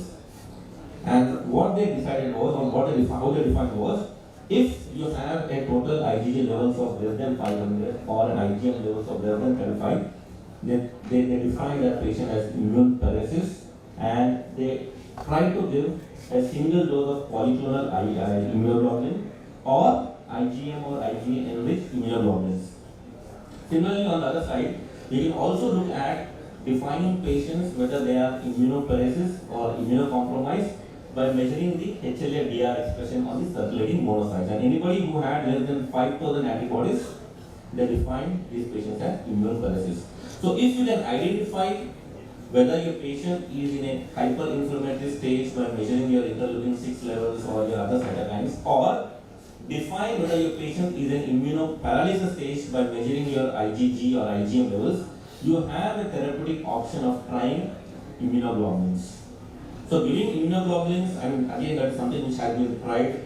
Many of us try immunoglobulins at the shop, but there seem to be a subset of patients who might benefit with immunoglobulins, especially if you can document that these patients are in a stage of immune paralysis.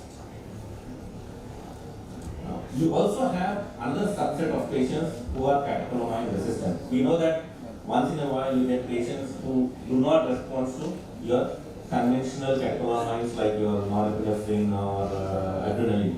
You keep on escalating the dose of norepinephrine, but you never find the blood pressure goes up, right? I'm sure most of you would have come across these patients where you keep adding the dose, you keep increasing the dose of norepinephrine, but the blood pressure does not budge. Now, those are the subset of patients where you need to look at adding your other vasopressors very, very early. Now, there is very, very clear and very robust data which suggests that if you keep on increasing the dose of norepinephrine as a single agent, the chances of mortality is much higher.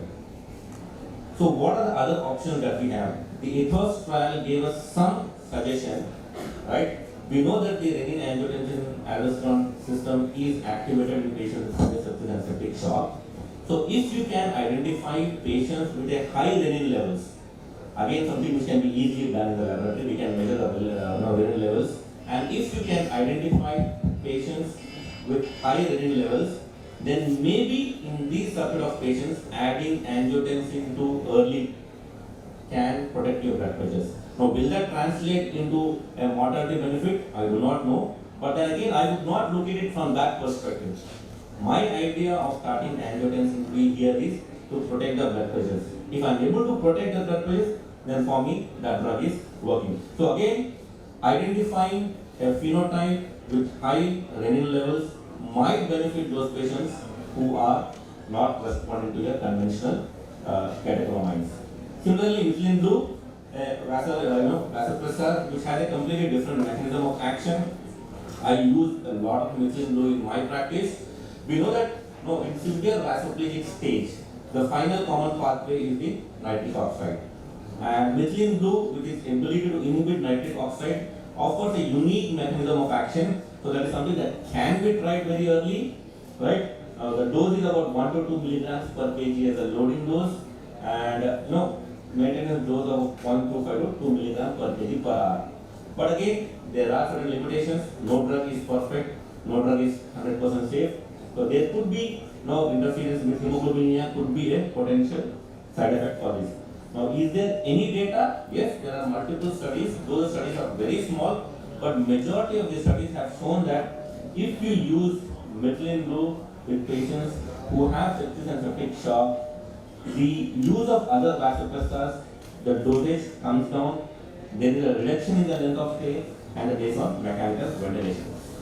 But the problem is, we are still not very sure about when to use it, what is the best dosage, and what is the optimal strategy to use methylene blue. But there is one definitive adjunctive intervention that we have. If a patient is not responding to your norepinephrine very early on, norepinephrine and vasopressin, do not hesitate to use methylene blue early. Steroids have been something which they have been there for a long time. Since 1998 to 2025, steroids have been used in different ways, different combinations, different dosages. But what has been very consistently shown is that when you use steroids in the management of patients with severe sepsis and septic shock, the hemodynamic stabilization or the need for vasopressor dosage comes down. And if you look at the survival sepsis guideline, that is what it says. If your patient is refractory to your fluid resuscitation or the initiation of vasopressor, then you use a small dose of steroids. The recommended dose is hydrocortisone either 200 to 300 milligrams as a continuous infusion. So we have one more adjunctive which can be used for the management of patients with severe sepsis and septic shock. The paper by Malik created a lot of flutter when he used a combination of hydrocortisone, vitamin C and thiamine and showed a significant reduction in mortality. However, the subsequent Novit trial by Lamotet did not show any outcome benefits. Now, is there a physiological rationale for using this combination? Yes. We know that sepsis and septic shock is a condition where there is significant oxidative stress. So it makes physiological sense to use a combination which can provide antioxidant cover. What should be the dosage? Still something which we do not know. Malik used about 6 grams per day, but the Novit trial used a very high dose of 200 milligrams per kg per day, which is probably unphysiological. So there could be a potential role, not very expensive, has a strong physiological rationale. But if you ask me, do I have very strong data and evidence to say that this works? Currently we do not have, but yes, there is no harm in trying this. Vitamin B12, again this is being used extensively in certain subset of patients. The mechanism of action is it helps by scavenging two key mediators, your nitric oxide and hydrogen sulfide, which play a major role in causing vasodilatation. Right? The only problem is the dose that is recommended is 5 grams. Currently, in our country, we do not have 5 grams. I tried looking at certain prescriptions or certain available pharmacological agents, but majority of the drugs which are currently available have about 1,500 micrograms. So if I need 5 grams, I need hundreds of vials to be used.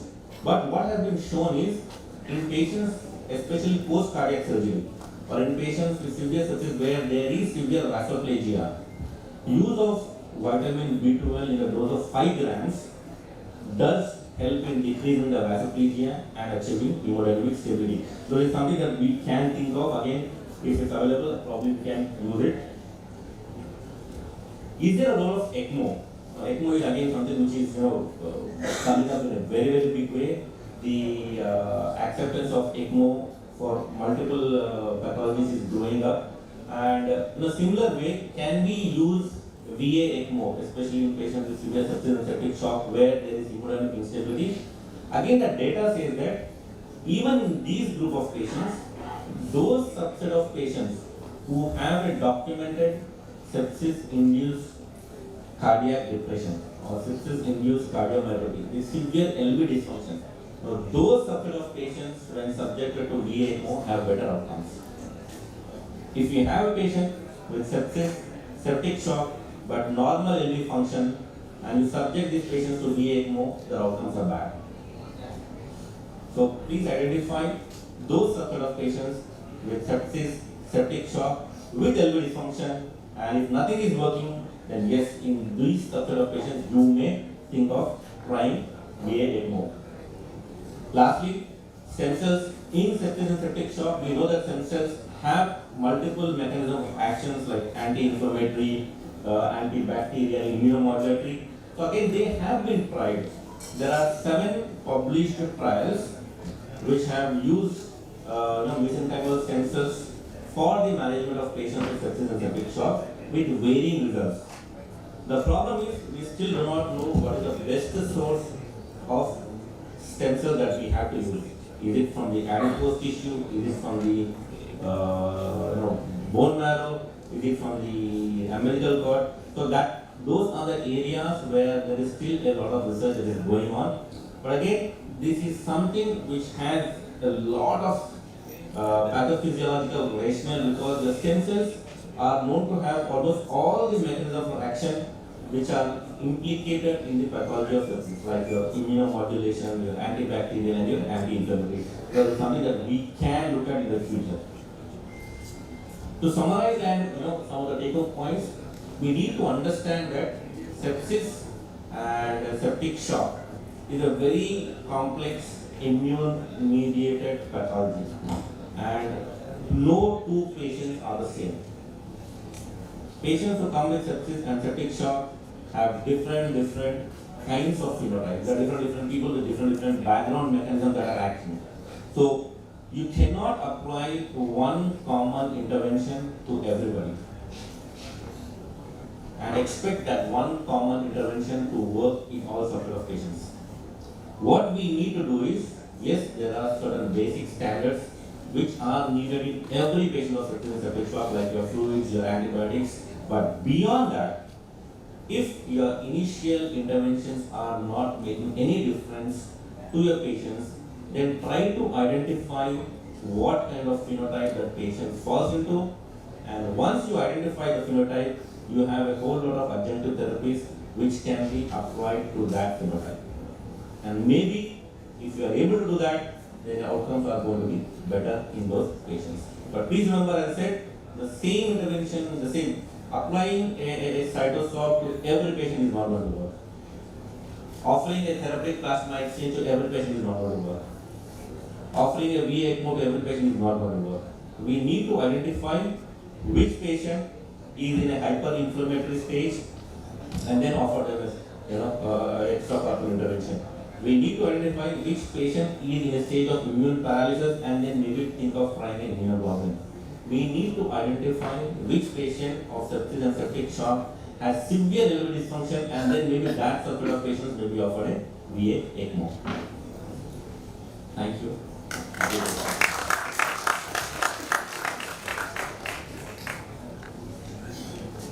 Can you stop, sir? You are not mentioning about what's the present.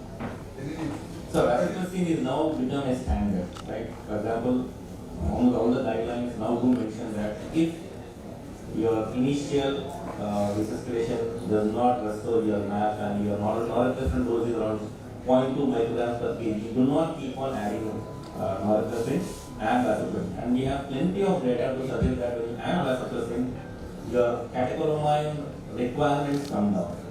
There is some debate of whether this is going to be beneficial in terms of kidney function, but if you look at the VAST study or the VANISH study, most of the trials which have shown benefit of vasopressin is in those trials when they started vasopressin when they were at a moderate stage of shock. So the idea is, whatever intervention you want to do, right, don't rely on only one intervention. If you are looking at adding an agent, add it very early. Yeah, there's an extension on that. Vasopressin is a ceiling dose, right? We need not. We generally think there is rationally in patients with severe sepsis and septic shock, there is a deficiency of vasopressin. Okay, beyond the first 24 hours, there is a severe deficiency of vasopressin. So what we aim to do is we are just replacing the whatever dose or deficiency is there. So there is a fixed dose of 0.04 units per minute dose.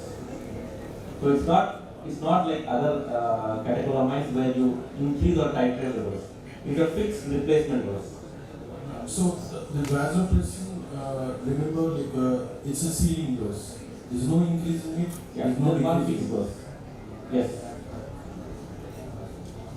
That was very enriching, vastly vibrant topic on this adjuvant therapies. Dr. Darshan, thank you very much for coming on. I invite you all to please register for the next annual conference in Chennai. I mean, since Bharat is there and the GUNTUR team is there, right, there are discounted slab rates. So if you register as a team, you get discounted rate. So please avail that services. Thank you very much. Since we are running short of time, we will take questions in the end. Now I request the panelists, excuse me. sir. Now I request the panelists to present memento to the speaker.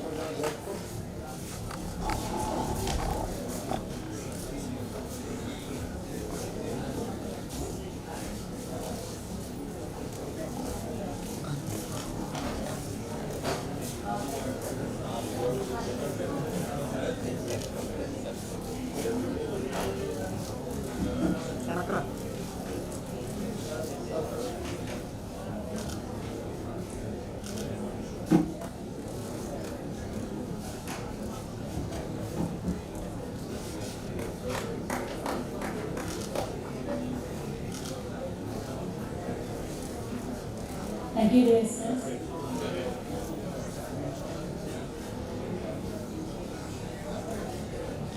I request the speaker to provide mementos to the panelists.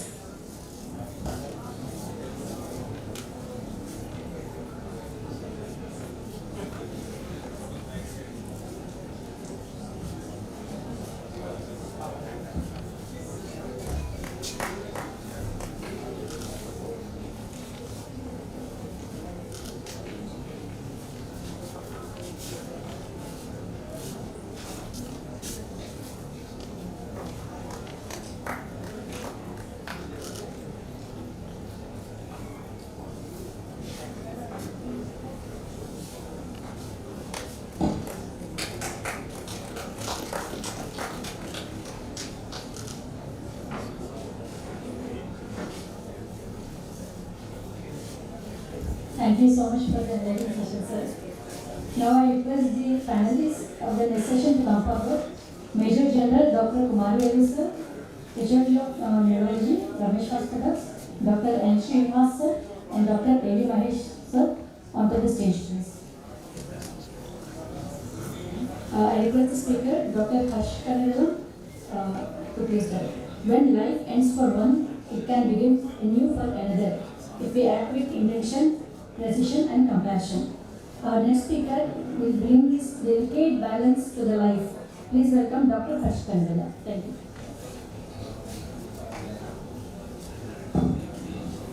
Brief introduction about organ donation before we start. How we preserve the organs. Organ donation came, the first publication of organ donation came way back in 1959.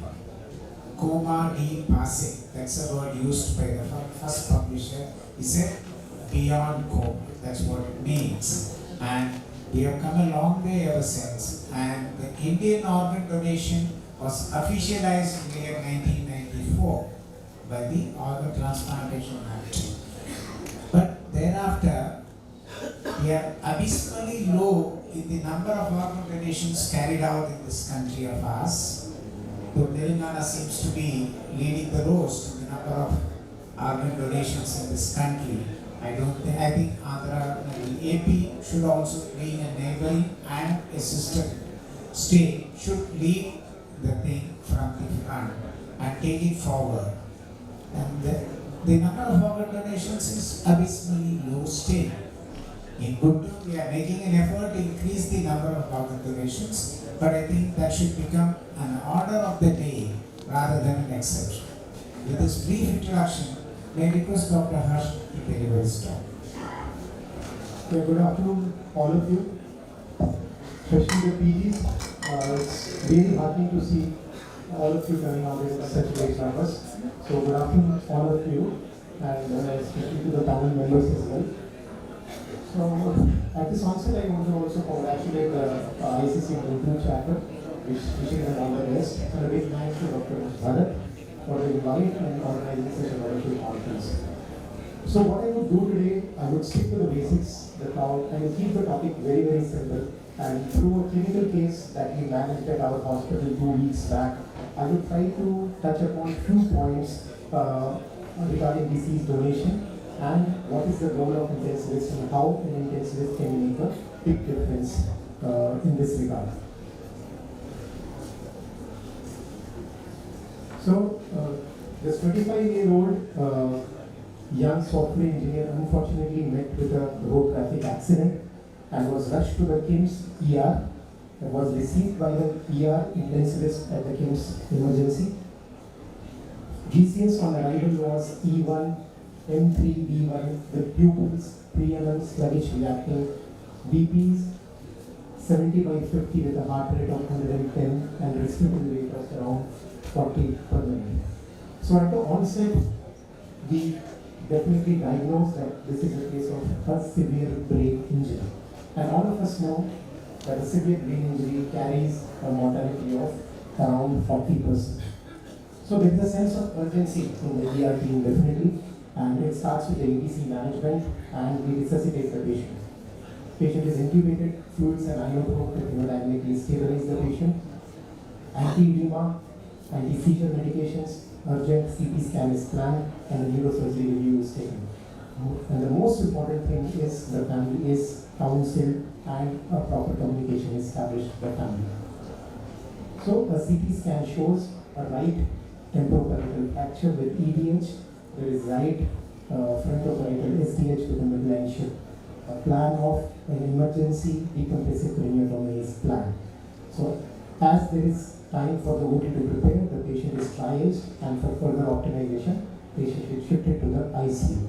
The role of ER intensivist at this moment was to properly safely transport the patient and hand it over to the ICU intensivist team.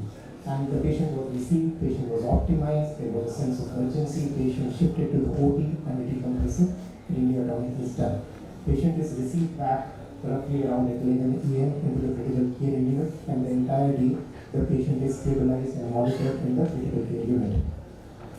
Next day what happens? Day 2, 5:30 AM in the morning, the intensivist is on rounds. The duty intensivist morning he sees that the patient is having a lot of hemodynamic fluctuations, and consequent to that he sees there is a drastic drop in GCS to E1, M1, B1. Now we have a GCS 3 patient. We see a lot of hemodynamic fluctuations, mainly there is a hypertension, there is a bradycardia. Then as we examine the patient, the pupils are not reacting, the neurological reflexes are absent. Then technically we see that the lymph node is also increased. So technically the ER intensivist identifies immediately that clinically maybe we have lost the patient, clinically the patient is brain dead. Also immediately we take out the PCD and we do a PCD to find out that there is a diastolic flow reversal that is classical of brain death. So realizing upon immediately optimization is started of the patient, and here comes our clinical points. First, learning lessons and clinical points. That whenever we see a patient who is clinically brain dead, we have to start the optimization. We have to identify the patients very, very quickly. So the role of the intensivist here is to identify these patients, assess them very quickly based on the clinical signs and symptoms. If required, use a PCD. It's a very easy, handy method that you can use to confirm your diagnosis. And the importance of early identification and assessment is so that you can start early optimization of these patients. That will mean a better hemodynamic stability, that will mean a better organ perfusion, and that in turn will mean better transplanted organ outcomes. In this regard, if you have a luxury of having transplant coordinators, you should involve them sometimes early in the process. That helps. Also, the most important is to involve hospital admin, especially the patient care managers, because these patients will need a lot of counseling, a lot of financial help as well. And for us as intensivists, it becomes a difficult job because it's a delicate balance. On one hand, we have not completely declared the patient. Patient attenders are expecting us to manage the patient. On one hand, we are managing the patient, and on the other hand, we know that the patient is no more. It's a futility of treatment. So medical management continues parallel with donor optimization. And the basic tenets that we all should remember in these cases is medical management and optimization. Communication is the key, and proper documentation is required. And heart of the thing is having empathy. A family member has lost a 35-year-old son, so we need a lot of empathy, and that empathy should get communicated to the attenders. So key to the medical management is understanding the cascade. So whenever we understand the disease process, it's very, very easy, it becomes easy to manage these patients. So whenever the brain death happens, what is the cascade? The center of this cascade is the hormone deficiency. So whenever the brain death happens, there is a hormone deficiency, mainly the posterior pituitary, from where the vasopressin comes out. Vasopressin levels goes down, the patient goes into a central diabetes insipidus. Okay? Along with that, anterior pituitary, there is a thyroid dysfunction, there is a cortisol dysfunction, low cortisol levels leading to hemodynamic instability, also low insulin levels leading to hyperglycemia. All these two things combined together, along with catecholamine storm and a cerebral systemic inflammation, to cause a lot of hemodynamic and metabolic instability. And all these will cause potential deleterious effects on the potential to be transplanted organs. This in a way leads and amplifies into a cycle of inflammation, increased sympathetic tone and catecholamine surge, which starts affecting the potential donor organs. So to simplify, in one slide, we can say it's a very delicate interplay between the hormonal component, which is part of the thing, hemodynamics and metabolic element, with our donor sitting right in the center. Why this is important to identify is that there are so many physiological complications that can happen whenever there is a brain death.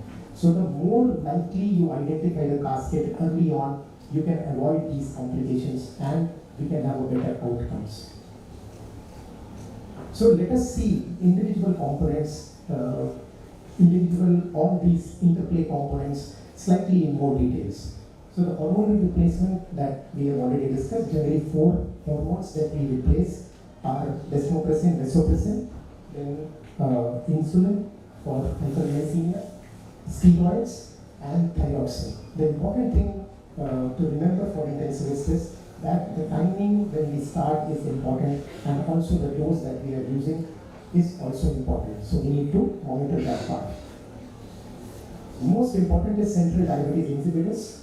All of us know there is a dysfunction of the HPA axis that leads to low vasopressin levels, that leads to polyuria, that stimulates the entire cascade of dehydration, serum hyperosmolarity, urine hypoosmolarity, and there is an entire cascade of so much dyslipidemia that is triggered by the entire process. So this is the heart of brain death. Hormonal dysfunction is a central diabetes insipidus. Other thing that how to manage it, definitely there is polyuria, there is a lot of fluid overload. The crux of the thing is to replace the fluids on time. You have to give lots and lots of fluid in the initial part. Sometimes after giving fluids also, if there is hypernatremia persisting, from isotonic fluids you should change your fluid to hypotonic fluids. Also you can use free water through the ice tube as well. If we see that the patient is patient is hypotensive, we use vasopressin. If the BP is comparatively stable, to manage the DI, we can use desmopressin. Desmopressin comes either in the form of tablets that are mouth-dissolving tablets, or in the form of puffs that can be used. Now, other hormonal replacement, few clinical points. See, thyroid hormone, generally you don't require it to replace it. It's only significantly valued whenever there is a hemodynamic instability. So, in patients, in donors who are having gross hemodynamic instability, thyroid hormone has to be replaced, along with cortisol hormone replacement has to be done. Technically, the guideline says that thyroid replacement should be done IV. Frankly, all of us know IV preparations are not available. So, T4 orally in the dose of 300 to 400 mics 3 times a day is the prescribed dosing. Secondly, also about steroids is, apart from hemodynamic stability, steroid also leads to reduction in the inflammation, and also leads to improved donor quality outcomes. This is especially true in the case of lung transplants, in which the steroid really plays a good role, and there is a better outcomes if we use steroids early on in the optimization. So the guideline says to use metformin prednisolone in the dose of 15 mg per kg OD dose, but in all practical purposes, hydrocort is good enough. I have been involved in optimizing more than 400 donors right now, and hardly I remember using methyl prednisolone. Our good old hydrocort is good enough. But the dosing is important. Sometimes some patients require a higher dose. We start at 100 mg TID. We can go up to 200 mg TID of hydrocortisone as well. Insulin infusion with a blood glucose target of around 140 to 180 is another supplement that we need to give. So, apart from hormone replacement, the second most important thing is hemodynamic optimization. If we have done our hormonal optimization nicely, generally hemodynamic optimization becomes a bit easier. But we have to also remember that every time fluids and inotropes don't work, sometimes we have to identify why the cardiac dysfunction has happened. Many of these patients also will have what we call as neurocardiac dysfunction. And what happens, there might be initial hypertension followed by hypotension and a lot of arrhythmias. And with these patients, many of these will go into very early fluid overload, AKI and pulmonary edema. So we need to identify, we need to do an echo of these patients, identify where is my patient lying down and whether I can really give too much of fluids to these patients. You might require early on very low dose short-acting antihypertensives to manage the hypertension, and then you might have to stabilize these patients with steroids and inotropes, and later on, if required, we can give fluids. Another important part is to correct the dyslipidemia. If we are correcting the dyslipidemia properly, the chances of arrhythmias will also come down. Other supportive organ support, these patients are also prone for ARDS, so we need to go for lung protective ventilation with low tidal volume and good VAP care bundle support in all these patients. Also, they are highly prone for stress bleeds, so we need to give early on good dose of PPIs, and very rarely you might require UJ endoscopy to be done. Another important part that we don't care about that becomes very important is that these patients are prone for hypothermia. So, a warm blankets to be used very early on will help us to manage these patients. So, take away clinical points in hemodynamic optimization, very important 3 things that we can use. Use early vasopressin and steroids, initial aggressive fluid management to perfuse the organs, and later on conserve the fluids, conservative fluid strategy to preserve the organs. So, as we give initial fluids, we should always remember that we need to cut down our fluids as our patient is reaching optimization, because too much of fluid is bad for the organs, especially the lungs. As the lungs get flooded, the outcomes post-transplant are not very great. Lines initially, definitely whenever we get this patient early on, we have to place the lines early on. We don't need, we just take consent, we don't wait, because arterial line and central line are at most important. It really helps you in the hemodynamic optimization a lot.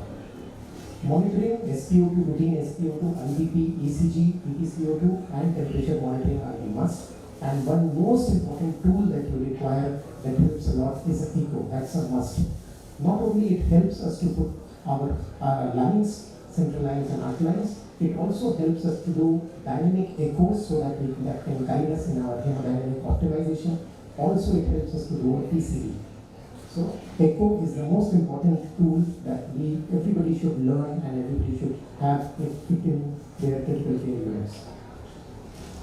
Third is metabolic stabilization that I told, hormone replacement, hemodynamic optimization. Third most important part is metabolic optimization, in which we know that there are flurry of dyslipidemias, mainly hypokalemia, hypophosphatemia, hypomagnesemia and hypocalcemia. All of these ions have potency to cause arrhythmias and cardiac dysfunction. So the most important part is to replace these all these electrolytes in IV form. And all of us should have some kind of replacement charts available in the critical care units, and it's very important that we monitor them closely as we start replacing them. Also important in this respect is whenever the urine output is low, or if the creats are high, we have to be a bit more cautious when we are IV replacing these patients. Definitely, we don't have to forget the basics. These patients are no different from any other patients. So faster bit protocols, the basics of ICU care has to be maintained in these patients. So what are the targets are we choosing? There are organ support, organ-specific targets that are known, but to keep things very, very simple, we have to maintain normothermia in these patients, we have to maintain normoglycemia, we have to maintain normovolemia to slight hypervolemia. Normal electrolytes have to be maintained. Golden rule is rule of 100, in which systolic BP, heart rates, urine output, SpO2s and blood sugars have to be maintained around 100. It's a very simple targets that we aim for, and we try to achieve these targets. So now back to the case. Now we have optimized the patient. Our patient is getting optimized. Now we are entering the day 3, in which definitely the emotions are running very high in the family. There is a feeling of disbelief in the family. There are many relatives that are still awaited to come to the hospital to see the patient.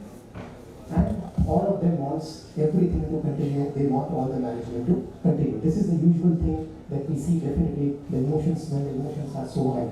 So here comes the big role of communication and transplant coordinators. Okay, they have to get along. They have to counsel. Also, our role as doctors is to keep our calm, keep on talking to the attenders. In the meantime, we also do an EEG, which shows grade 4. We also did the apnea test that shows us that comes as positive. Important is to know before going into apnea is whether my patient meets the brain death criteria. So there are prerequisites that we should always keep in mind. If there is established irreversible cause of coma which is supported radiologically with absent brainstem reflexes and a positive apnea test, that's what we need to tell a patient as brainstem death. Also important is to rule out the preconditions, whether my patient is meeting the preconditions, and also to rule out confounding factors. So the confounding factors that are most important that can mimic brain death, and we need to rule out that before opting for a brain death optimization is patients with shock, patients with hypothermia, snake bite, GPS patients, patients on neuroparalytic agents or gross sedations should always be ruled out before we declare the patient as brainstem death. So all of us know the next important component, what is apnea. Determination of brain death, apnea test plays a very important role, and not even as medically, also it has got a lot of medical, legal significance as well. So I'm not going into the details of apnea test. All of us know about apnea test.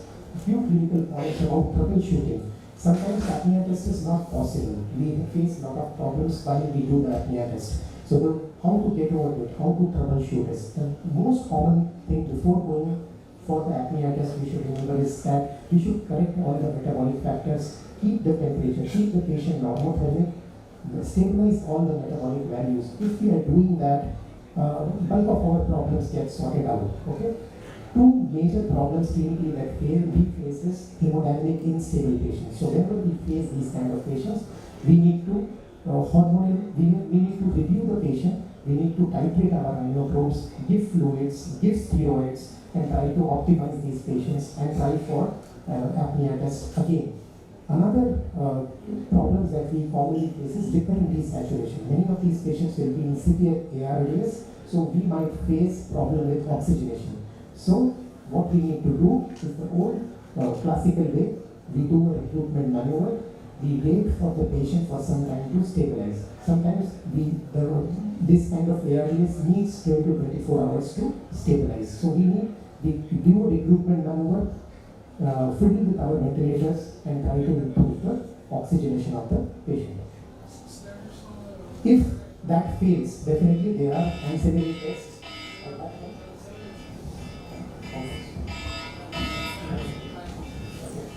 So if that fails, we have ancillary tests in the form of DSA, gold standard, but it's cumbersome to do.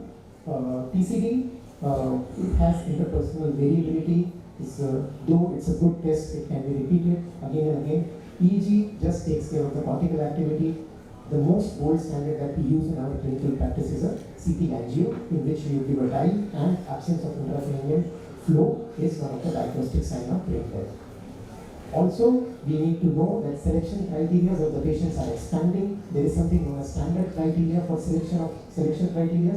Now, as we are doing more and more transplants, we recognize and we are taking slight borderline patients, mainly age-related and comorbid-related borderline patients in something what we call as expanded criteria for donation, in which we are taking these patients as well. Contraindications, infections generally are not no contraindications. If we go the focus and we have treated the patient for 48 hours on antibiotics, we can take up these patients. Important is to remember that we need to continue the same antibiotics in the recipient after the donation has been done.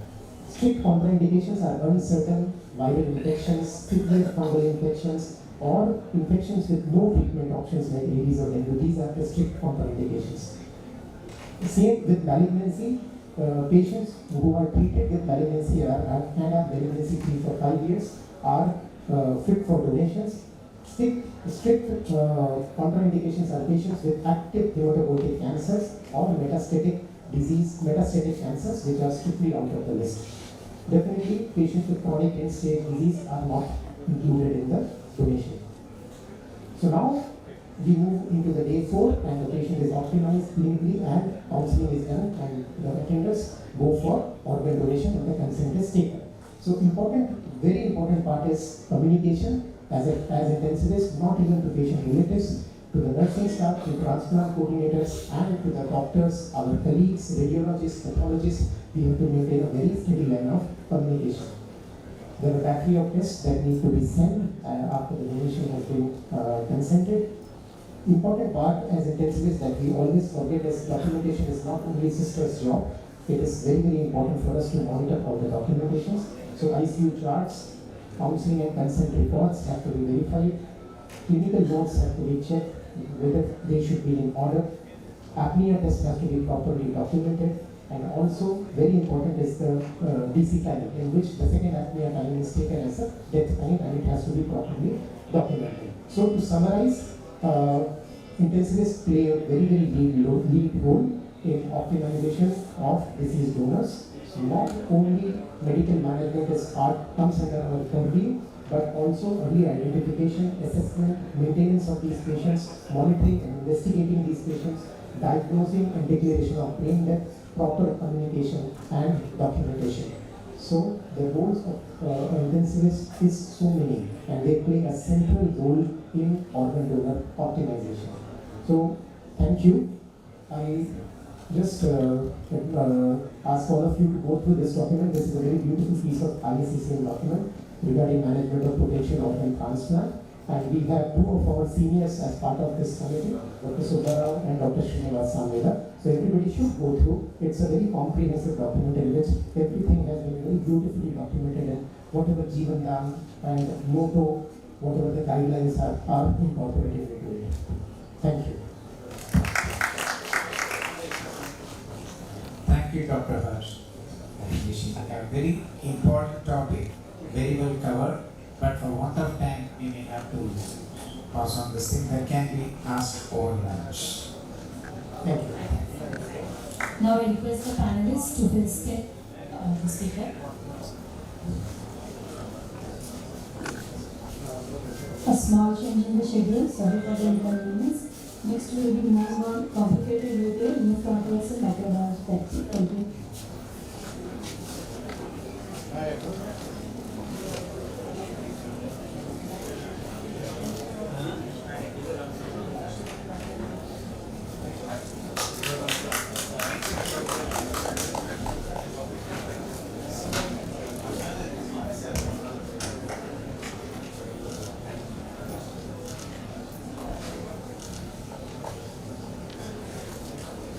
I request the speaker to give a toast to the panelists.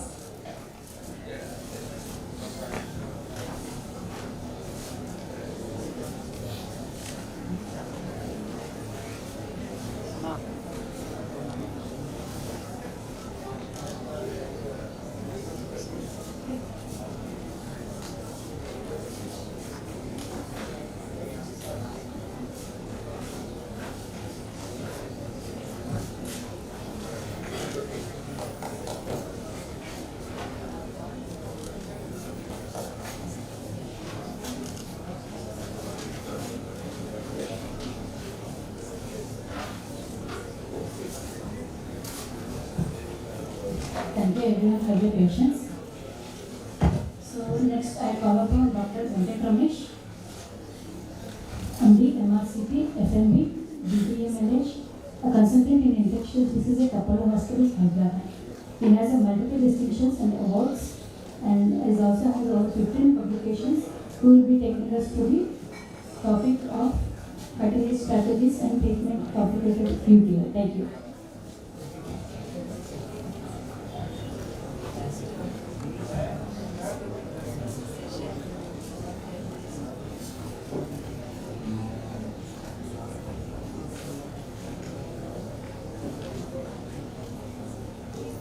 Good afternoon, everyone, and thank you very much to ISCCM GUNTUR chapter, ISCCM, for having me here. Actually, my previous talk with ISCCM was at the inauguration of their Renal chapter, and also been associated with ISCCM Hyderabad. Thanks to Dr. Swarnadeepak for always encouraging me and motivating me. So, I know I'm standing between you and lunch, but I'll try to keep it brief and interesting. It's two antibiotics will be discussed, cefepime, enmetazobactam, and plazomicin. And really, this is more in the light of antimicrobial stewardship. Sir had spoken about antimicrobial stewardship and prescribing antibiotics rationally. So this talk is more on the light of that.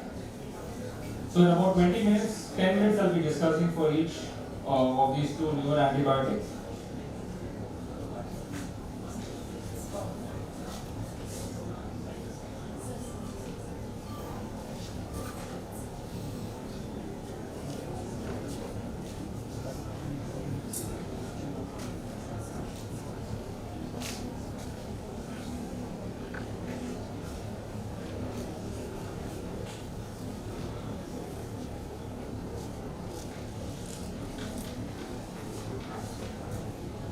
So while we wait for the slides to load, so these are two new antibiotics in the market, cefepime, enmetazobactam, and plazomicin. Okay? One is cefepime, enmetazobactam is a novel BLBLI. Plazomicin is a novel aminoglycoside, and I will be discussing their roles.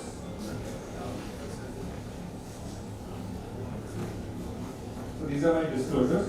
Now, if you look at this is a very important document, looking at the ICMR data. This is collected from multiple hospitals, nodal centers across India. And if you look at this, the resistance rates for the two common organisms which cause urinary tract infections, that is E. coli and Klebsiella, are pretty high. So E. coli causes about 56% of urinary tract infections, Klebsiella about 20%. And that's reflected here. The other organisms, not so much. And if you look at the resistance rates, they are quite dismal actually. Your day-to-day drug that we use, ceftriaxone, is very poor susceptibility.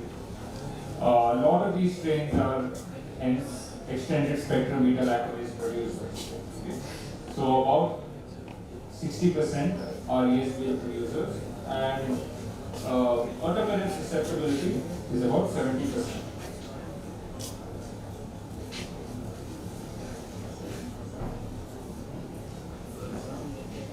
For Klebsiella, it is no better. Lot of ESBL production, and even carbapenems such as ertapenem are not uniformly susceptible. Nitrofurantoin and phosphomycin show good susceptibility, but they cannot be used for patients with complicated UTIs. Nitrofurantoin is only for lower urinary tract infections, that is cystitis. Amikacin and ertapenem show decent susceptibility, but again they have their limitations. So this is the drug cefepime enmetazobactam. It comes as a dose of 2.5 grams, 2 grams of cefepime and 0.5 grams of enmetazobactam. It is approved for complicated UTI including acute pyelonephritis, hospital-acquired pneumonias, ventilator-associated pneumonias, and associated bacteriemias.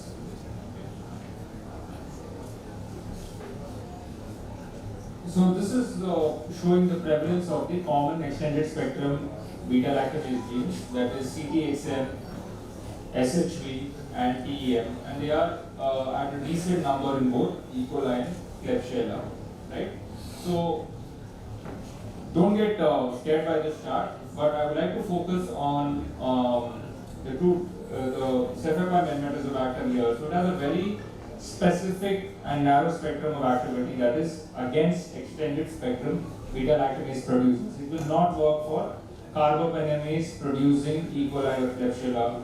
So it has no, it essentially is a carbapenem sparing molecule. So wherever you would use something like cefepime sulbactam or piperacillin tazobactam, which are our daily workhorses in the wards or in the ICU, this is an excellent alternative to that, superior and comparable to meropenem.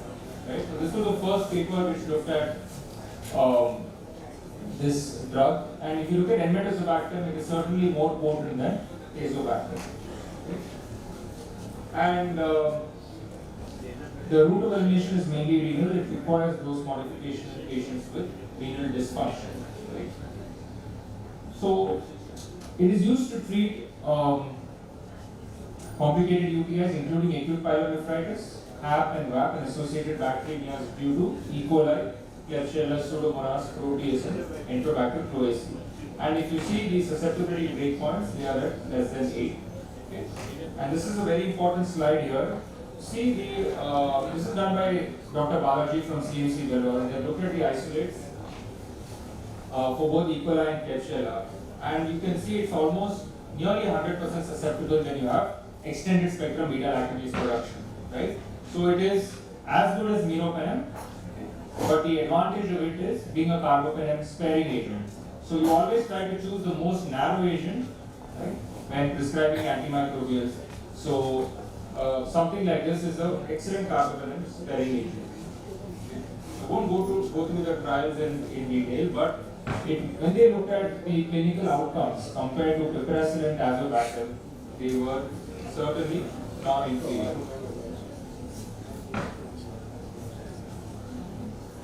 So this is one of those major trials that compared cefepime and enmetazobactam versus piperacillin tazobactam. It was a non-inferiority trial, but the drug actually proved superior. So it met the criteria for non-inferiority as well as superiority for the primary outcome of clinical cure and microbiological eradication. And then they did a subset analysis, and they found that even in vitro, it was more potent than piperacillin tazobactam and comparable to meropenem against extended spectrum beta-lactamase producing Enterobacter.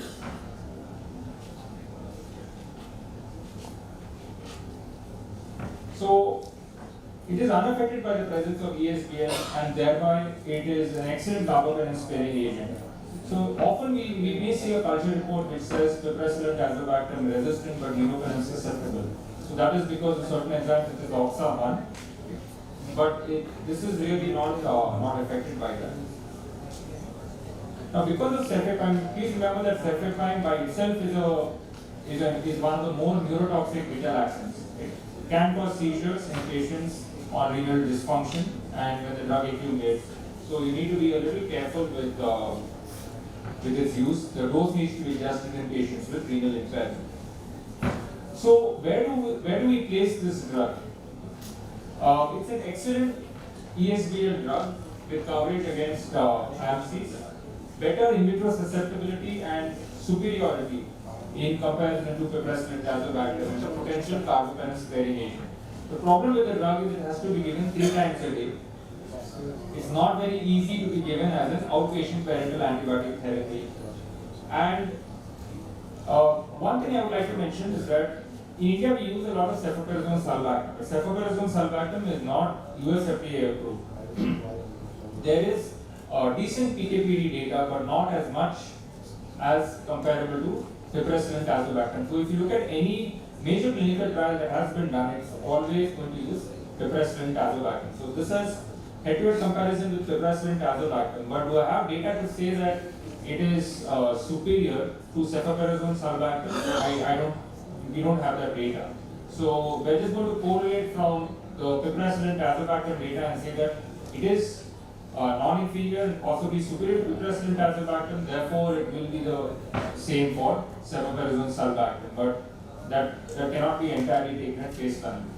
And of course, the one of the major concerns in a developing country like India is cost. So please keep that in mind. The existing drugs that we use for complicated UTIs, amikacin, meropenem, cefoperazone sulbactam, piperacillin tazobactam, are just a fraction of the cost of this molecule. So that is just a brutal fact. So I'll move on to the next drug, which is plasmomycin, which is a newer aminoglycoside against multi-drug resistant Enterobacterales. And if I have to be honest, I think this, compared to cefepime and mentazobactam, this is much more therapeutic utility. It binds to the 30S ribosomal subunit, inhibiting bacterial protein synthesis, resulting in a bactericidal effect. It is approved for complicated urinary tract infections and pyelonephritis. So one of the advantages of this drug is it retains activity against amikacin resistant strains. So it's not effective. Amikacin is not effective against 16S RRA methyltransferases, but this drug retains activity. So that is a major advantage of that. Now the spectrum of activity of this drug is a little narrower in terms of its activity only being restricted to the Enterobacterales. It cannot be used for Pseudomonas infections. But in that there is a major advantage in that it can be used for carbapenem resistant strains. So most Enterobacterales, including ESBL and carbapenem producers, multi-drug resistant strains, even some colistin resistant strains, poor activity against Proteus, Morganella, Providencia, Pseudomonas and Acinetobacter, and really no gram-positive activity. So it's mainly a drug used for urinary tract infections because of carbapenem resistant Enterobacterales. So you see the MIC 90 of this drug, right? And it is quite impressive compared to the other aminoglycosides, amikacin and gentamicin.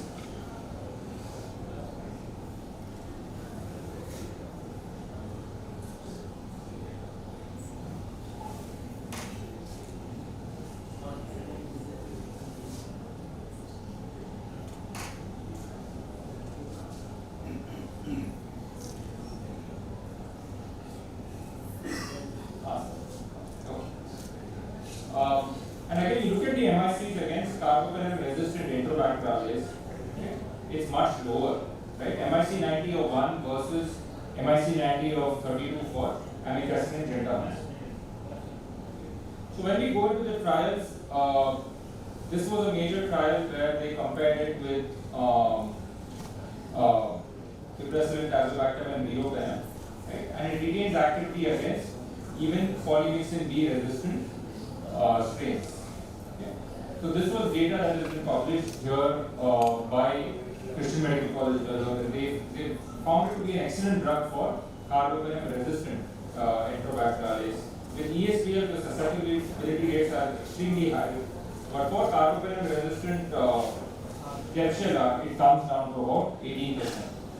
For carbapenem resistant E. coli, it is as high as 80%, but the rates come down with Klebsiella. Right? And for ESBL Klebsiella and ESBL E. coli, it works really well. So because it is an aminoglycoside, it requires dose adjustment in patients with renal dysfunction. Otherwise, the standard dose in patients without renal dysfunction is 50 milligrams per kilogram every 24 hours, very similar to amikacin. And the PKPD targets were met in the clinical trials at a dose of 50 milligrams per kilogram once a day. So it has excellent penetration into the urinary tract, as you can see there, and also has good blood penetration. But it is not recommended for use in pneumonia except as combination therapy for skin and soft tissue again. Only, it's really not recommended. Bone, CNS, and amino glycosides penetrate very poorly into abscesses, so they are not very useful in that regard. So this was another study where they looked at they compared plasmamycin versus colistin. The partner drug was either meropenem or tigecycline in carbapenem-resistant enterobacteriaceae infection. And suffice to say that it was non-inferior. In fact, there were fewer deaths because of plasmamycin. Serious adverse events occurred much less frequently when compared to colistin, and nephrotoxicity also was actually significantly lesser when compared to colistin.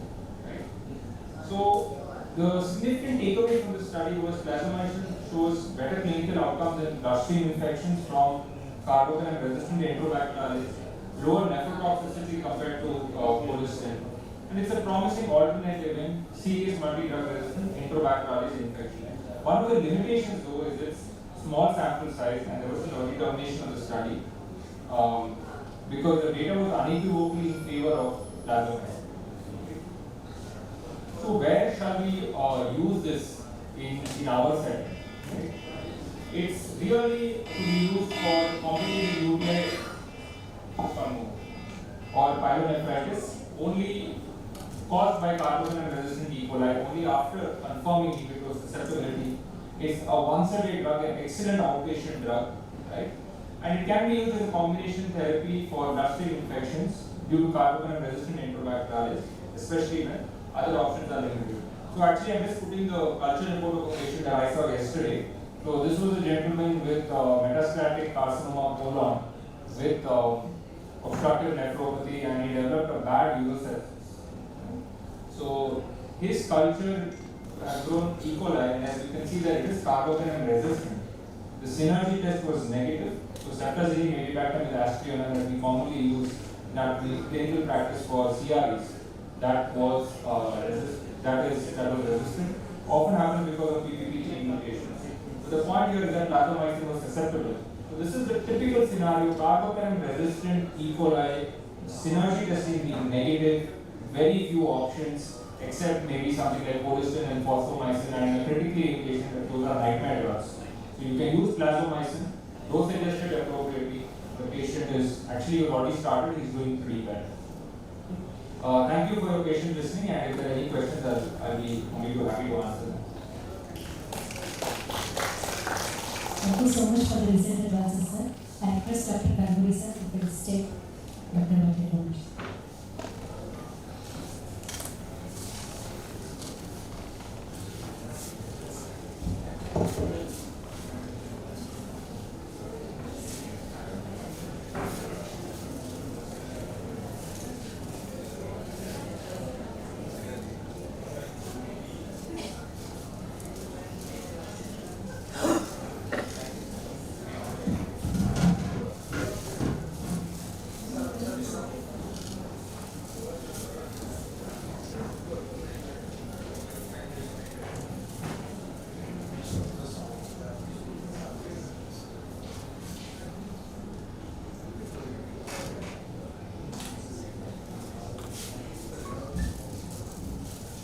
Thank you so much for this sir.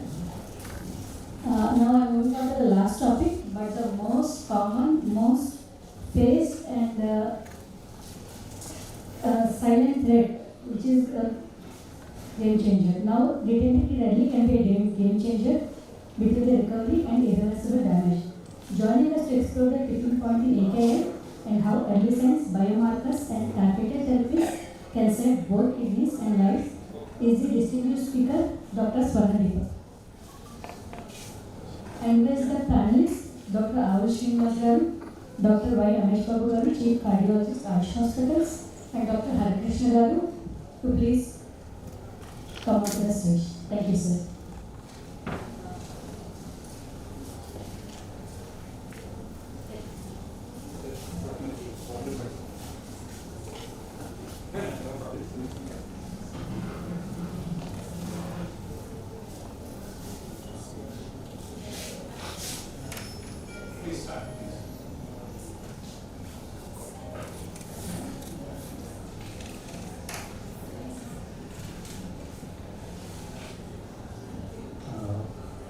of all, I think I would like to extend the sincere thanks to the organizing team and the ISCCM Guntur branch. Most of us are students, it's automatically coming as ISCCM Hyderabad branch. It's very heartening to see, and thank you both the chairpersons for having me. And who are the delegates who are bearing with me before the lunch, thank you so much.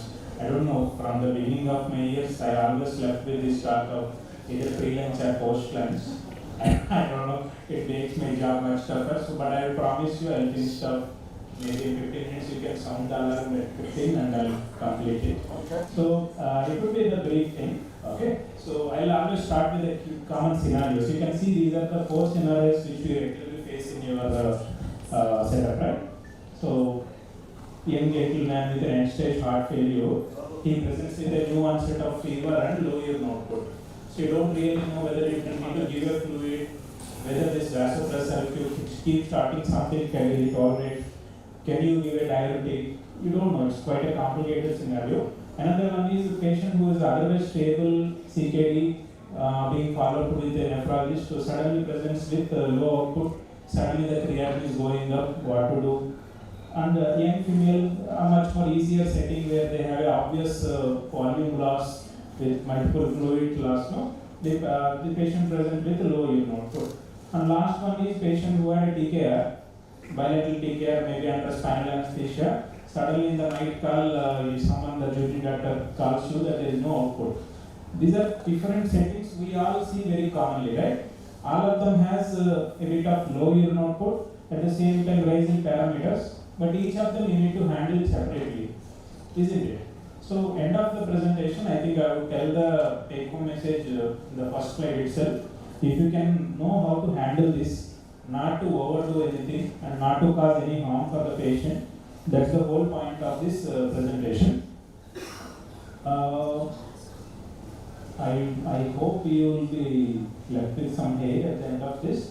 So you have some, as I always, we have this whole point is you need to have a clarity on the definition. You need to know which are the risk groups. And then ultimately you need to have a specific tool. You don't think that every AK will be diagnosed by a creatinine. So you need to know the fallacies of various markers. Ultimately you need to know when to manage medically, when not to do the dialysis rather than when to do the dialysis. Right? And ultimately you need to have obviously a good nephrologist who you can turn to, who will help you in managing the patient. So reference for this one is our position statement by the Indian Society of Critical Care Medicine on AK and renal replacement, that this is freely accessible on the web, ISCCM, please go through that. So this is the common definition, right? AK, sudden sustained decline in the renal function leading to the accumulation of various waste products and uremic toxin. And you have almost more than 35 definitions. If you take a different textbook, you will have a different definition. So you need to know what is the common valid definition. So as the progress from 1941 to over 2021, the definitions kept on changing. We all know the Ryfus criteria, then the Akin's definition, then the KIDGO has come. Ultimately, each of the country has modified to that one, and in fact, I think upcoming CRRT meetings also will be there. So one of them, the latest one, valid one, you need to follow. So the common things among this, I just simplify in the next 4 slides is, you all have one criteria based on the creatinine, one criteria is based on the urine flow, isn't it? Urine output criteria. All of you agree upon that, right? So coming to this, everyone, the Akin has slightly make it much more easy. Even at 0.3 milligrams per deciliter of creatinine rise within 48 hours.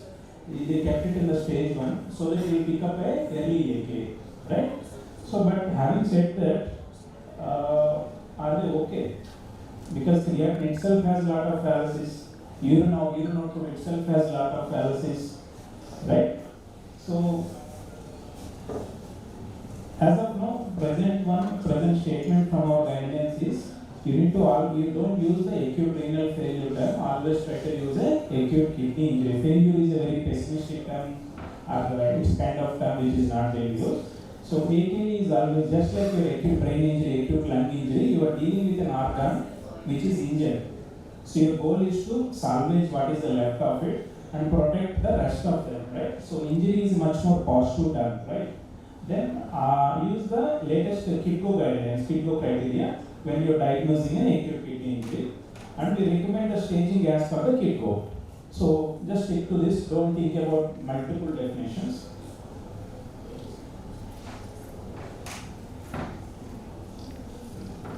Slides. Yeah.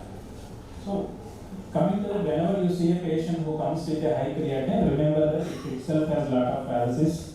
Obviously, creatinine is a marker of your muscle mass. If you are already thin, lean, or you have a background chronic liver failure, some other malignancy where you don't have a muscle, you can't interpret it. And when you keep on hydrating a patient, you are giving fluid to the patient, it itself will be diluted. So it itself has a lot of paralysis.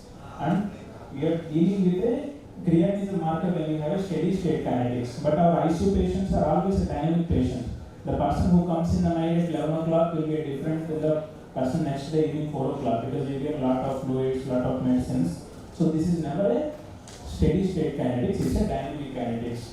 And other markers are also, they have their own phases, cystatin C, NGAL, FAB. So all of them have their own phases. So when you are interpreting, always interpret with your clinical situation.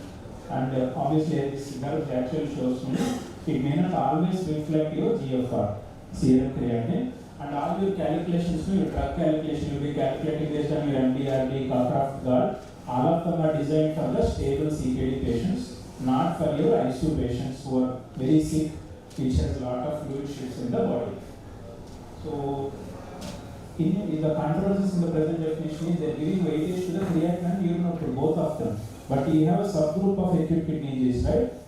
Non-alcoholic KK, lot of other groups are there. So, you cannot equate both of them. And most of the patients are always, just like you ask a MI, when you have suspected MI, no, you ask for a baseline ECG. Any patient who comes with a acute kidney injury always ask for a baseline creatinine. So it's always about the relativity. And transient, persistent relapse, and recurrent, there are so many terms in the acute kidney injury. So when you are dealing with a sick patient, make sure that you don't confuse yourself. The latest one is the biomarker. So all your new definitions are being added in the biomarkers. So when you're always having a you have a lot of fancy biomarkers. You have those card tests which are quite easy available. In fact, 2 days before only we given one theory topic to our student. So when you're interpreting, you have a kidney progression. Initially, you have a subclinical AK where there is a stress on the kidney. So this marker should correlate to the particular stress. Whereas the functional biomarkers are like creatinine, urine output, or when already damage has been done. So you cannot equate both of.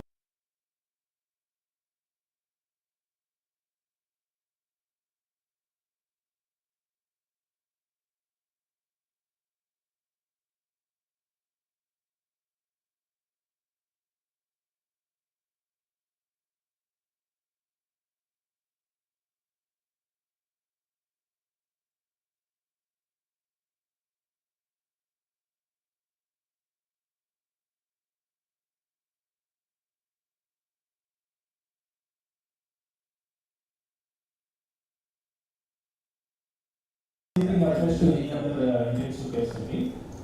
And the question is again the same adage. A fool with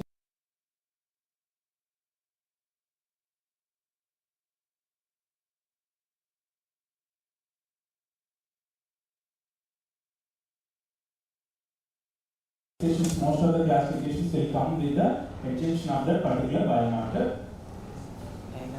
So this is what we discussed. NGAL is usually used to predict the AK severity, whereas the other biomarkers like cystatin C and all should not be used for the earlier diagnosis of the AKA. So always the setting is important. All these particular groups of patients, patients who are at the extreme of age groups, patients who already had an impaired kidney, chronic kidney disease patients, cardiorenal syndromes, all of the patients, you need to have a more sensitivity in identifying the acute kidney injury patients.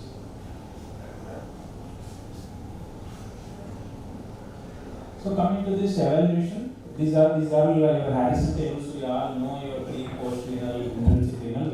not be going it. But couple of things I would like to advise is, do the test only if you have something in your mind. Just don't do the profiles for the sake of it. If you do something renal profile, you need to know how to interpret it. Always remember there is some ratio between your urea and creatinine, urea nitrogen and creatinine. It's a not still finished.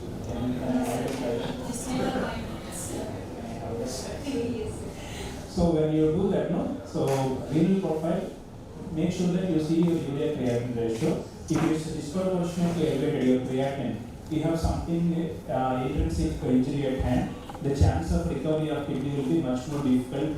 Chance of going under the dialysis will be much more higher than when you have a high urea and creatinine ratio, where you have a pre-renal failure at hand, where you can give some fluid, manipulate your hemodynamics.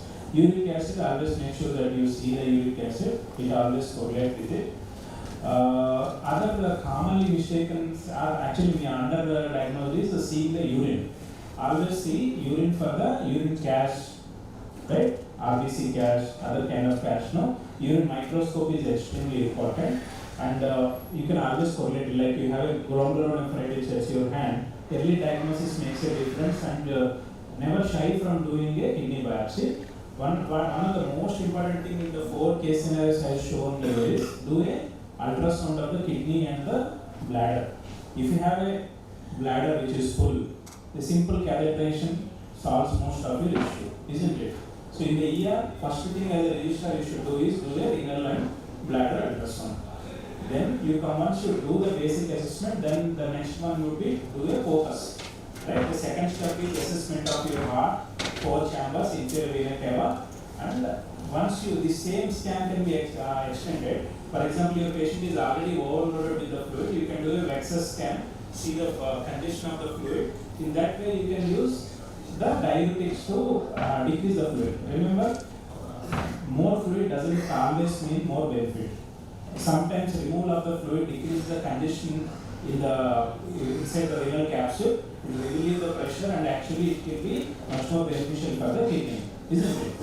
So once you evaluate this, the second point comes to the stress test, furosemide stress test. How many of you use Lasix in your ICUs? Registrars at least. All of you use it, right? So there are a lot of theories behind it. So whenever you use a furosemide or a loop diuretic, you should always have the patient who is already optimally fluid depleted.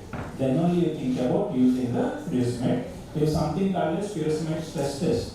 What is a furosemide stress test? It basically tests the renal reserve of the patient. You give around 1 mg per kg. That would be, for example, you have a 60 kg patient, you will give around 60 mg.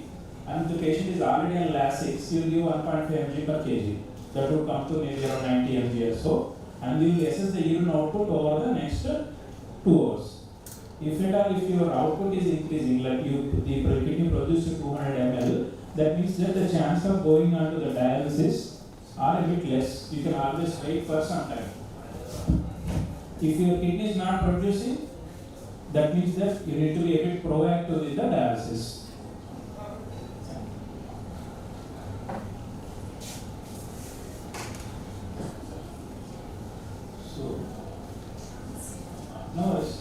So, how many of you actually follow the AT? You know, you have a CARTI bundle, you have a CLAPSI bundle, right? You have a VAP bundle. In the same way, you have a AKI bundle.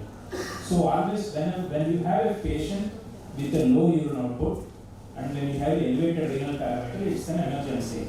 Just like your time is muscle in your heart, time is brain in your stroke, in the AKI also, it's a very important time for the kidney. So the more you delay, the more chances of going under the dialysis, more chances of having a CKD in a long run. So it is very important, especially this applies to the nighttime registrars. When you found a urine output which is less, always make sure that you discuss with your seniors, either in a phone or whether you do it now.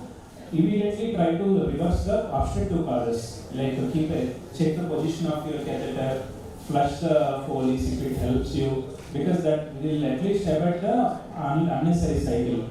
And second point is the bundle is remove all the nephrotoxic agents, adjust the doses. Then as I told you, optimize your MAP. MAP is mean arterial blood pressure. In a hypertensive, it should be on the upper side, that is around 75 to 80 and more than that.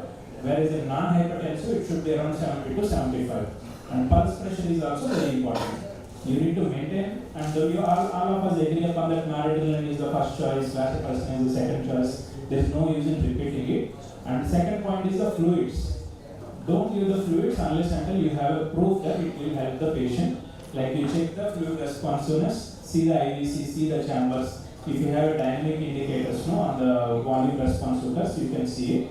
And you need to know when to stop the fluids, right? When to stop the fluids is by the fluid overload in your lungs, becoming dyspneic, you Krebs, all those things. When you have a doubt, stop the fluids. And optimal use of diuretics always will help you. I have the grace of 3 minutes, not my mistake. Okay. So, and optimal maintenance of the sugars. Most of the times we miss this, but always make sure that your patient should be having a sugar of less than 180. And what is the choice of fluids? Still is not of a concern. Only thing we know is try to avoid the starches, no benefit, actually more harm. Try to avoid arguments unless it's a hepatorenal syndrome or SBP where you have a proof. And crystallites are still a choice. Balanced versus saline, still the debate is ongoing. We don't have still at this point of time. It is your choice. And yeah. Renal replacement therapy, I think the seniors are there, they will be much better than me. But only thing, when you have a hemodynamically unstable patient, CRRT still holds good. When you have a patient with different compartments, like you have an intracranial blood-brain barrier which is compromised, those settings still CRRT is the best one. But when you have an electrolytes like hyperkalemia, severe acidosis, still IHD, the hemodialysis and cylinder holds the best one. And when you have an RRT on ECMO, I think it's a complicated scenario, but CRRT again is the better one. So finally, the take home, you can have any amount of fancy gadgets, but ultimately it is you need to know how to use it, right? You know that tomato rule, right? Knowledge is knowing a tomato is a tomato, right? It's a fruit. But wisdom is not putting in a fruit salad. Philosophy is wondering if that means ketchup is a smoothie, right?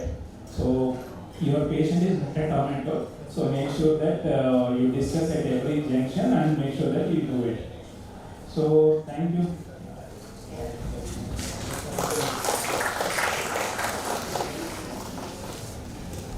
Looks like delivering copper AKI is as difficult as treating the AKI. Anyway, thank you for tidying through your words. Anything to add from the panelists? That's a very good explanation, management of AKI in ICU. Regarding diuretics, we have slight difference.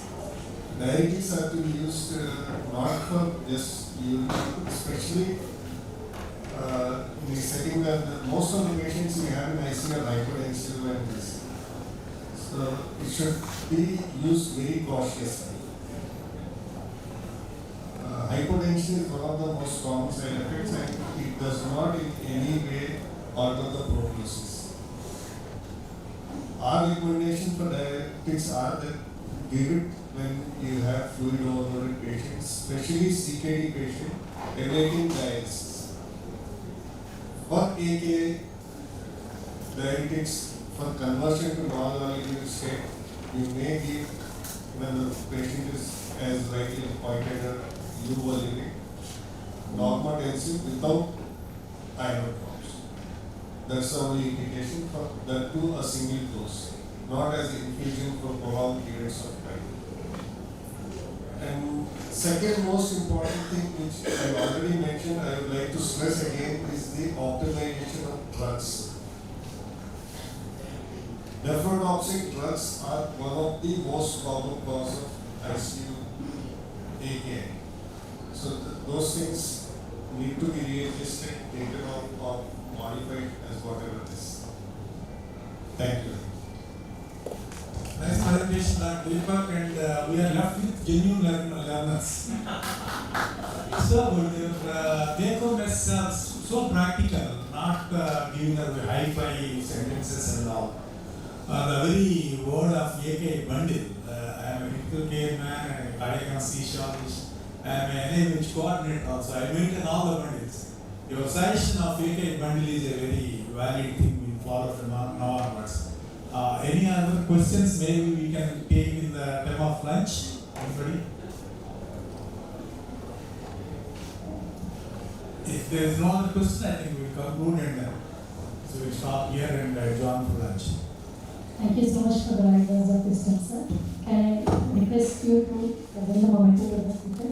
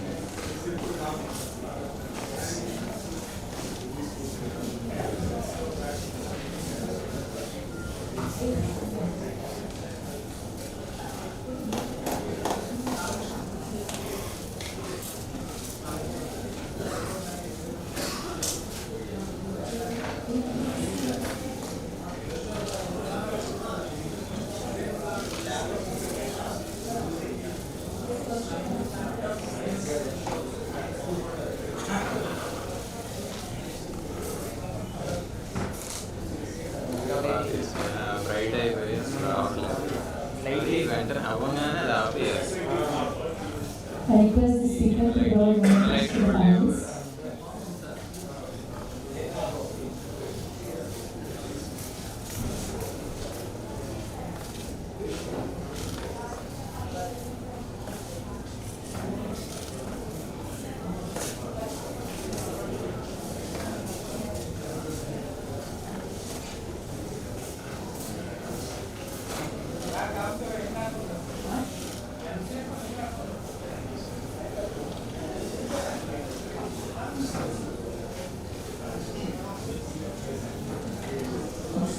Thank you, one and all. This brings us to the end of morning sessions.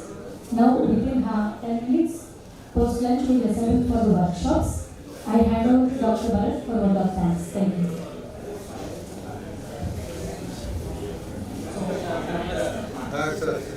I would like to once again thank each and everyone who have supported us, especially the delegates who have registered and patiently waited for all the sessions till now. So we'll break for lunch now. We'll be back here at 2:45 workshops. Those who are interested in workshops, please gather here at 2:45 and we'll divide it. I once again thank each and every faculty member who has spared their valuable weekend here and showing their passion. Thank you everyone.